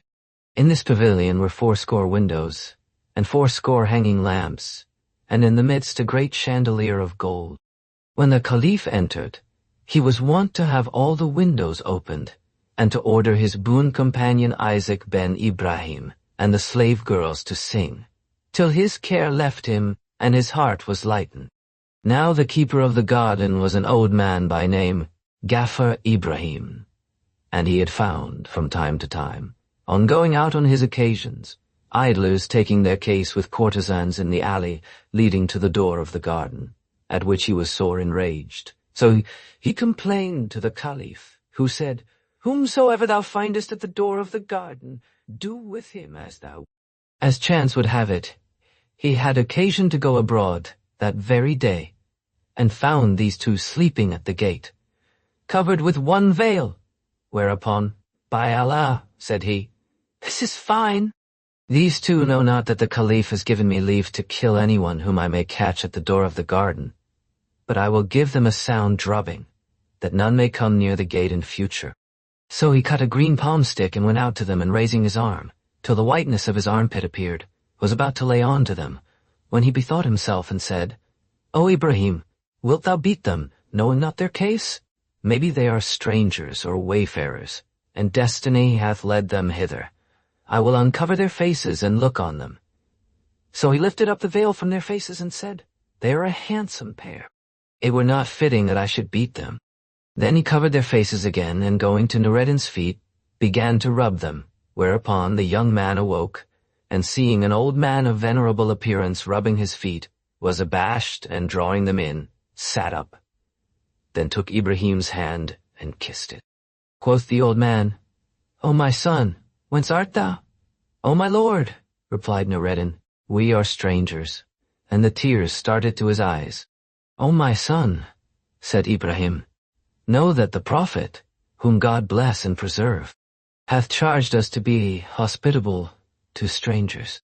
Wilt thou not rise, O my son, and pass into the garden, and take thy pleasure therein, and gladden thy heart?" "O my lord," said Nureddin, "to whom does the garden belong?" And he replied, "O my son, I inherited it from my family." Now his object in saying this was to put them at their ease and induce them to enter the garden. So Nureddin thanked him and rose, he and the damsel, and followed him into the garden. They entered through a gateway, vaulted like a gallery, and overhung with vines bearing grapes of various colors, the red like rubies and the black like ebony, and passing under a bower of trellised boughs, found themselves in a garden. And what a garden! There were fruit trees growing singly and in clusters, and birds warbling melodiously on the branches, whilst the thousand-voiced nightingale repeated the various strains. The turtle-dove filled the place with her cooing, and there sang the blackbird, with its warble like a human voice, and the ring-dove, with her notes like a drinker exhilarated with wine. The trees were laden with all manner of ripe fruits, 2 of each. The apricot in its various kinds, camphor and almond, and that of Khorasan, the plum, whose color is that of fair women, the cherry, that does away discoloration of the teeth, and a fig of 3 colors, red and white and green. There bloomed the flower of the bitter orange, as it were pearls and coral, the rose whose redness puts to shame the cheeks of the fair, the violet, like sulphur on fire by night, the myrtle, the gillyflower, the lavender, the peony, and the blood-red anemone. The leaves were jeweled with the tears of the clouds. The chamomile smiled with her white petals like a lady's teeth, and the narcissus looked at the rose with her negro's eyes. The citrons shone like cups, and the limes like balls of gold, and the earth was carpeted with flowers of all colors. For the spring was come, and the place beamed with its brightness, whilst the birds sang and the stream. Ibrahim carried them up into the pavilion, and they gazed on its beauty, and on the lamps aforesaid in the windows. And Nureddin called to mind his banquetings of time past, and said, "By Allah, this is a charming place." And then they sat down, and the gardener set food before them, and they ate their fill, and washed their hands. After which Nureddin went up to one of the windows, and calling the damsel, fell to gazing on the trees laden with all manner of fruit. Then he turned to the gardener and said to him, "O Gaffer Ibrahim, hast thou no drink here? For folk used to drink after eating." The old man brought him some fresh sweet cold water, but he said, "This is not the kind of drink I want." "Belike," said Ibrahim, "thou wishest for wine?" "I do," replied Nur. "God preserve me from it," said the old man. "It is 13 years since I did this thing, for the Prophet, whom God bless and preserve." Cursed its drinker, its presser, its seller, and its carrier. Here 2 words for me, said Noureddin. Say on, replied Ibrahim. If, said Noureddin, that unlucky ass there be cursed, will any part of the curse fall on thee? Not so, replied the old man. Then, said Noureddin, take this dinar and these 2 dirhams and mount the ass, and stop at a distance from the wine shop. Then call the first man thou seest buying, and say to him, take these 2 dirhams and buy me this dinar's worth of wine, and set it on the ass. At this, the gardener laughed and said, O my son, never have I seen one readier-witted than thou, nor heard aught sweeter than thy speech. So he did as Noureddin had said, and the latter thanked him, saying, We are dependent on thee, and it is only fitting that thou comply with our wishes. So bring us what we require. Enter, and take what thou wilt. There is more there than thou needest. So Noureddin entered the pantry, and found therein vessels of gold and silver and crystal, encrusted with all kinds of jewels, and was amazed and delighted at what he saw. Then he took what he wanted and set it on, and poured the wine into flagons and decanters, whilst Ibrahim brought them fruits and flowers, and withdrew, and sat down at a distance. So they drank, and made merry, till the wine got the mastery of them, so that their cheeks flushed, and their eyes sparkled, and their hair became disheveled. Then said Ibrahim to himself, What ails me to sit apart? Why should I not sit with them? When shall I find myself in company with the like of these 2, who are like 2 moons? So he came and sat down at the corner of the dais, and Noureddin said to him, O my lord, my life on thee, come and sit with us. So he came and sat by them. And Noureddin filled a cup and said to him, Drink, that thou mayst know the flavor of it. God forbid, replied he. I have not done such a thing these 13 years. Noureddin did not press him, but drank off the cup, and throwing himself on the ground, feigned to be overcome with drunkenness. Then, said the damsel, O Ghaffar Ibrahim, see how he serves me. O my lady, replied he, what ails him? This is how he always treats me, said she. He drinks a while, then falls asleep and leaves me alone, with none to bear me company over my cup, nor to whom I may sing whilst he drinks. By Allah, said he. And indeed her words touched his heart, and made his soul incline to her. This is not well.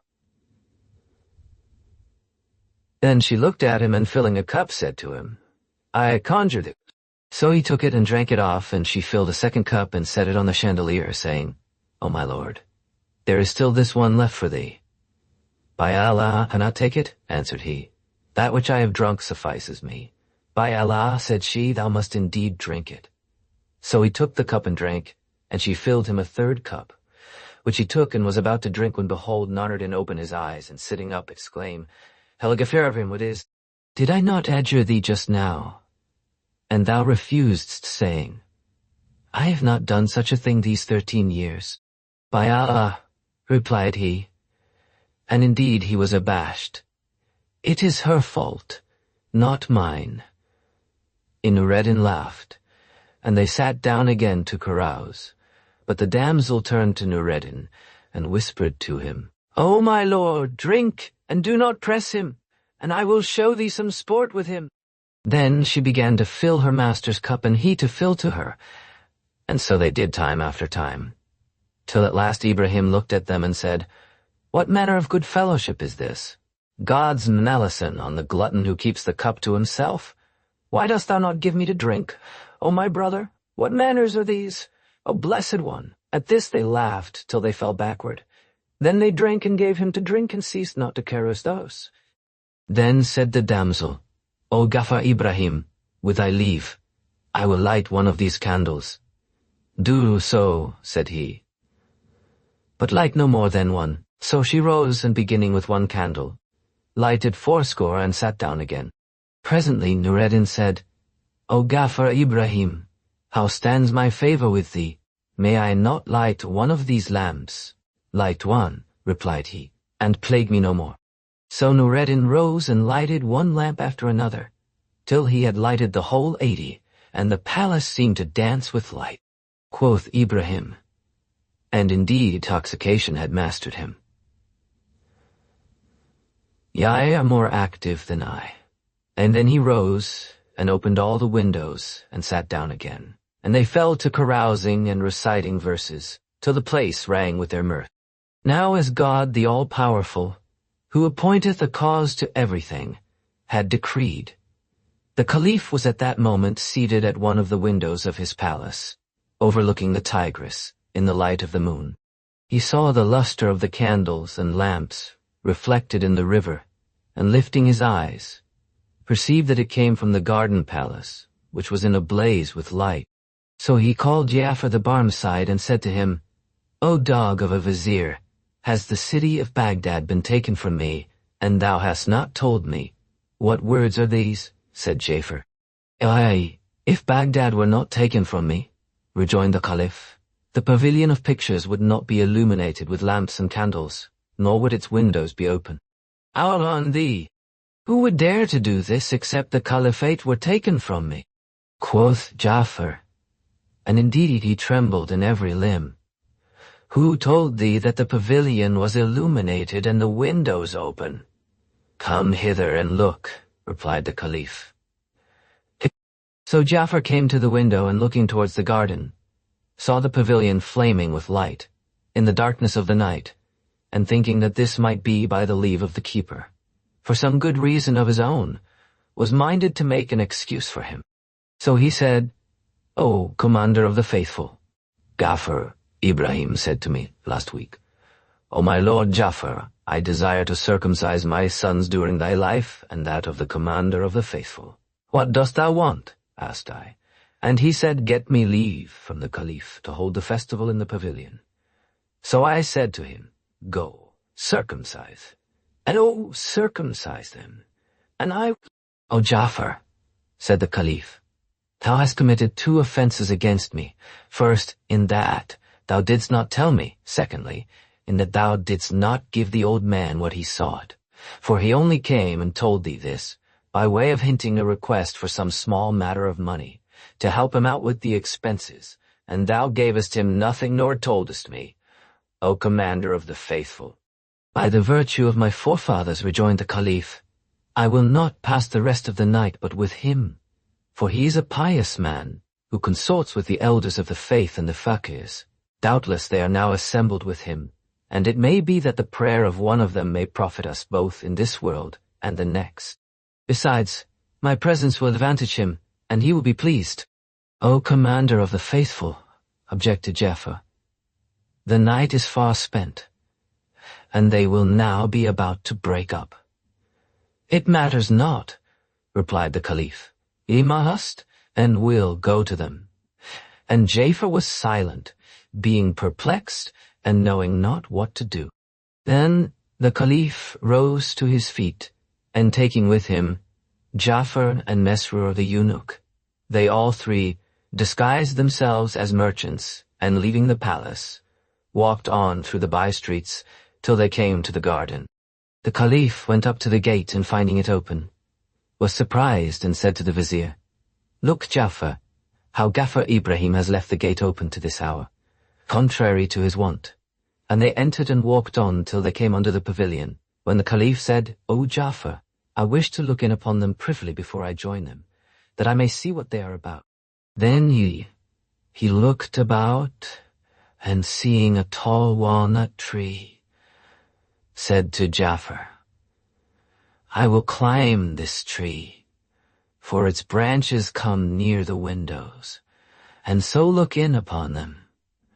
So he mounted the tree and climbed from branch to branch, till he reached a bough that came up.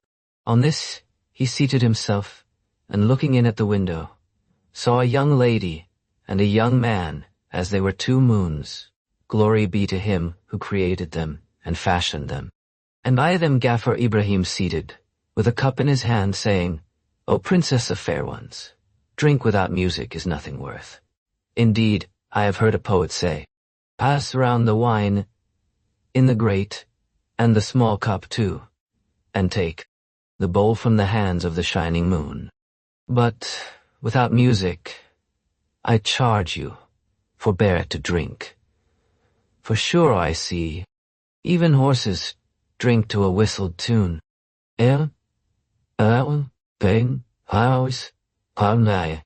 When the Caliph saw this, the vein of anger started out between his eyes, and he descended and said to the Vizier, O Ja'far, never saw I men of piety in such a case. Do thou mount this tree and look upon them, lest the benisons of the devout escape thee. So Ja'far climbed up, perplexed at these words, and looking in, saw Noureddin and the damsel and Ghaffar Ibrahim with a cup in his hand. At this sight, he made sure of ruin and descending, stood before the commander of the faithful, who said to him, O Ja'far, praised be God who hath made us of those who observe the external forms of the divine ordinances. Ja'far could make no answer for excessive confusion, and the Caliph continued, I wonder how these people came hither, and who admitted them into my pavilion. But the like of the beauty of this youth and this girl, my eyes never beheld. Thou art right, O Commander of the Faithful, replied Ja'far, hoping to propitiate him. Then said the Caliph, O Ja'far, let us both mount the branch that overlooks the window, that we may amuse ourselves with looking at them. So they both climbed the tree, and looking in, heard Ibrahim say, O my lady, I have laid aside gravity in drinking wine, but this is not thoroughly delectable without the melodious sound of the strings. By Allah, replied Anas al-Jealous, if we had but some musical instrument, our joy would be complete. When the old man heard what she said, he rose to his feet, and the Caliph said to Ja'far, I wonder what he is going to do. I know not, replied Ja'far. Then Ibrahim went out and returned with a lute, and the Caliph looked at it, and knew it for that of Isaac, the boon companion. By Allah, said he, if this damsel sing ill, I will crucify you, all of you, but if she sing well, I will pardon them and crucify thee. God grant she may sing ill, said Ja'far. Why so? Asked the Caliph. Because, replied Ja'far, if thou crucify us all together, we shall keep each other company. The Caliph laughed at his speech. Then the damsel took the lute, and tuning it, played a measure which made all hearts yearn to her, then sang the following verses. O ye that to help unhappy lovers are fain, we burn with the fire of love and longing in vain. Whatever ye do, we merit it. See, we cast ourselves on your roof. Do not exult in our pain, for we are children of sadness and low estate. Do with us what you will. We will not complain. What for your glory to slay us within your court? Our fear is but lest you sin in working us bane. By Allah, said the Caliph, it is good, O Ja'far. Never in my life have I heard so enchanting a voice. Belike, said Ja'far, the Caliph's wrath hath departed from him. Yes, said the Caliph, it is gone. Then they descended from the tree, and the Caliph said to Ja'far, I wish to go in and sit with them, and hear the damsel. O Commander of the Faithful, replied Ja'far, if thou go into them, they will most like be troubled, and Ghaffar Ibrahim will assuredly die of fright. O Ja'far, said the Caliph, thou must teach me some device, whereby I may foregather with them, without being known of them. So they walked on towards the Tigris, considering of this affair, and presently came upon a fisherman standing fishing under the windows. Now some time before this, the Caliph, being in the pavilion, had called to Ghaffar Ibrahim and said to him, What is this noise I hear under the windows? It is the voices of the fishermen, fishing, answered he, and the Caliph commanded him to go down and forbid them to resort thither. So the fishermen were forbidden to fish there. However, that night a fisherman named Karim, happening to pass by and seeing the garden gate open, said to himself, This is a time of negligence. I will take advantage of it to fish. So he went in, but had hardly cast his net, when the Caliph came up alone, and standing behind him, knew him and called out to him, saying, "Ho, Karim!" The fisherman, hearing himself called by his name, turned round, and seeing the Caliph, trembled in every limb, and exclaimed, "O Commander of the Faithful, I did it not in mockery of the edict, but poverty and distress drove me to what thou seest." Quoth the Caliph, "Make a cast in my name." At this the fisherman was glad, and going to the bank, cast his net, then waiting till it had spread out to the utmost, and the Caliph was pleased, and said, "O Karim, put off thy clothes." So he put off a gown of coarse woolen stuff, patched in 100 places and full of disgusting vermin, and a turban that had not been unwound for 3 years, but to which he'd sewn every rag he came across. The Caliph pulled off his cassock and mantle, and 2 vests of Alexandria and Baalbek silk, and saying to the fisherman, "Take these and put them on," donned the latter's gown and turban, and tied a chin band round the lower part of his face. Then said he to the fisherman, "Go about thy business." So he kissed the Caliph's feet, and thanked him, and recited the following verses. "Thou hast heaped benefits on me, past all that I could crave. My tongue suffices not to praise thy goodness to thy slave. So I will thank thee whilst I live, and when I come to die, my very bones shall never cease to thank thee in the grave." Hardly had he finished, when the lice began to crawl over the skin of the Caliph, who fell to snatching them with either hand from his neck and throwing them down, exclaiming, "Out on thee, O fisherman! This gown is swarming with vermin." The Caliph laughed and said, "Out on thee! Dost thou think I mean to leave this gown on my body?" "O my lord," said the fisherman, "I desire to say one word to thee." "Say on," answered the Caliph. "It occurs to me, O Commander of the Faithful," said the fisherman, "that if thou wish to learn hunting, so thou mayst have an useful trade ready to thy hand, this gown will be the very thing for thee." The Caliph laughed, and the fisherman went his way. Then the Caliph took up the basket of fish, and laying a little grass over it, carried it to Ja'far, and stood before him. Ja'far, concluding that it was Karim the fisherman, was alarmed for him, and said, "O Karim, what brings thee hither?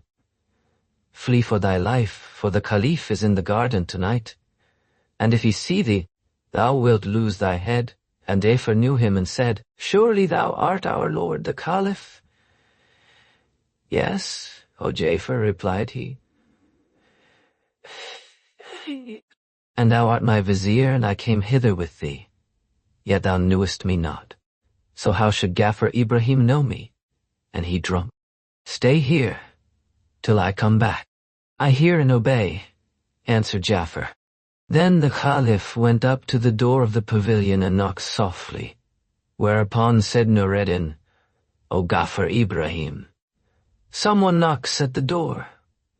"Who is at the door?" cried the old man. And the Caliph replied, "It is I, O Ghaffar Ibrahim." "Who art thou?" asked the gardener. "I, Karim the fisherman," rejoined the Caliph. "I hear thou hast company, so have brought thee some fine fish."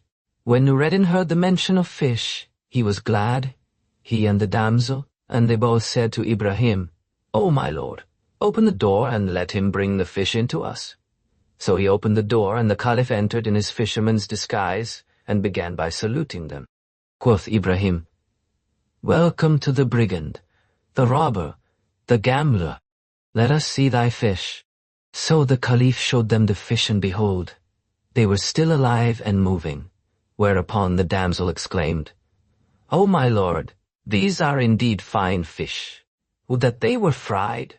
"By Allah, O my mistress," replied Ibrahim, "thou art right." "By Allah, O my mistress," replied Ibrahim, "thou art right." Then said he to the Caliph, said they, "Be quick about it." So he went out, running, and coming up to Ja'far, cried out, "Hello, Ja'far!" "Here am I, O Commander of the Faithful," replied he. "They want the fish fried," said the Caliph. "O commander of the faithful," answered Ja'far, "give it to me and I will fry it for them." "By the tombs of my forefathers," said the Caliph, "none shall fry it but I with my own hand." So he repaired to the keeper's hut, where he searched and found all that he required, even to salt and saffron and marjoram and so forth.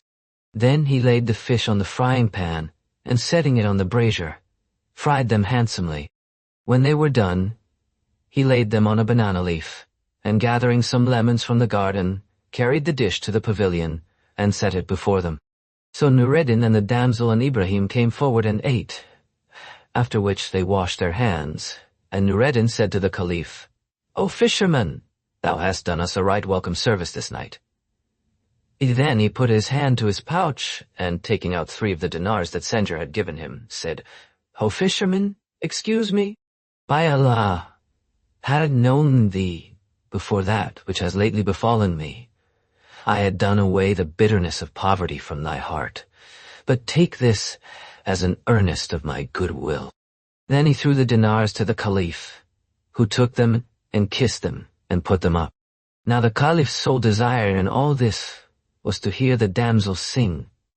So he said to Nureddin, "O my lord, thou hast rewarded me munificently, but I beg of thy great bounty that thou wilt let this damsel sing an air, that I may hear her." And he said, "My life on thee, sing us something for the sake of this fisherman, for he wishes to hear thee." So she took the lute and struck the strings, after she had tuned them, and sang the following verses. The fingers of the lovely maid went wandering o'er the lute, and many a soul to ravishment its music did compel. She sang, and lo, her singing cured the deaf man of his ill, and he that erst was dumb exclaimed, "Thou hast indeed done well, no." Then she played again, so admirably that she ravished their wits, and sang the following verses. Thou honoredst us, when thou didst in our land alight. Thy lustre hath dispelled the moonless midnight gloom. Wherefore, with camphor white, and rosewater, and muscat e'en, behoveth us our dwelling to perfume. At this the Caliph was agitated, and so overcome with emotion that he was not master of himself for excess of delight, and he exclaimed, "By Allah, it is good! By Allah, it is good! By Allah, it is good!" Quoth Nureddin, "O fisherman, doth this damsel please thee?" By Allah," replied he. Whereupon, said Nureddin, "I make thee a present of her, the present of a generous man, who does not go back on his giving, nor will revoke his gift." And then he sprang to his feet, and taking a mantle, threw it over the pretended fisherman, and bade him take the damsel, and be gone. But she looked at him and said, "O my lord, art thou going away without bidding me adieu? If it must be so, at least stay whilst I bid thee farewell, and make known my case." And she repeated the following verses. I am filled full of longing pain, and memory, and dole, till I for languor am become a body without soul. Say not to me, beloved one, thou'lt grow consoled for me, when such affliction holds the heart. What is there can console? If that a creature in his tears could swim as in a sea, I to do this of all that breathe were surely first and sole. O thou, the love of whom doth fill my heart and overflow, even when wine, with water mixed, fills up the brimming bowl. O thou for whom desire torments my body and my sprite. This severance is the thing I feared was writ on fortune's scroll. O thou, whose love from out my heart shall never more depart. Son of Kakan, thou my wish, my hope unshared and whole. On my account, thou didst transgress against our Lord and King, and left'st thy native land for me, to seek a foreign goal. Thou givest me unto Kerim, may he for aye be praised. And may the Almighty for my loss, my dearest lord, console. When she had finished, Noureddin answered her by repeating the following. She bade me adieu on the day of our parting, and said, whilst for anguish she wept, and she sighed, Ah, what wilt thou do, when from me thou art severed? Ask that of the man who'll survive, I replied. When the Caliph heard what she said in her verses, Thou hast given me to Kerim, his interest in her redoubled, and it was grievous to him to separate them. So he said to Noureddin, O my lord, verily the damsel said in her verses that thou hadst transgressed against her master and him who possessed her. So tell me, against whom didst thou transgress, and who is it that has a claim on thee? By Allah, O fisherman, replied Noureddin, there hangs a rare story by me and this damsel, a story which, were it graven with needles on the corners of the eye, would serve as a lesson to him who can profit by example. Said the Caliph, Wilt thou not tell us thy story, and acquaint us with thy case? Peradventure it may bring thee relief, for the help of God is near at hand. O fisherman, said Noureddin, wilt thou horse? Prose is but words, replied the Caliph, but verse is strung pearls. And Noureddin bowed his head and spoke the following verses. O my friend, I have bidden farewell to repose, and there anguish of exile has doubled my woes. I once had a father who loved me right dear, but left me to dwell in the tombs where all goes. There fell on me after him hardship and pain, and fate broke in pieces my heart with its blows. He bought me a slave girl, the fairest of maids, her shape shamed the branch, and her color the rose. I wasted the substance he left me, alas, and lavished it freely on these and on those, till for need I was minded to sell the fair maid, though sorely I grudged at the parting, God knows. But lo, when the crier 'gan call her for sale, a scurvy old skin flint to bid for her chose. At this I was angered beyond all control, and snatched her away ere the crier could close, whereupon the old rancorous curmudgeon flamed up with all despite, and beset me with insults and blows.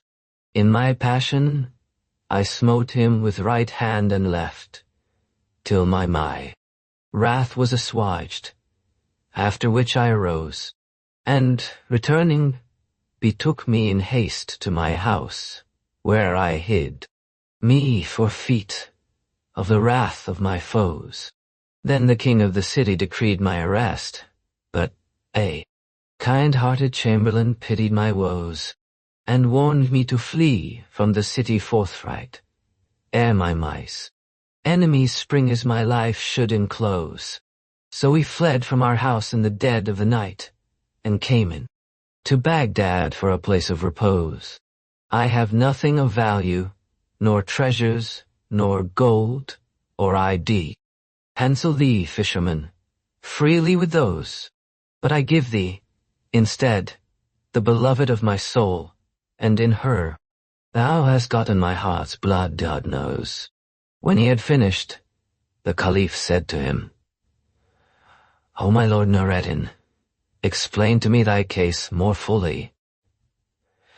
So he told him the whole story from beginning to end, and the Caliph said to him, Whither dost thou now intend? God's world is wide, replied he. Quoth the Caliph, I will write thee a letter to carry to the Sultan Mohammed ben Suleiman Est-Saini, which, when he reads, he will do thee no hurt. Whoever heard of a fisherman writing to kings? Said Noureddin.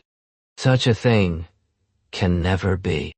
True, replied the Caliph, but I will tell thee the reason. Know that he and I learnt in the same school, under one master, and that I was his monitor. Since that time, fortune has betided him, and he is become a sultan, whilst God hath abased me and made me a fisherman. Yet I never send to him to seek aught, but he does my desire. Nay, though I should ask of him 1,000 favors a day, he will So the Caliph took pen and inkhorn and wrote as follows: In the name of God, the compassionate, the merciful. This letter is from Harun Rashid, son of El-Mahdi, to His Highness Mohammed ben Zulaiman et-Saini, whom I have compassed about with my favor and made governor for me in certain of my dominion. The bearer of these presents is Noureddin, son of Fels ben Khakan, the Vizier. As soon as they come to thy hand, do thou put off thy kingly dignity, and invest him therewith. And look thou oppose not my commandment, so peace be on thee. Then he gave the letter to Noureddin, who took it and kissed it, then put it in his turban and set out at once on his journey. As soon as he was gone, Ghaffar Ibrahim fumed to the Caliph, and said to him, O vilest of fishermen, thou hast brought us a couple of fish, worth a score of paras, and hast gotten 3 dinars for them. And thinkest thou to take the damsel also? When the Caliph heard this, he cried out at him and made a sign to Mesrour, who discovered himself and rushed upon him. Now Ja'far had sent one of the gardeners to the doorkeeper of the palace for a suit of the royal raiment for the commander of the faithful. So he went, and returning with the suit, kissed the earth before the Caliph and gave it to him.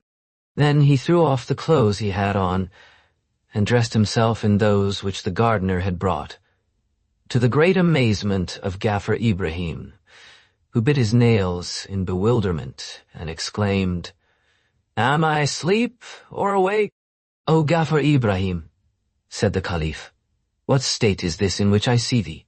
With this, he recovered from his drunkenness, and throwing himself on the ground, repeated the following verses. Forgive the error into which my straying feet did fall. For the slave sues for clemency from him to whom he's thrall. Lo, by confessing, I have done what the offense requires. Where? Nay, then, is that for which good grace and generous mercy call? The Caliph forgave him, and bade carry the damsel to the palace, where he assigned her a separate lodging and servants to wait upon her, saying to her, Know that we have sent thy master to be sultan in Bassorah, and God willing, we will dispatch him a dress of honor and thee with it. Meanwhile Noureddin fared on, till he reached Bassorah, when he repaired to the sultan's palace, and gave a loud cry. The sultan heard him and sent for him, and when he came into his presence, he kissed the earth before him, and pulling out the letter, gave it to him. The sultan, seeing that the superscription was in the handwriting of the Caliph, rose to his feet, and kissed the letter 3 times, then read it and said, I hear and obey God and the commander of the faithful. Then he summoned the 4 cadis and the emirs, and was about to divest himself of the kingly office, when in came the Vizier Mu'in ben Sawa.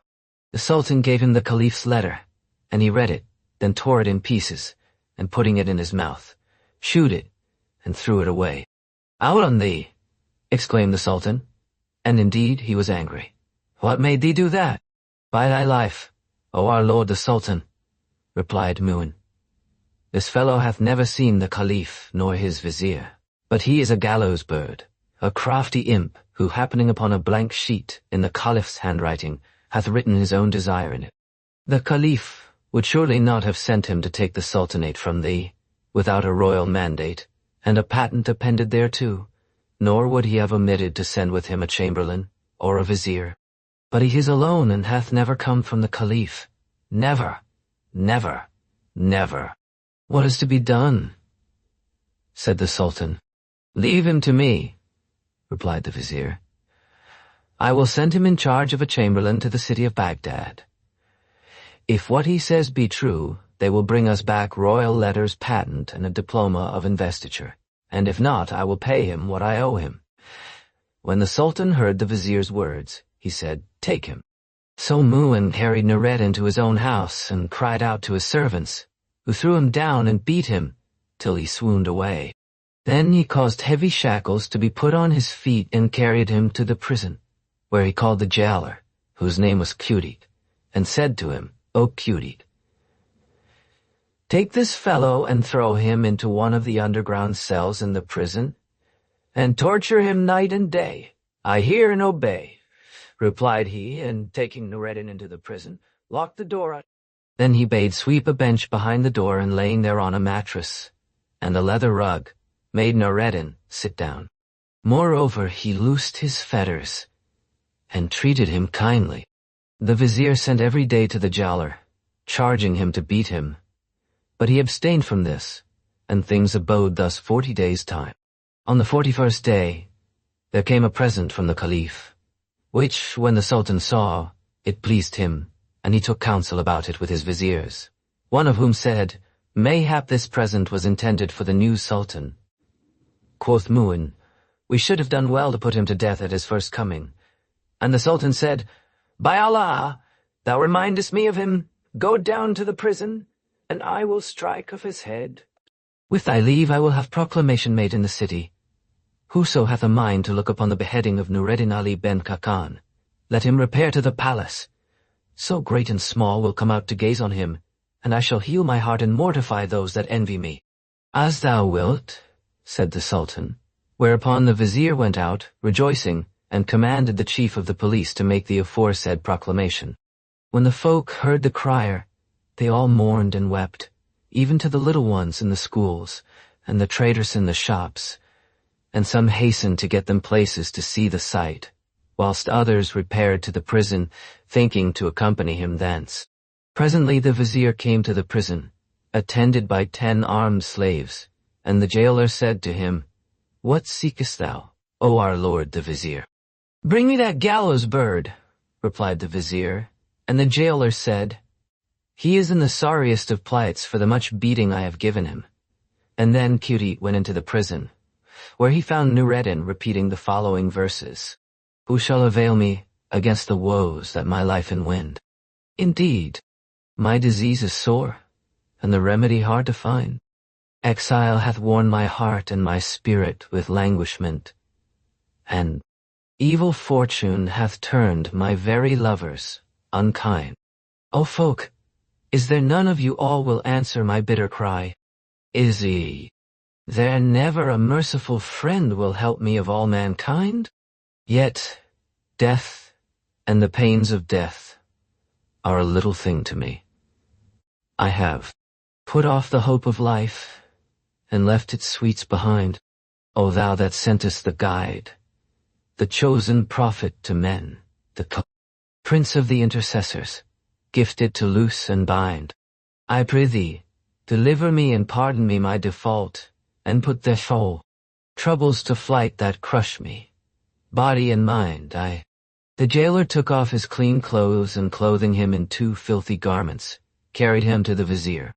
Noureddin looked at him, and knowing him for his enemy who still sought to compass his death, wept and said to him, Art thou then secure against fate?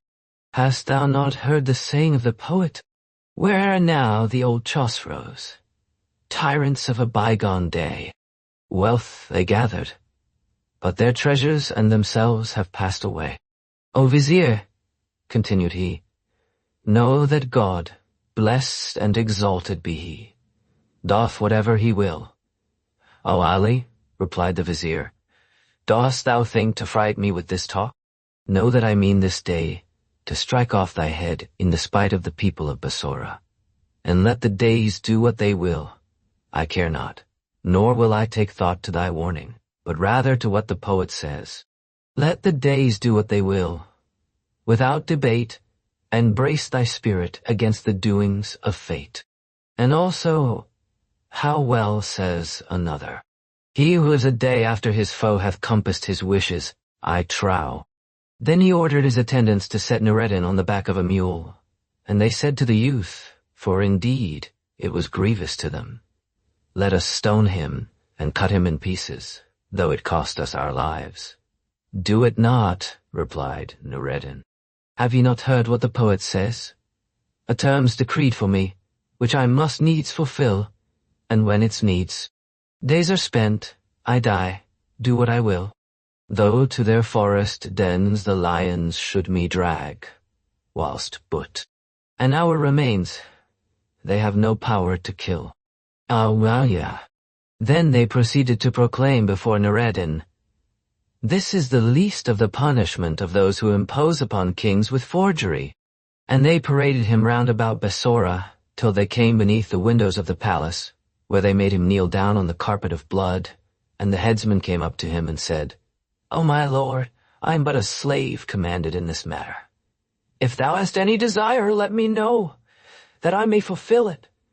For now there remains of thy life but till the Sultan shall put his head out of the window.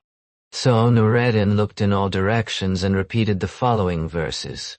I see the headsman and the sword. I see the carpet spread, and cry, Alas, my sorry plight! Alas, my humbled head! How is it I have no pitying friend to help me in my need? Will no one answer my complaint or heed the tears I shed? My time of life is passed away, and death draws nigh to me. Will no one earn the grace of God by standing me instead? Will none take pity on my state, and succor my despair with but a cup of water cold, to ease my torments dread? The people fell to weeping for him, and the headsman rose and brought him a draught of water.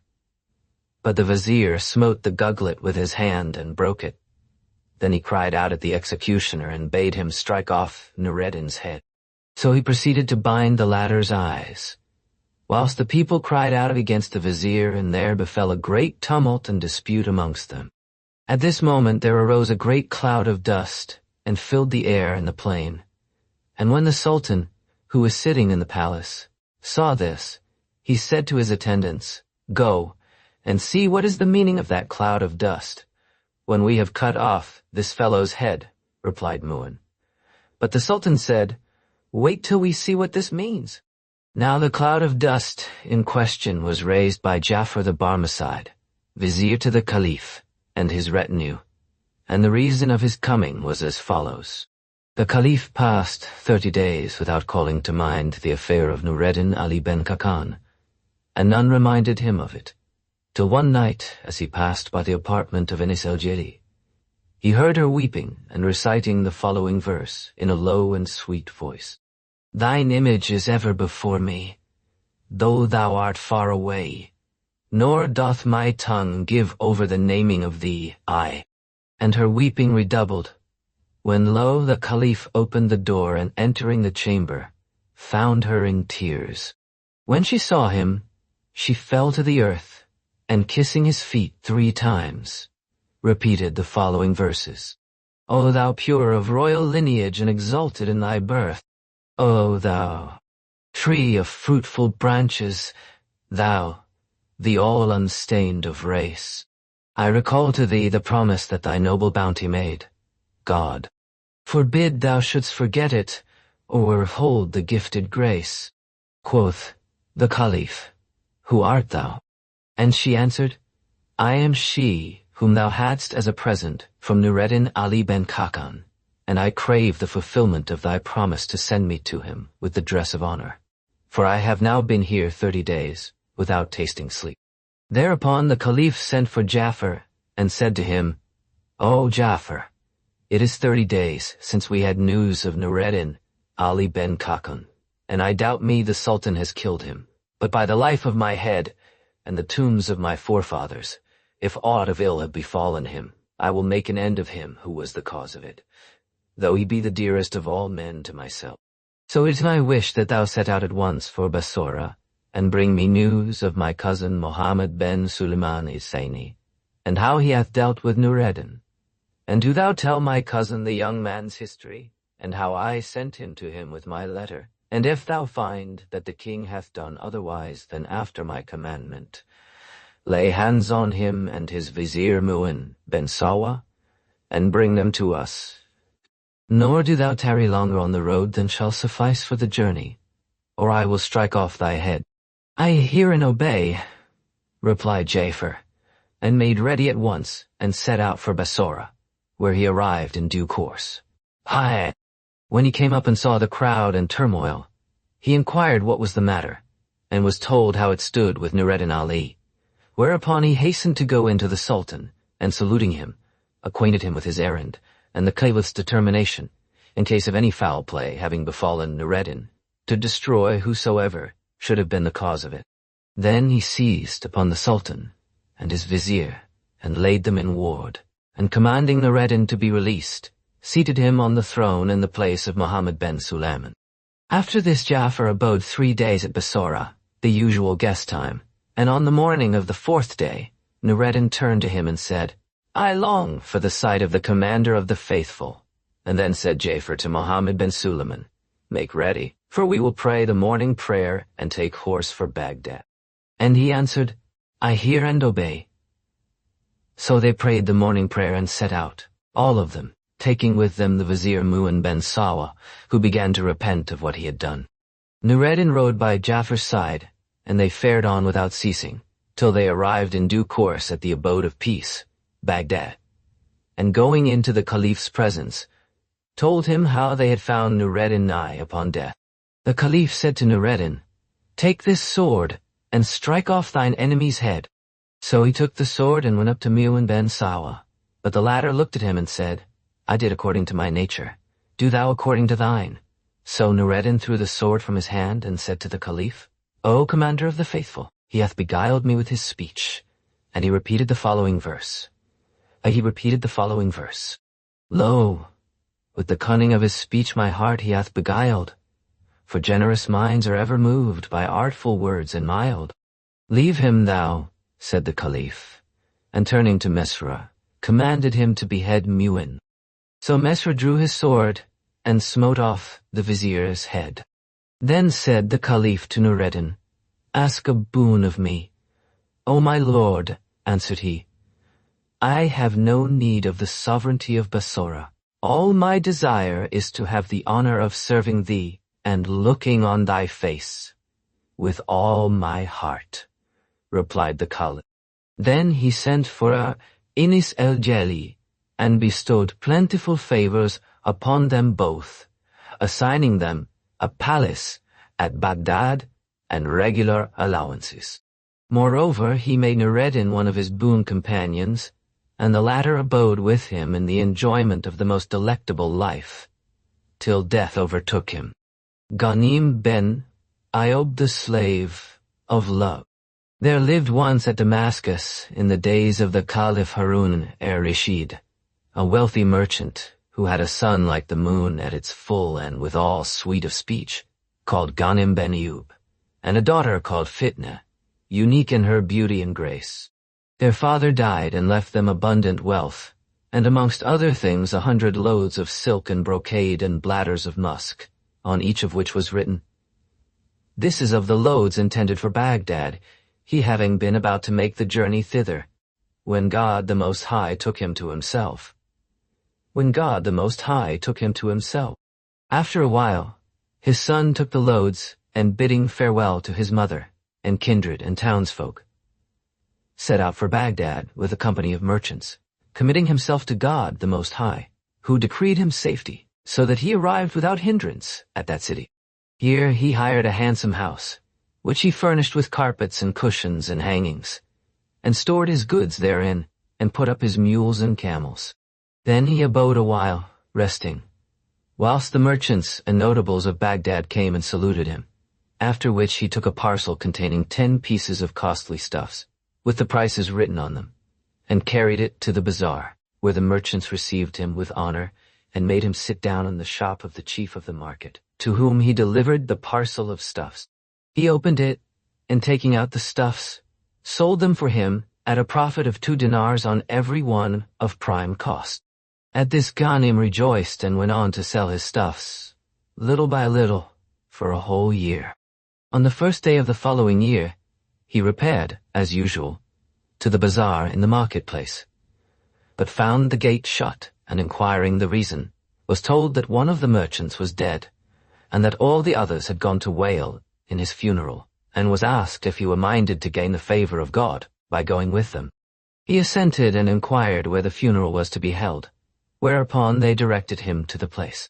So he made the ablution and repaired with the other merchants to the place of prayer, where they prayed over the dead, then went before the bier to the burial place, without the city, and passed among the tombs, till they came to the grave. Here they found that the dead man's people had pitched a tent over the tomb, and brought thither lamps and candles. So they buried the dead and sat down to listen to the reading of the Quran over the tomb. Ghanim sat with them, being overcome with bashfulness and saying to himself,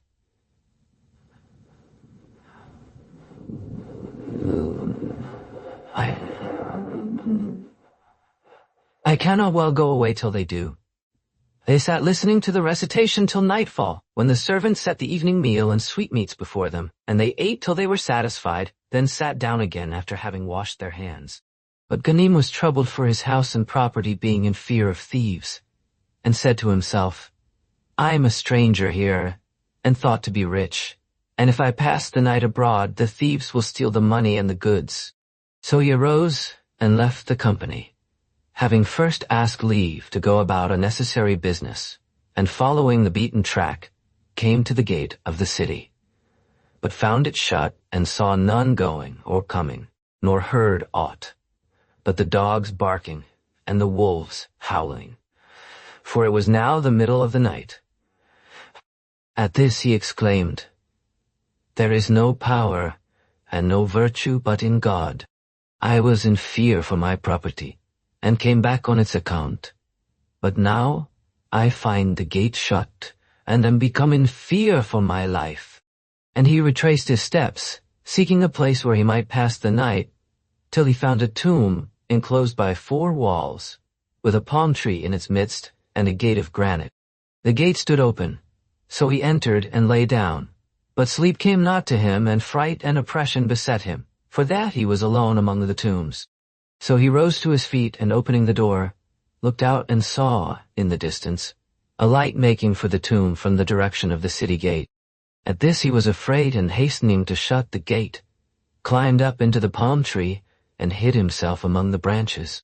The light came nearer and nearer, till he could see 3 black slaves, 2 carrying a chest, and a third a lantern, an adze, and a basket of plaster. When they came to the tomb, one of those who were carrying the chest cried out to the other, Hello, Suab! What ails thee, O Kayfar? Said the other. Were we not here at 10 nights? Translated by John Payne in 1884. Volume 1. The Book of the 1,000 Nights and One Night. In the name of God, the Compassionate, the Merciful. Praise be to God, the Lord of the 2 worlds, and blessing and peace upon the Prince of the Prophets, our Lord and Master Muhammad, whom God bless and preserve with abiding and continuing peace and blessing, until the day of the faith. Of a verity, the doings of the ancients become a lesson to those that follow after, so that men look upon the admonitory events that have happened to others and take warning, and come to the knowledge of what befell bygone peoples, and are restrained thereby. So glory be to him who hath appointed the things that have been done aforetime for an example to those that come after. And of these admonitory instances are the histories called the 1,000 Nights and One Night, with all their store of illustrious fables and relations.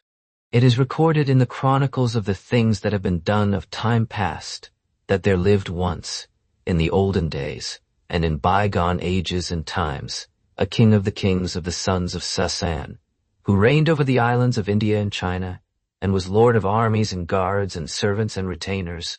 He had 2 sons, an elder and a younger, who were both valiant cavaliers, but the elder was a stouter horseman than the younger. When their father died, he left his empire to his elder son, whose name was Shahryar, and he took the government and ruled his subjects justly, so that the people of the country and of the empire loved him well, whilst his brother Shahzaman became king of Samarkand of Tartary. The 2 kings abode each in his own dominions, ruling justly over their subjects, and enjoying the utmost prosperity and happiness, for the space of 20 years, at the end of which time the elder king yearned after his brother, and commanded his vizier to repair to the latter's court, and bring him to his own capital.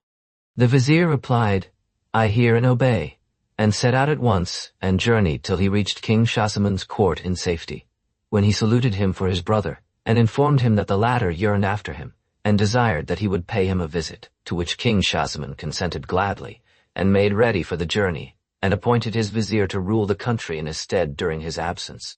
Then he caused his tents and camels and mules to be brought forth and encamped, with his guards and attendants, without the city, in readiness to set out next morning for his brother's kingdom.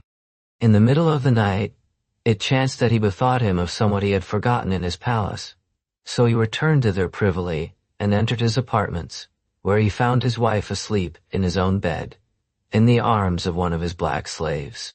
When he saw this, the world grew black in his sight, and he said to himself, "If this is what happens whilst I am yet under the city walls, what will be the condition of this accursed woman during my absence at my brother's court?" Then he drew his sword, and smote the twain, and slew them, and left them in the bed, and returned presently to his camp, without telling anyone what had happened. Then he gave orders for immediate departure, and set out at once, and traveled till he drew near his brother's capital, when he dispatched vaunt couriers to announce his approach. His brother came forth to meet him, and saluted him, and rejoiced exceedingly, and caused the city to be decorated in his honor. Then he sat down with him to converse and make merry. But King Shahzaman could not forget the perfidy of his wife, and grief grew on him more and more, and his color changed, and his body became weak. Shahryar saw his condition, but attributed it to his separation from his country and his kingdom, so let him alone, and asked no questions of him. Till one day he said to him, "O my brother, I see that thou art grown weak of body, and hast lost thy color." And Shahzaman answered, "O my brother, I have an internal wound," but did not tell him about his wife. Said Shahryar, "I wish thou wouldst ride forth with me a-hunting. Maybe it would lighten thy heart." But Shahzaman refused, so his brother went out to hunt without him. Now there were in King Shahzaman's apartments lattice windows overlooking his brother's garden, and as the former was sitting looking on the garden, behold, a gate of the palace opened, and out came 20 damsels and 20 black slaves, and among them his brother's wife, who was wonderfully fair and beautiful. They all came up to a fountain, where the girls and slaves took off their clothes and sat down together. Then the queen called out, "O Mizud!" And there came to her a black slave, who embraced her, and she him. Then he lay with her, and on likewise did the other slaves with the girls. And they ceased not from kissing and clipping and cricketing and carousing until the day began to wane. When the king of Tartary saw this, he said to himself, "By Allah, my mischance was lighter than this." And his grief and chagrin relaxed from him, and he said, "This is more grievous than what happened to me." So he put away his melancholy, and ate and drank. Presently, his brother came back from hunting, and they saluted each other. And Shahryar looked at Shahzaman, and saw that his color had returned, and his face was rosy, and he ate heartily, whereas before he ate but little. So he said to him, "O my brother, when I last saw thee, thou wast pale and wan, and now I see that the color has returned to thy face. Tell me how it is with thee." Quoth Shahzaman, "I will tell thee what caused my loss of color, but excuse me from acquainting thee with the cause of its return to me." Said Shahryar, "Let me hear first what was the cause of thy pallor and weakness." "Know then, O my brother," rejoined Shahzaman, "that when thou sentest thy vizier to bid me to thee, I made ready for the journey, and had actually quitted my capital city. So I returned to my palace, where I found my wife asleep in my bed, in the arms of a black slave. I slew them both, and came to thee, and it was for brooding over this affair that I lost my color and became weak. But forgive me if I tell thee not the cause of my restoration to health." When his brother heard this, he said to him, "I conjure thee by Allah, tell me the reason of thy recovery." So he told him all that he had seen, and Shahryar said, I must see this with my own eyes." "Then," replied Schahzaman, "feign to go forth to hunt and hide thyself in my lodging, and thou shalt see all this and have ocular proof of the truth." So Shahryar ordered his attendants to prepare to set out at once, whereupon the troops encamped without the city, and he himself went forth with them, and sat in his pavilion, bidding his servants admit no one. Then he disguised himself, and returned secretly to King Shahzaman's palace, and sat with him at the lattice overlooking the garden, until the damsels and their mistress came out with the slaves, and did as his brother had reported, till the call to afternoon prayer.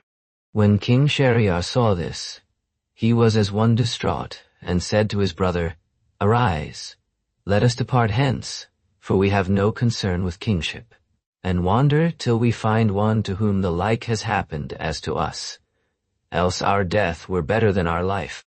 Then they went out by a postern of the palace and journeyed days and nights, till they came to a tree standing in the midst of a meadow, by a spring of water, on the shore of the salt sea, and they drank of the stream and sat down by it to rest. When the day was somewhat spent, behold, the sea became troubled, and there arose from it a black column that ascended to the sky, and made towards the meadow. When the princes saw this, they were afraid and climbed up to the top of the tree, which was a high one, that they might see what was the matter. And behold, it was a genie of lofty stature, broad-browed and wide-cheated, bearing on his head a coffer of glass with 7 locks of steel. He landed and sat down under the tree, where he set down the coffer, and opening it, took out a smaller one. This also he opened, and there came forth a damsel slender of form and dazzlingly beautiful, as she were a shining sun, as says the poet Utai. She shines out in the dusk, and lo, the day is here, and all thick. Trees flower forth with blossoms bright and clear. The sun from out her brows arises, and the moon, when she unveils her face, cloth hide for shame and fear. All living things prostrate themselves before her feet, when she unshrouds, and all her hidden charms appear. And when she flashes forth the lightnings of her glance, she maketh eyes to rain like showers, with many a tear. When the genie saw her, he said to her, "O queen of noble ladies, thou whom indeed I stole away on thy wedding night, I have a mind to sleep a while." And he laid his head on her knees and fell asleep. Presently, the lady raised her eyes to the tree, and saw the 2 kings among the branches. So she lifted the genie's head from her lap, and laid it on the ground, then rose and stood beneath the tree, and signed to them to descend, without heeding the Afrit. They answered her in the same manner, "God on thee excuse us from this." But she rejoined by signs, as who should say, "If you do not come down, I will wake the Afrit on you, and he will kill you without mercy." So they were afraid and came down to her, whereupon she came up to them and offered them her favors, saying, "To it, both of you, and lustily, or I will set the Afrit on you." So for fear of him, King Shahryar said to his brother Shahzaman, "O brother, do as she bids thee." But he replied, "Not do as she bids thee. And you come not forward and fall to, I will rouse the Afrit on you."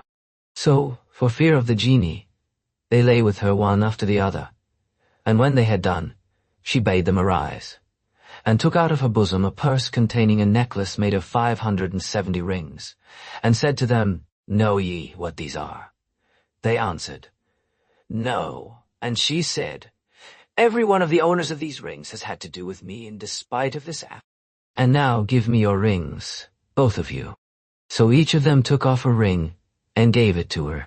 And she said to them, "Know that this genie carried me off on my wedding night, and laid me in a box, and shut the box up in a glass chest, on which he clapped 7 strong locks, and sank it to the bottom of the roaring stormy sea, knowing not that nothing can hinder a woman, when she desires aught, even as says one of the poets, I read thee put no faith in womankind, nor trust the oaths they lavish, all in vain. For on the satisfaction of their lusts depend alike their love and their disdain. They proffer lying love, but perfidy is all indeed their garments do contain. Take warning then by Joseph's history, and how a woman sought to do him bane, and eke thy father Adam, by their fault to leave the groves of paradise was fain, or as another says, out on yon. Blame confirms the blamed one in his way. My fault is not so great indeed as you would say. If I'm in love, forsooth, my case is but the same as that of other men before me, many a day. For great the wonder were if any man alive from women and their wiles escape unharmed away. When the two kings heard this, they marveled and said, Allah, Allah, there is no power and no virtue save in God the Most High, the Supreme. We seek aid of God against the malice of women, for indeed their craft is great. Then she said to them, Go your ways. So they returned to the road, and Shahryar said to Shahzaman, By Allah, O my brother, this Afrit's case is more grievous than ours.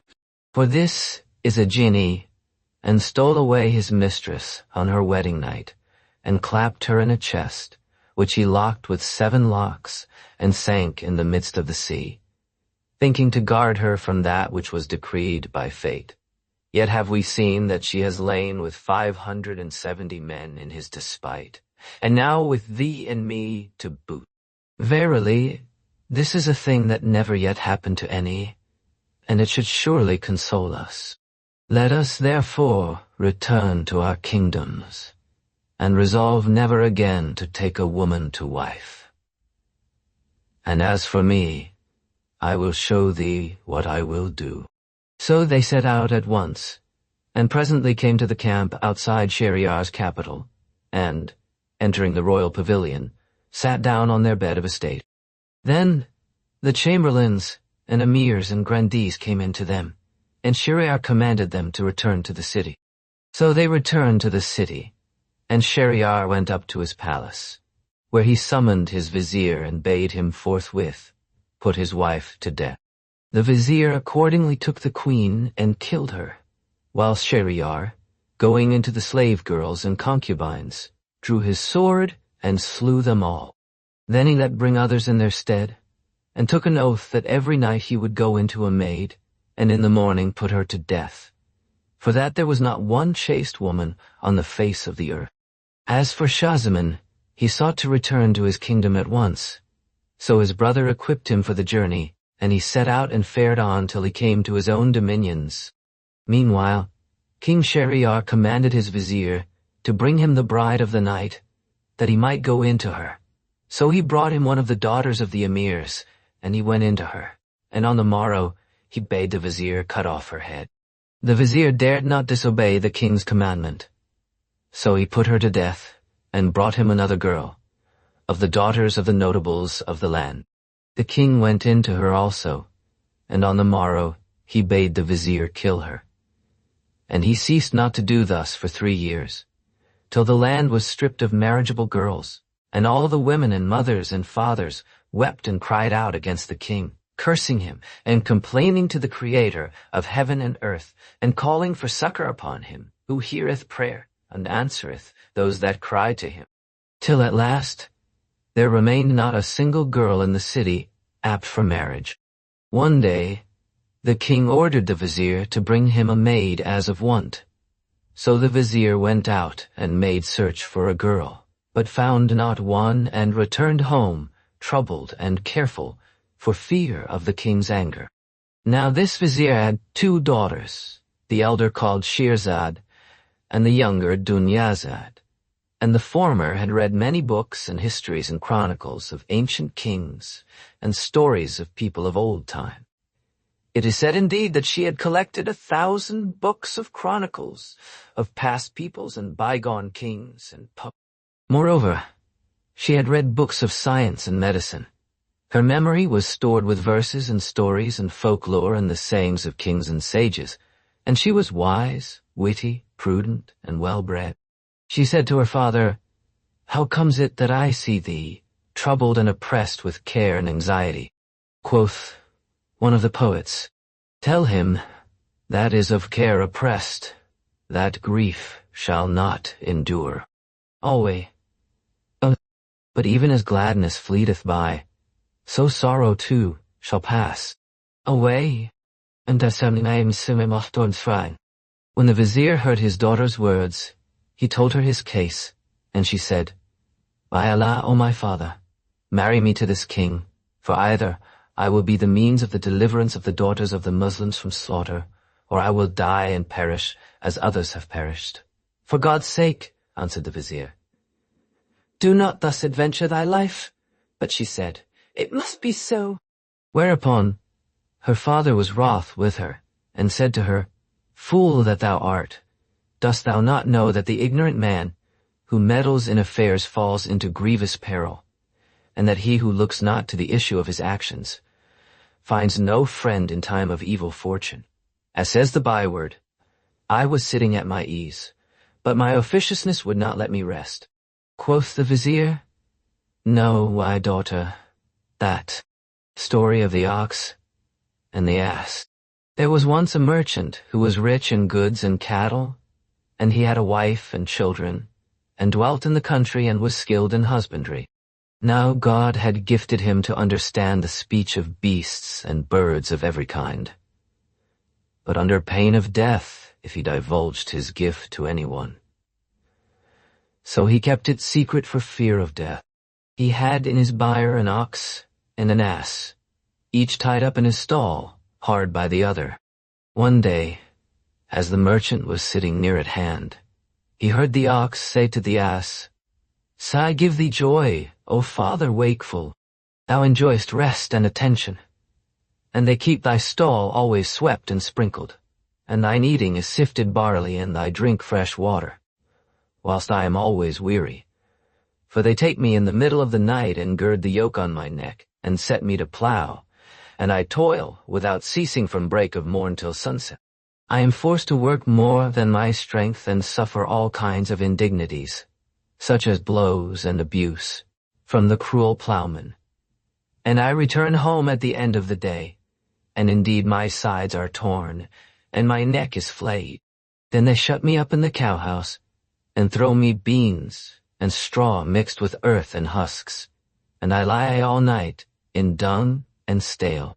But thy place is always swept and sprinkled, and thy manger clean, and full of sweet hay, and thou art always resting, except that, now and then, our master hath occasion to ride thee and return speedily with thee. And but for this thou art always resting, and I toiling, and thou sleeping, and I toiling, thou sleeping, and I wake." "O broadhead," answered the ass, "he was in the right who dubbed thee ox, for thou art stupid in the extreme, nor is there in thee thought or craft, but thou showest zeal, and cost thine utmost endeavor before thy master, and fearest and killest thyself, for the benefit of another. Thou goest forth at the time of morning prayer, and returnest not till sundown, and endurest all day all manner of afflictions, now blows, now fatigue, and now abuse. When thou returnest, the ploughman ties thee to a stinking manger, and thou friskest and pawest the ground, and buttest with thy horns and bellowest greatly, and they think thou art content. No sooner have they thrown thee thy fodder than thou fallest on it greedily, and hastenest to fill thy belly with it. But if thou wilt follow my counsel, it will be the better for thee, and thou wilt get twice as much rest as I. When thou goest forth to the furrow, and they lay the yoke on thy neck, lie down, and do not rise, even if they beat thee, or only rise and lie down again. And when they bring thee home, fall prostrate on thy back, and refuse thy fodder, when they throw at thee and feign to be sick. Do this for a day or two, and thou wilt have rest from toil and weariness." The ox thanked the ass greatly for his advice, and called down blessings on him, and the merchant heard all that passed between them. Next day, the plowman took the ox and yoked him to the plow and set him to work as usual. The ox began to fall short in his work, and the plowman beat him till he broke the yoke and fled, following out the ass's precepts. But the man overtook him and beat him till he despaired of life. Yet for all that, he did nothing but stand still and fall down till the evening. Then the plowman took him home and tied him in his stall. But he withdrew from the manger, and neither frisked, nor stamped, nor bellowed as usual. And the man wondered at this. Then he brought him the beans and straw, but he smelt at them and left them and lay down at a distance, and passed the night without eating. Next morning, the plowman came and found the straw and beans untouched, and the ox lying on his back, with his stomach swollen and his legs in the air. So he was concerned for him and said to himself, "He has certainly fallen ill, and this is why he would not work yesterday." Then he went to his master and told him that the ox was ill and would not touch his fodder. Now the farmer knew what this meant, for that he had overheard the talk between the ox and the ass as before mentioned. So he said, "Take that knave of an ass, and bind the yoke on his neck, and harness him to the plow, and try and make him do the ox work." So the plowman took the ass, and made him work all day, beyond his strength, to accomplish the ox's task. And he beat him till his skin and ribs were sore and his neck flayed with the yoke. When the even came and the ass resumed home, he could hardly drag himself along. But as for the ox, he had lain all day, resting, and had eaten his fodder cheerfully, and with a good appetite, and all day long he had called down blessings on the ass for his good counsel, not knowing what had befallen him on his account. So when the night came and the ass returned to the stable, the ox arose and said to him, "Mayst thou be gladdened with good news, O father wakeful. Through thee I have rested today, and have eaten my food in peace and comfort." The ass made him no answer, for rage and vexation and fatigue and the beating he had undergone. But he said to himself, "All this comes of my folly in giving another good advice. As the saying goes, I was lying at full length, but my officiousness would not let me be. But I will go about with him, and return him to his place, else I shall perish." Then he went to his manger weary, whilst the ox thanked him and blessed. "And thou, O my daughter," said the Vizier, "like the ass, wilt perish through thy lack of sense, so do thou oft quiet, and cast not thyself into perdition. Indeed, I give thee good counsel, and am affectionately solicitous for thee." "O my father," answered she, "nothing will serve me, but I must go up to this king and become his wife." Quoth he, "And thou hold not thy peace, and bidest?" "No," answered he, "that the merchant and his wife and children came out on the terrace, it being a moonlit night, and the moon at its full. Now the terrace overlooked the byre, and presently, as he sat, with his children playing before him, the merchant heard the ass say to the ox, 'Tell me, O father stupid, what dost thou mean to do tomorrow? What, but that thou advisest me?' Thine advice was as good as could be, and has got me complete rest, and I will not depart from it in the least. So when they bring me my fodder, I will refuse it, and feign sickness, and swell out my belly." The ass shook his head and said, "Beware of doing that. Why?" asked the ox, and the ass answered, "Know that I heard our master say to the laborer, 'If the ox do not rise and eat his fodder today, send for the butcher to slaughter him, and give his flesh to the poor, and make a rug of his skin.' And I fear for thee on account of this. So take my advice, ere ill hap betide thee. And when they bring thee the fodder, eat it, and arise and bellow, and paw the ground with thy feet, or our master will assuredly slaughter thee." Whereupon the ox arose and bellowed and thanked the ass and said, "Tomorrow I will go with them readily." Then he ate up all his fodder, even to licking the manger with his tongue.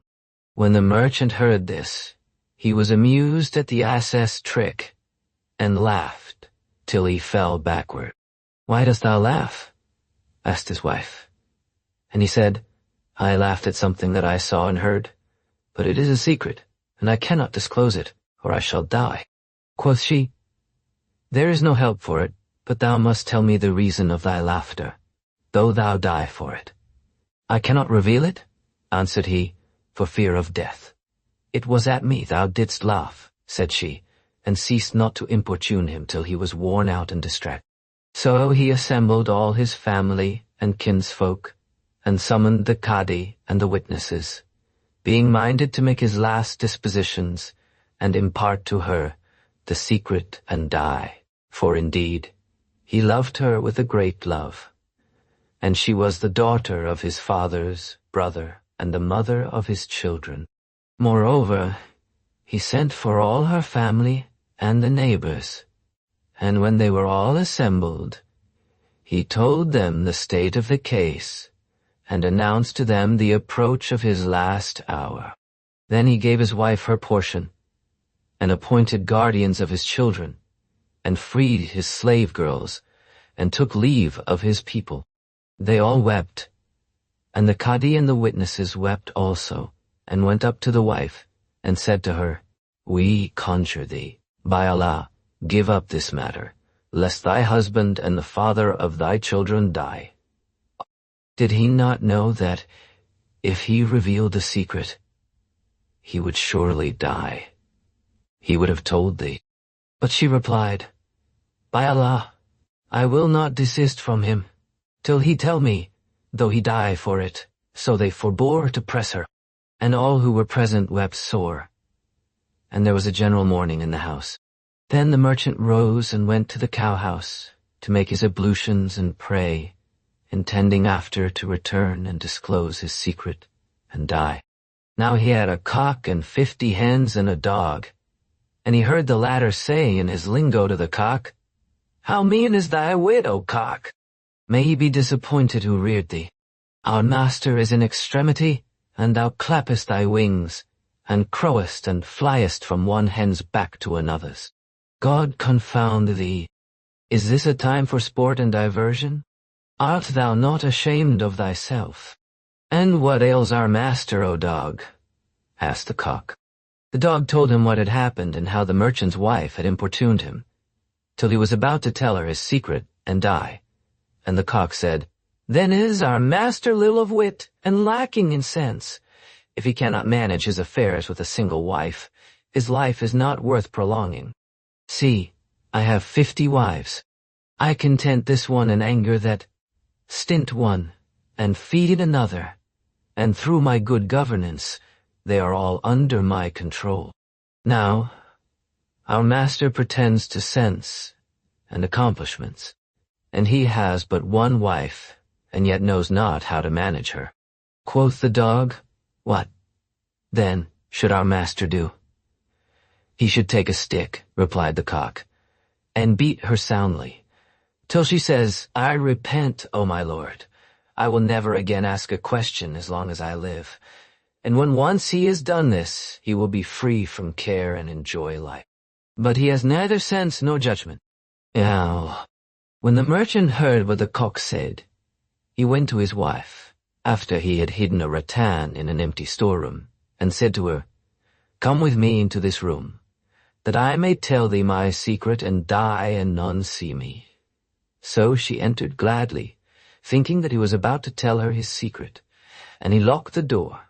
Then he took the rattan and brought it down on her back and ribs and shoulders, saying, He beat her till she was well nigh senseless, and she cried out, "By Allah, I will ask thee no more questions, and indeed I repent sincerely." And she kissed his hands and feet.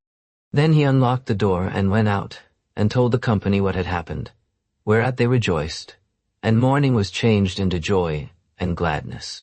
So the merchant learned good management from a cock, and he and his wife lived happily until death.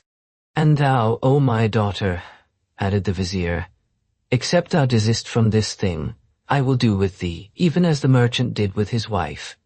"I will never desist," answered she, "nor is it this story that can turn me from my purpose. And an thou yield not to me, I will go up myself to the king, and complain to him of thee, in that thou grudgest the like of me, to the like of him," quoth her father.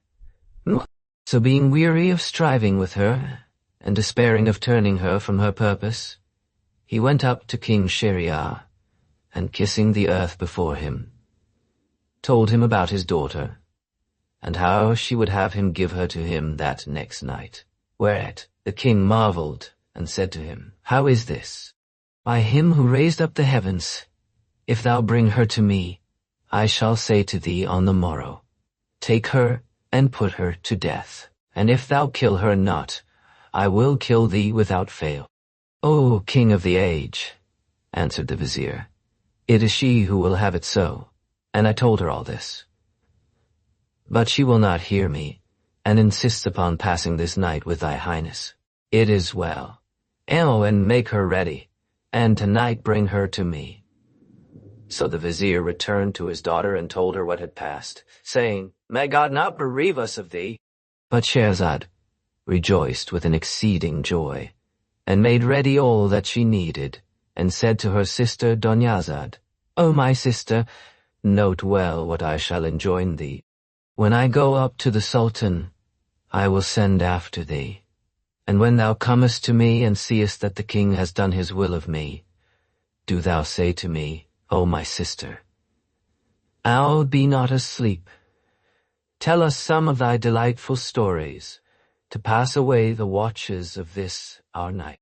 Do this, and, God willing, it shall be the means of my deliverance, and of the ridding of the folk of this calamity, and by it I will turn the king from his custom." Dunyazad answered, "It is well." And the vizier carried Shehrzad to the king, who took her to his bed and fell to toying with her. But she wept, and he said to her, "Why dost thou weep?" "O king of the age," answered she, "I have a young sister, and I desire to take leave of her this night, and that she may take leave of me before the morning." So he sent for Dunyazad, and she waited till the Sultan had done his desire of her sister, and they were all three awake, when she coughed and said, "O my sister, and thou be not asleep, tell us one of thy pleasant stories, to beguile the watches of night, and they will take—" "With all my heart," answered Shehrzad, "if the good king give me leave." The king, being wakeful, was pleased to hear a story, and said, "Tell on." Whereat she rejoiced greatly, and said, "It is related, O august king, that the merchant and the genie. There was once a merchant who had much substance and traded largely in foreign countries. One day, as he was riding through a certain country, whither he had gone to collect what was due to him, there overtook him the heat of the day, and presently he espied a garden before him. So he made towards it for shelter, and alighting, sat down under a walnut tree by a spring of water. Then he put his hand to his saddlebags and took out a cake of bread and a date, and ate them, and threw away the date stone, when behold, there started up before him a gigantic Afrit, with a naked sword in his hand, who came up to him and said, "Arise, that I may slay thee, even as thou hast slain my son." "How did I slay thy son?" asked the merchant, and the genie replied, "When thou threwest away the date stone, it smote my son, who was passing at the time, on the breast, and he died forthright." When the merchant heard this, he said, "Verily, we are gods, and to him will we return. There is no power and no virtue but in God, the Most High, the Supreme.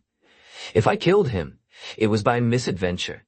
Then he seized him, and throwing him down, raised his sword to strike him, whereupon the merchant wept and said, "I commit my affair to God," and recited the following verses. "Fate has 2 days, untroubled one, the other lowering, and life 2 parts, the one content, the other sorrowing. Say unto him that taunteth us with fortune's perfidy, at whom But those whose heads are high doth fate its arrows fling. Nun, find you, schon, oh no. If that the hands of time have made their plaything of our life, till for its long protracted kiss, ill hap upon us spring. Dost thou not see the hurricane? What time the wild winds blow, smite down the stately trees alone, and spare each lesser thing. Anme, lo, in the skies are many stars, no one can tell their tale, but to the sun and moon alone eclipse brings darkening. The earth bears many a pleasant herb and many a plant and tree, but none is stoned save only those to which the fair fruit cling. Now, look on the sea, and how the waves float up upon the foam. But in the foam, its deepest depths of blue the pearls have sojourning. Cut short thy speech, said the genie, for, by Allah, there is no help for it, but I must kill thee. No, O Afrit, replied the merchant, that I have a wife and children, and much substance, and I owe debts and hold pledges. So let me return home and give everyone his due, and I vow by all that is most sacred that I will return to thee at the end of the year, that thou mayest do with me as thou wilt, and God is witness of what I say. The genie accepted his promise and released him, whereupon returned to his dwelling place, and, moreover, he told his wife and children what had happened, and made his last dispositions, and tarried with his family till the end of the year. Then he rose, and made his ablutions, and took his winding sheet under his arm, and bidding his household and kinsfolk and neighbors farewell, set out much against his will to perform his promise to the genie, whilst his family set up a great noise of crying and lamentation. He journeyed on till he reached the garden, where he had met with the genie on the first day of the new year, and there sat down to await his doom.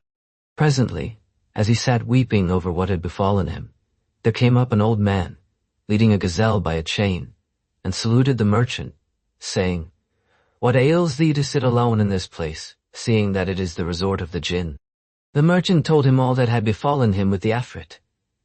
And he wondered and said, By Allah, O my brother, thy good faith is exemplary, and thy story is a marvelous one. If it were graven with needles on the corners of the eye, it would serve as a warning to those that can profit by example. Then he sat down by his side, saying, By Allah, O my brother, I will not leave thee till I see what befalls thee with this Afrit. So they sat conversing, and fear and terror got hold upon the merchant, and trouble increased upon him, notwithstanding the old man's company. Presently, another old man came up, leading 2 black dogs, and saluting them, inquired why they sat in a place known to be haunted by jinn, whereupon the merchant repeated his story to him. He had not sat long with them, when there came up a third old man leading a dappled she-mule, and after putting to them the same question, and receiving a like answer, sat down with them to await the issue of the affair. They had sat but a little while longer, when behold, there arose a cloud of dust, and a great whirling column approached from the heart of the desert. Then the dust lifted, and discovered the genie, with a drawn sword in his hand, and sparks of fire issuing from his eyes.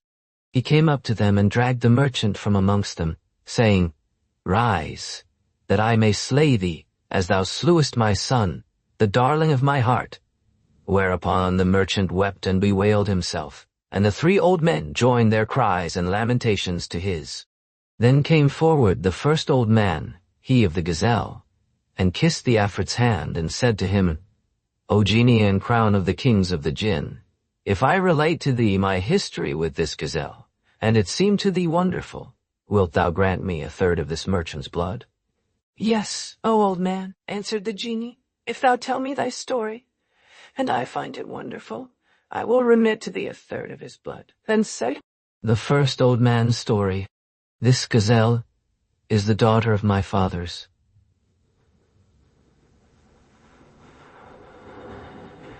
and my own flesh and blood. I married her whilst she was yet of tender age, and lived with her near 30 years, without being blessed with a child by her. So I took me a concubine, and had by her a son, like the rising full moon, with eyes and eyebrows of perfect beauty.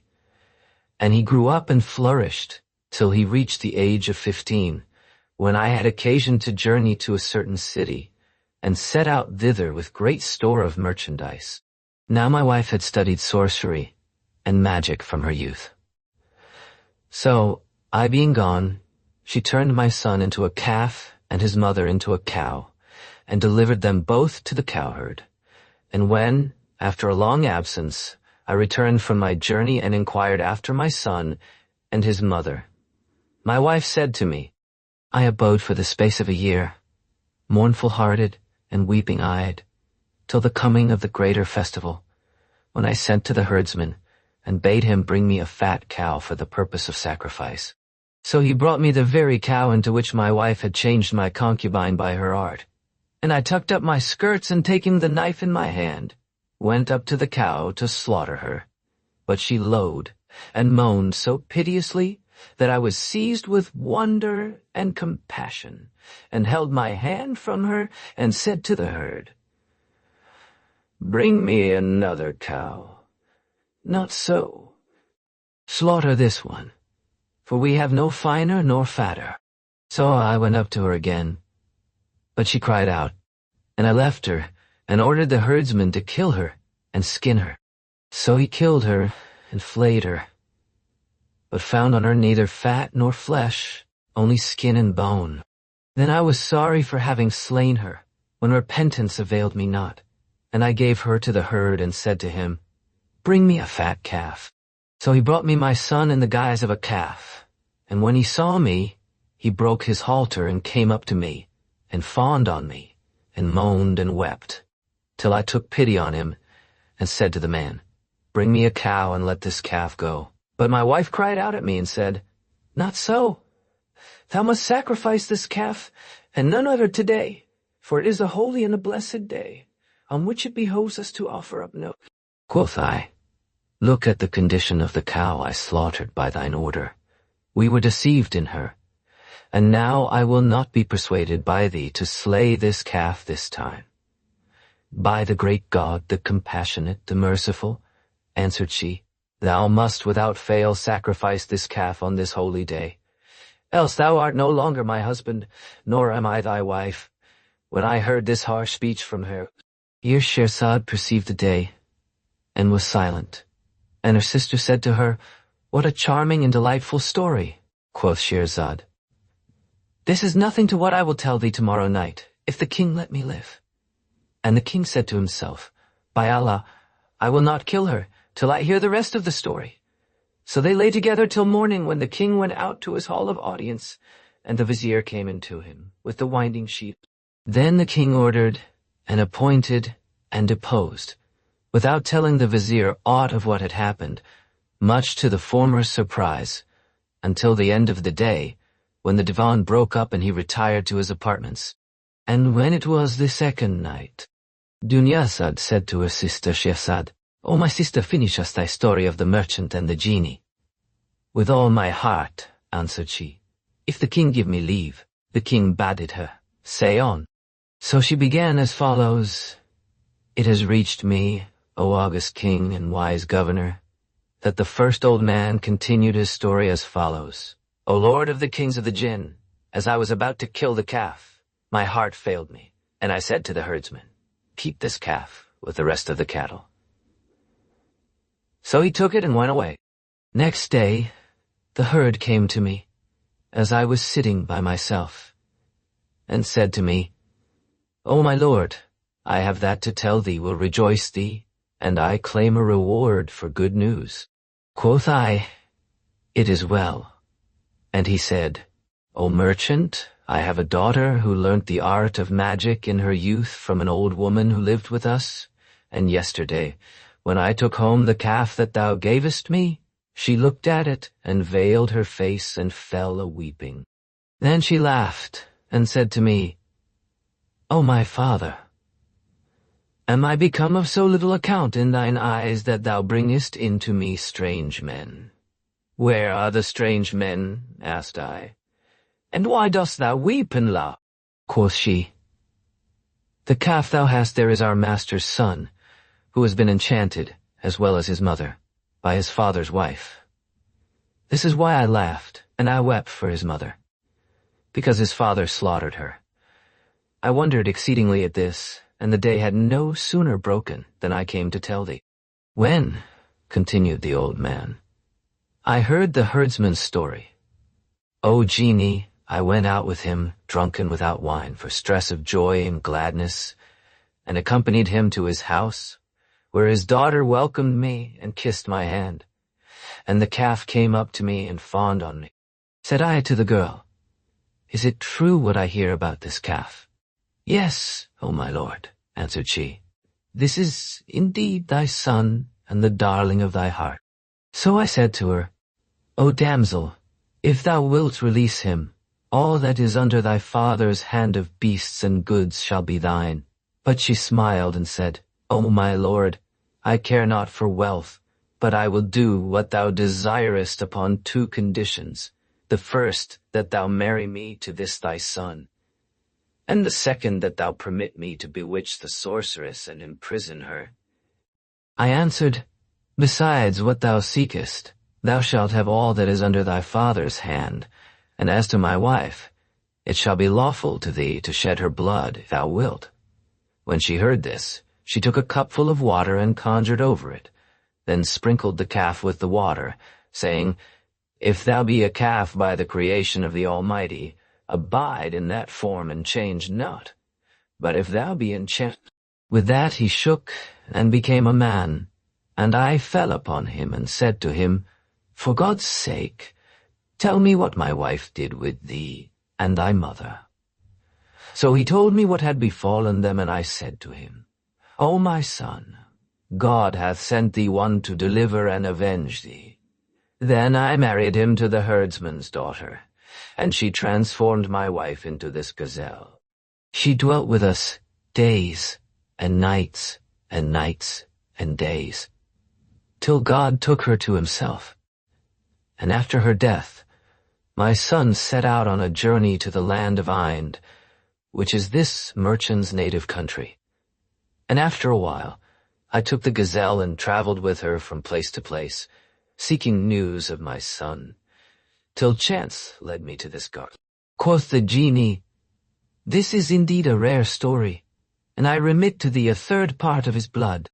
Then came forward the second old man, he of the 2 greyhounds, and said to the genie,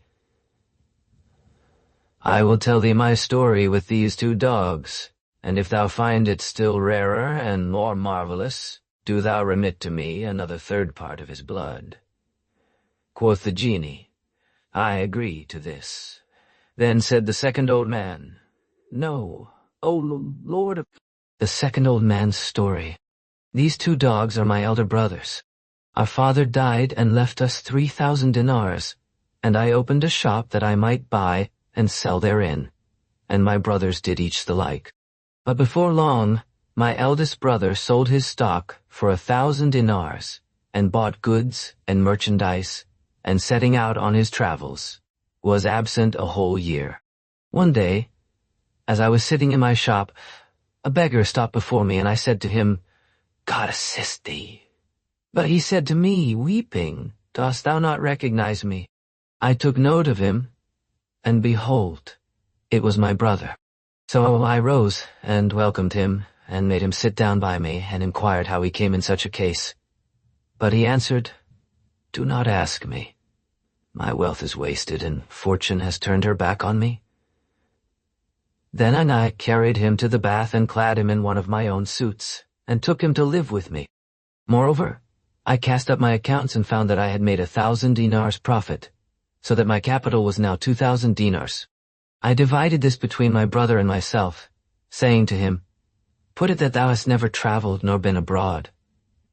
He took it gladly, and opened a shop with it. Presently my second brother arose like the first, and sold his goods, and all that belonged to him, and determined to travel. We would have dissuaded him, but he would not be dissuaded, and bought merchandise with which he set out on his travels. and we saw no more of him for a whole year. At the end of which time he came to us, as had done his elder brother. And I said to him, O my brother, did I not counsel thee not to travel? And he wept and said, O my brother, it was decreed, and behold, I am poor, without a duck. Then I carried him to the bath and clad him in a new suit of my own and brought him back to my shop, where we ate and drank together. After which I said to him, O my brother, I will make up the accounts of my shop, as is my wont once a year, and the increase shall be between thee and me. So I rose and took stock, and found I was worth 2,000 dinars increase, in excess of capital. Wherefore I praised the divine Creator, and gave my brother 1,000 dinars, with which he opened a shop. In this situation we remained for some time, till one day my brothers came to me, and would have me go on a voyage with them. But I refused, and said to them, What did your travels profit you, that I should look to profit by the same venture? And I would not listen to them. So we abode in our shops, buying and selling, and every year they pressed me to travel, and I declined, until 6 years had elapsed. At last I yielded to their wishes and said to them, O my brothers, I will make a voyage with you, but first let me see what you are worth. So I looked into their affairs, and found they had nothing left, having wasted all their substance in eating and drinking and merrymaking. However, I said not a word of reproach to them, but sold my stock, and got in all I had, and found I was worth 6,000 dinars. So I rejoiced and divided the sum into 2 equal parts, and said to my brothers, These 3,000 dinars are for you and me to trade with. The other 3,000 I buried, in case what befell them should befall me also, so that we might still have, on our return. They were content, and I gave them each 1,000 dinars and kept the like myself.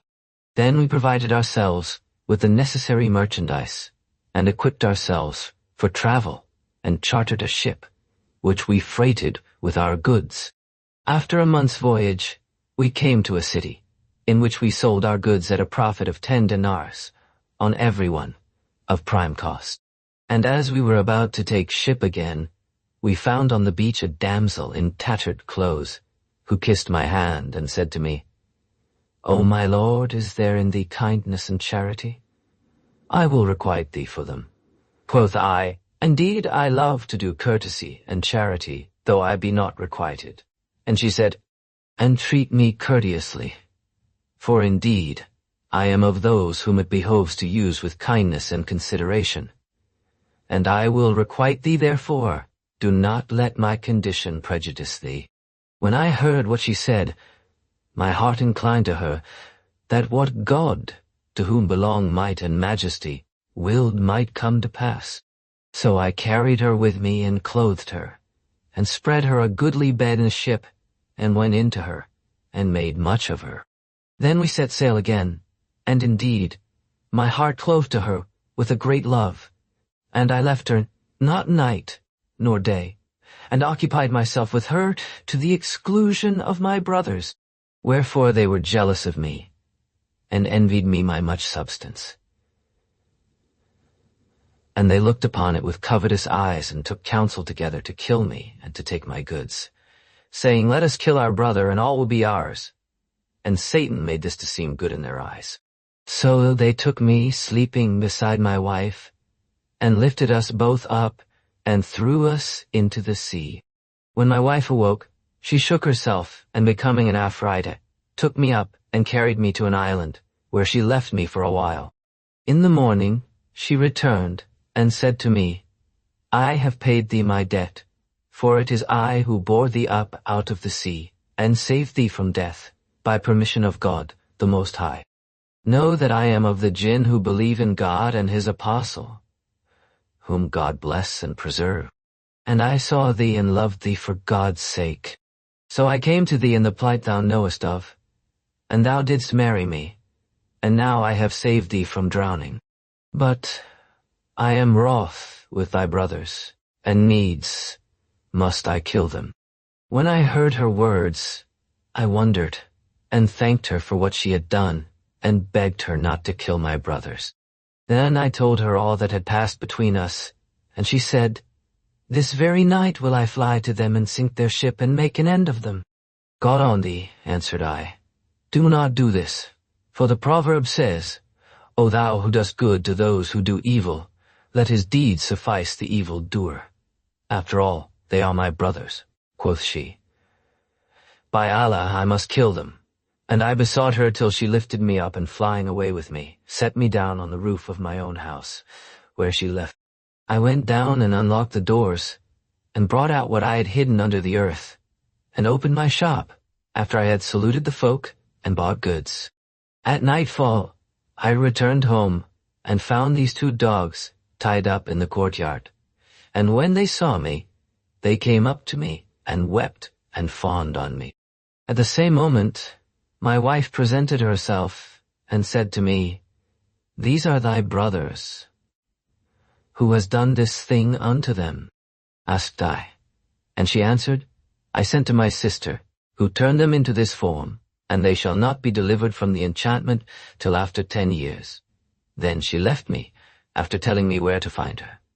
And now, the 10 years having expired, I was carrying the dogs to her, that she might release them, when I fell in with dogs to her, that she might release them, when I fell in with this merchant, who acquainted me with what had... So I determined not to leave him, till I saw what passed between thee and him. And this is my story." "This is indeed a rare story," said the genie, "and I remit to thee a 3rd part of his blood and his crime."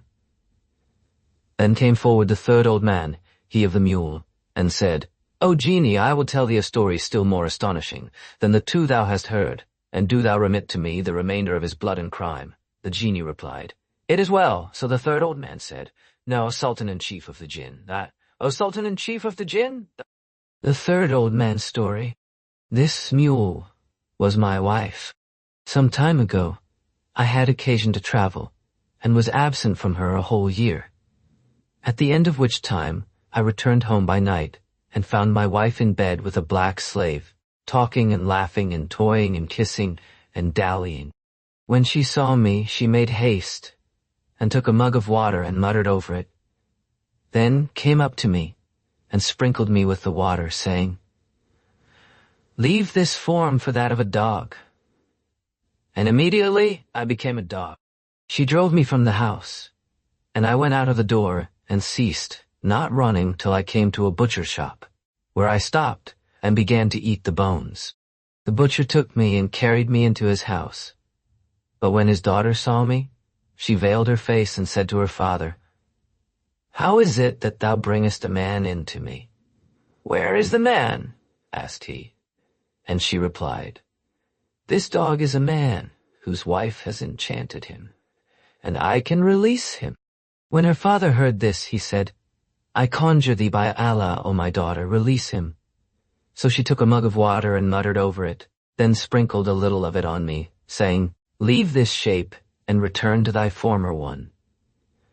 And immediately I became a man again, and kissed her hand and begged her to enchant my wife as she had enchanted me. So she gave me a little of the water and said to me, "When thou seest her asleep, sprinkle her with this water, and repeat the words thou hast heard me use, naming the shape thou wouldst have her take, and she will become whatever thou wishest." So I took the water, and returned home, and went in to my wife. I found her asleep, and sprinkled the water upon her, saying, "Quit this form for that of a mule." And she at once became a mule, and this is she whom thou seest before thee, O Sultan and Chief of the Kings of the Jinn. Then he said to the mule, "Is it true?" And she nodded her head, and made signs, as who should say, "Yes, indeed, this is my history and what befell me." Here Shehrzad perceived the day, and was silent. And Dunyazad said to her, "O my sister, what a delightful story is this of thine." "This is nothing," answered Shehrzad, "to what I will tell thee tomorrow night if the king let me live." Quoth the king to himself, "By Allah, I will not put her to death till I hear the rest of her story, for it is wonderful, and they lay together till the morning. Then the king rose, and betook himself to his audience chamber, and the vizier and the troops presented themselves, and the court was full. The king judged, and appointed and deposed and ordered and forbade till the end of the day, when the divan broke up, and he returned to his apartments. And when it was the third night, and the king had taken his will of the vizier's daughter, Dunyazad said to her sister, "O my sister, finish us thy story." "With all my heart," answered Shehrzad. "Know, august king, that when the genie heard the third old man's story, he marveled exceedingly and shook with delight and said, I remit to thee the remainder of his crime. And then he released the merchant, who went up to the three old men and thanked them. And they gave him joy of his escape, and returned, each to his own country, nor is—" asked the king. And she said, "I have heard tell, O august king, that the fisherman and the genie, there was once a poor fisherman who was getting on in years and had a wife and 3 children, and it was his custom every day to cast his net 4 times and no more. One day he went out at the hour of noon and repaired to the seashore, where he set down his basket and tucked up his skirts and plunging into the sea, cast his net and waited till it had settled down in the water. Then he gathered the cords in his hand and found it heavy and pulled at it, but could not bring it up. So he carried the end of the cords ashore and drove in a stake, to which he made them fast. Then he stripped, and diving round the net, tugged at it till he brought it ashore, whereat he rejoiced, and landing, put on his clothes. But when he came to examine the net, he found in it a dead ass, and the net was torn. When he saw this, he was vexed and said, There is no power and no virtue save in God the Most High, the Supreme. This is indeed strange luck. And he repeated the following verses. O thou that strivest in the gloom of darkness and distress, cut short thine efforts, for in strife alone lies not success. Seest not the fisherman that seeks his living in the sea, midmost, the network of the stars that round about him press. Up to his midst he plunges in. The billows buffet him, but from the bellying net his eyes cease not in watchfulness, till when, contented with his night, he carries home a fish, whose throat the hand of death hath slit with trident. Pitiless comes one who buys his prey of him, one who has passed the night, safe from the cold, in all delight of peace and blessedness. Praise be to God who gives to this and cloth to that deny. Some Sahu Pandolmatun fish, and others eat the fish, caught with such toil, and the dress. Odash. Then he said, Courage, I shall have better luck next time, please God, and repeated the following verses. If misfortune assail thee, clothe thyself thereagainst with thy patience, the part of the noble. 'Twere wiselier done. Complain not to men. That were indeed to complain to those that have no mercy of them.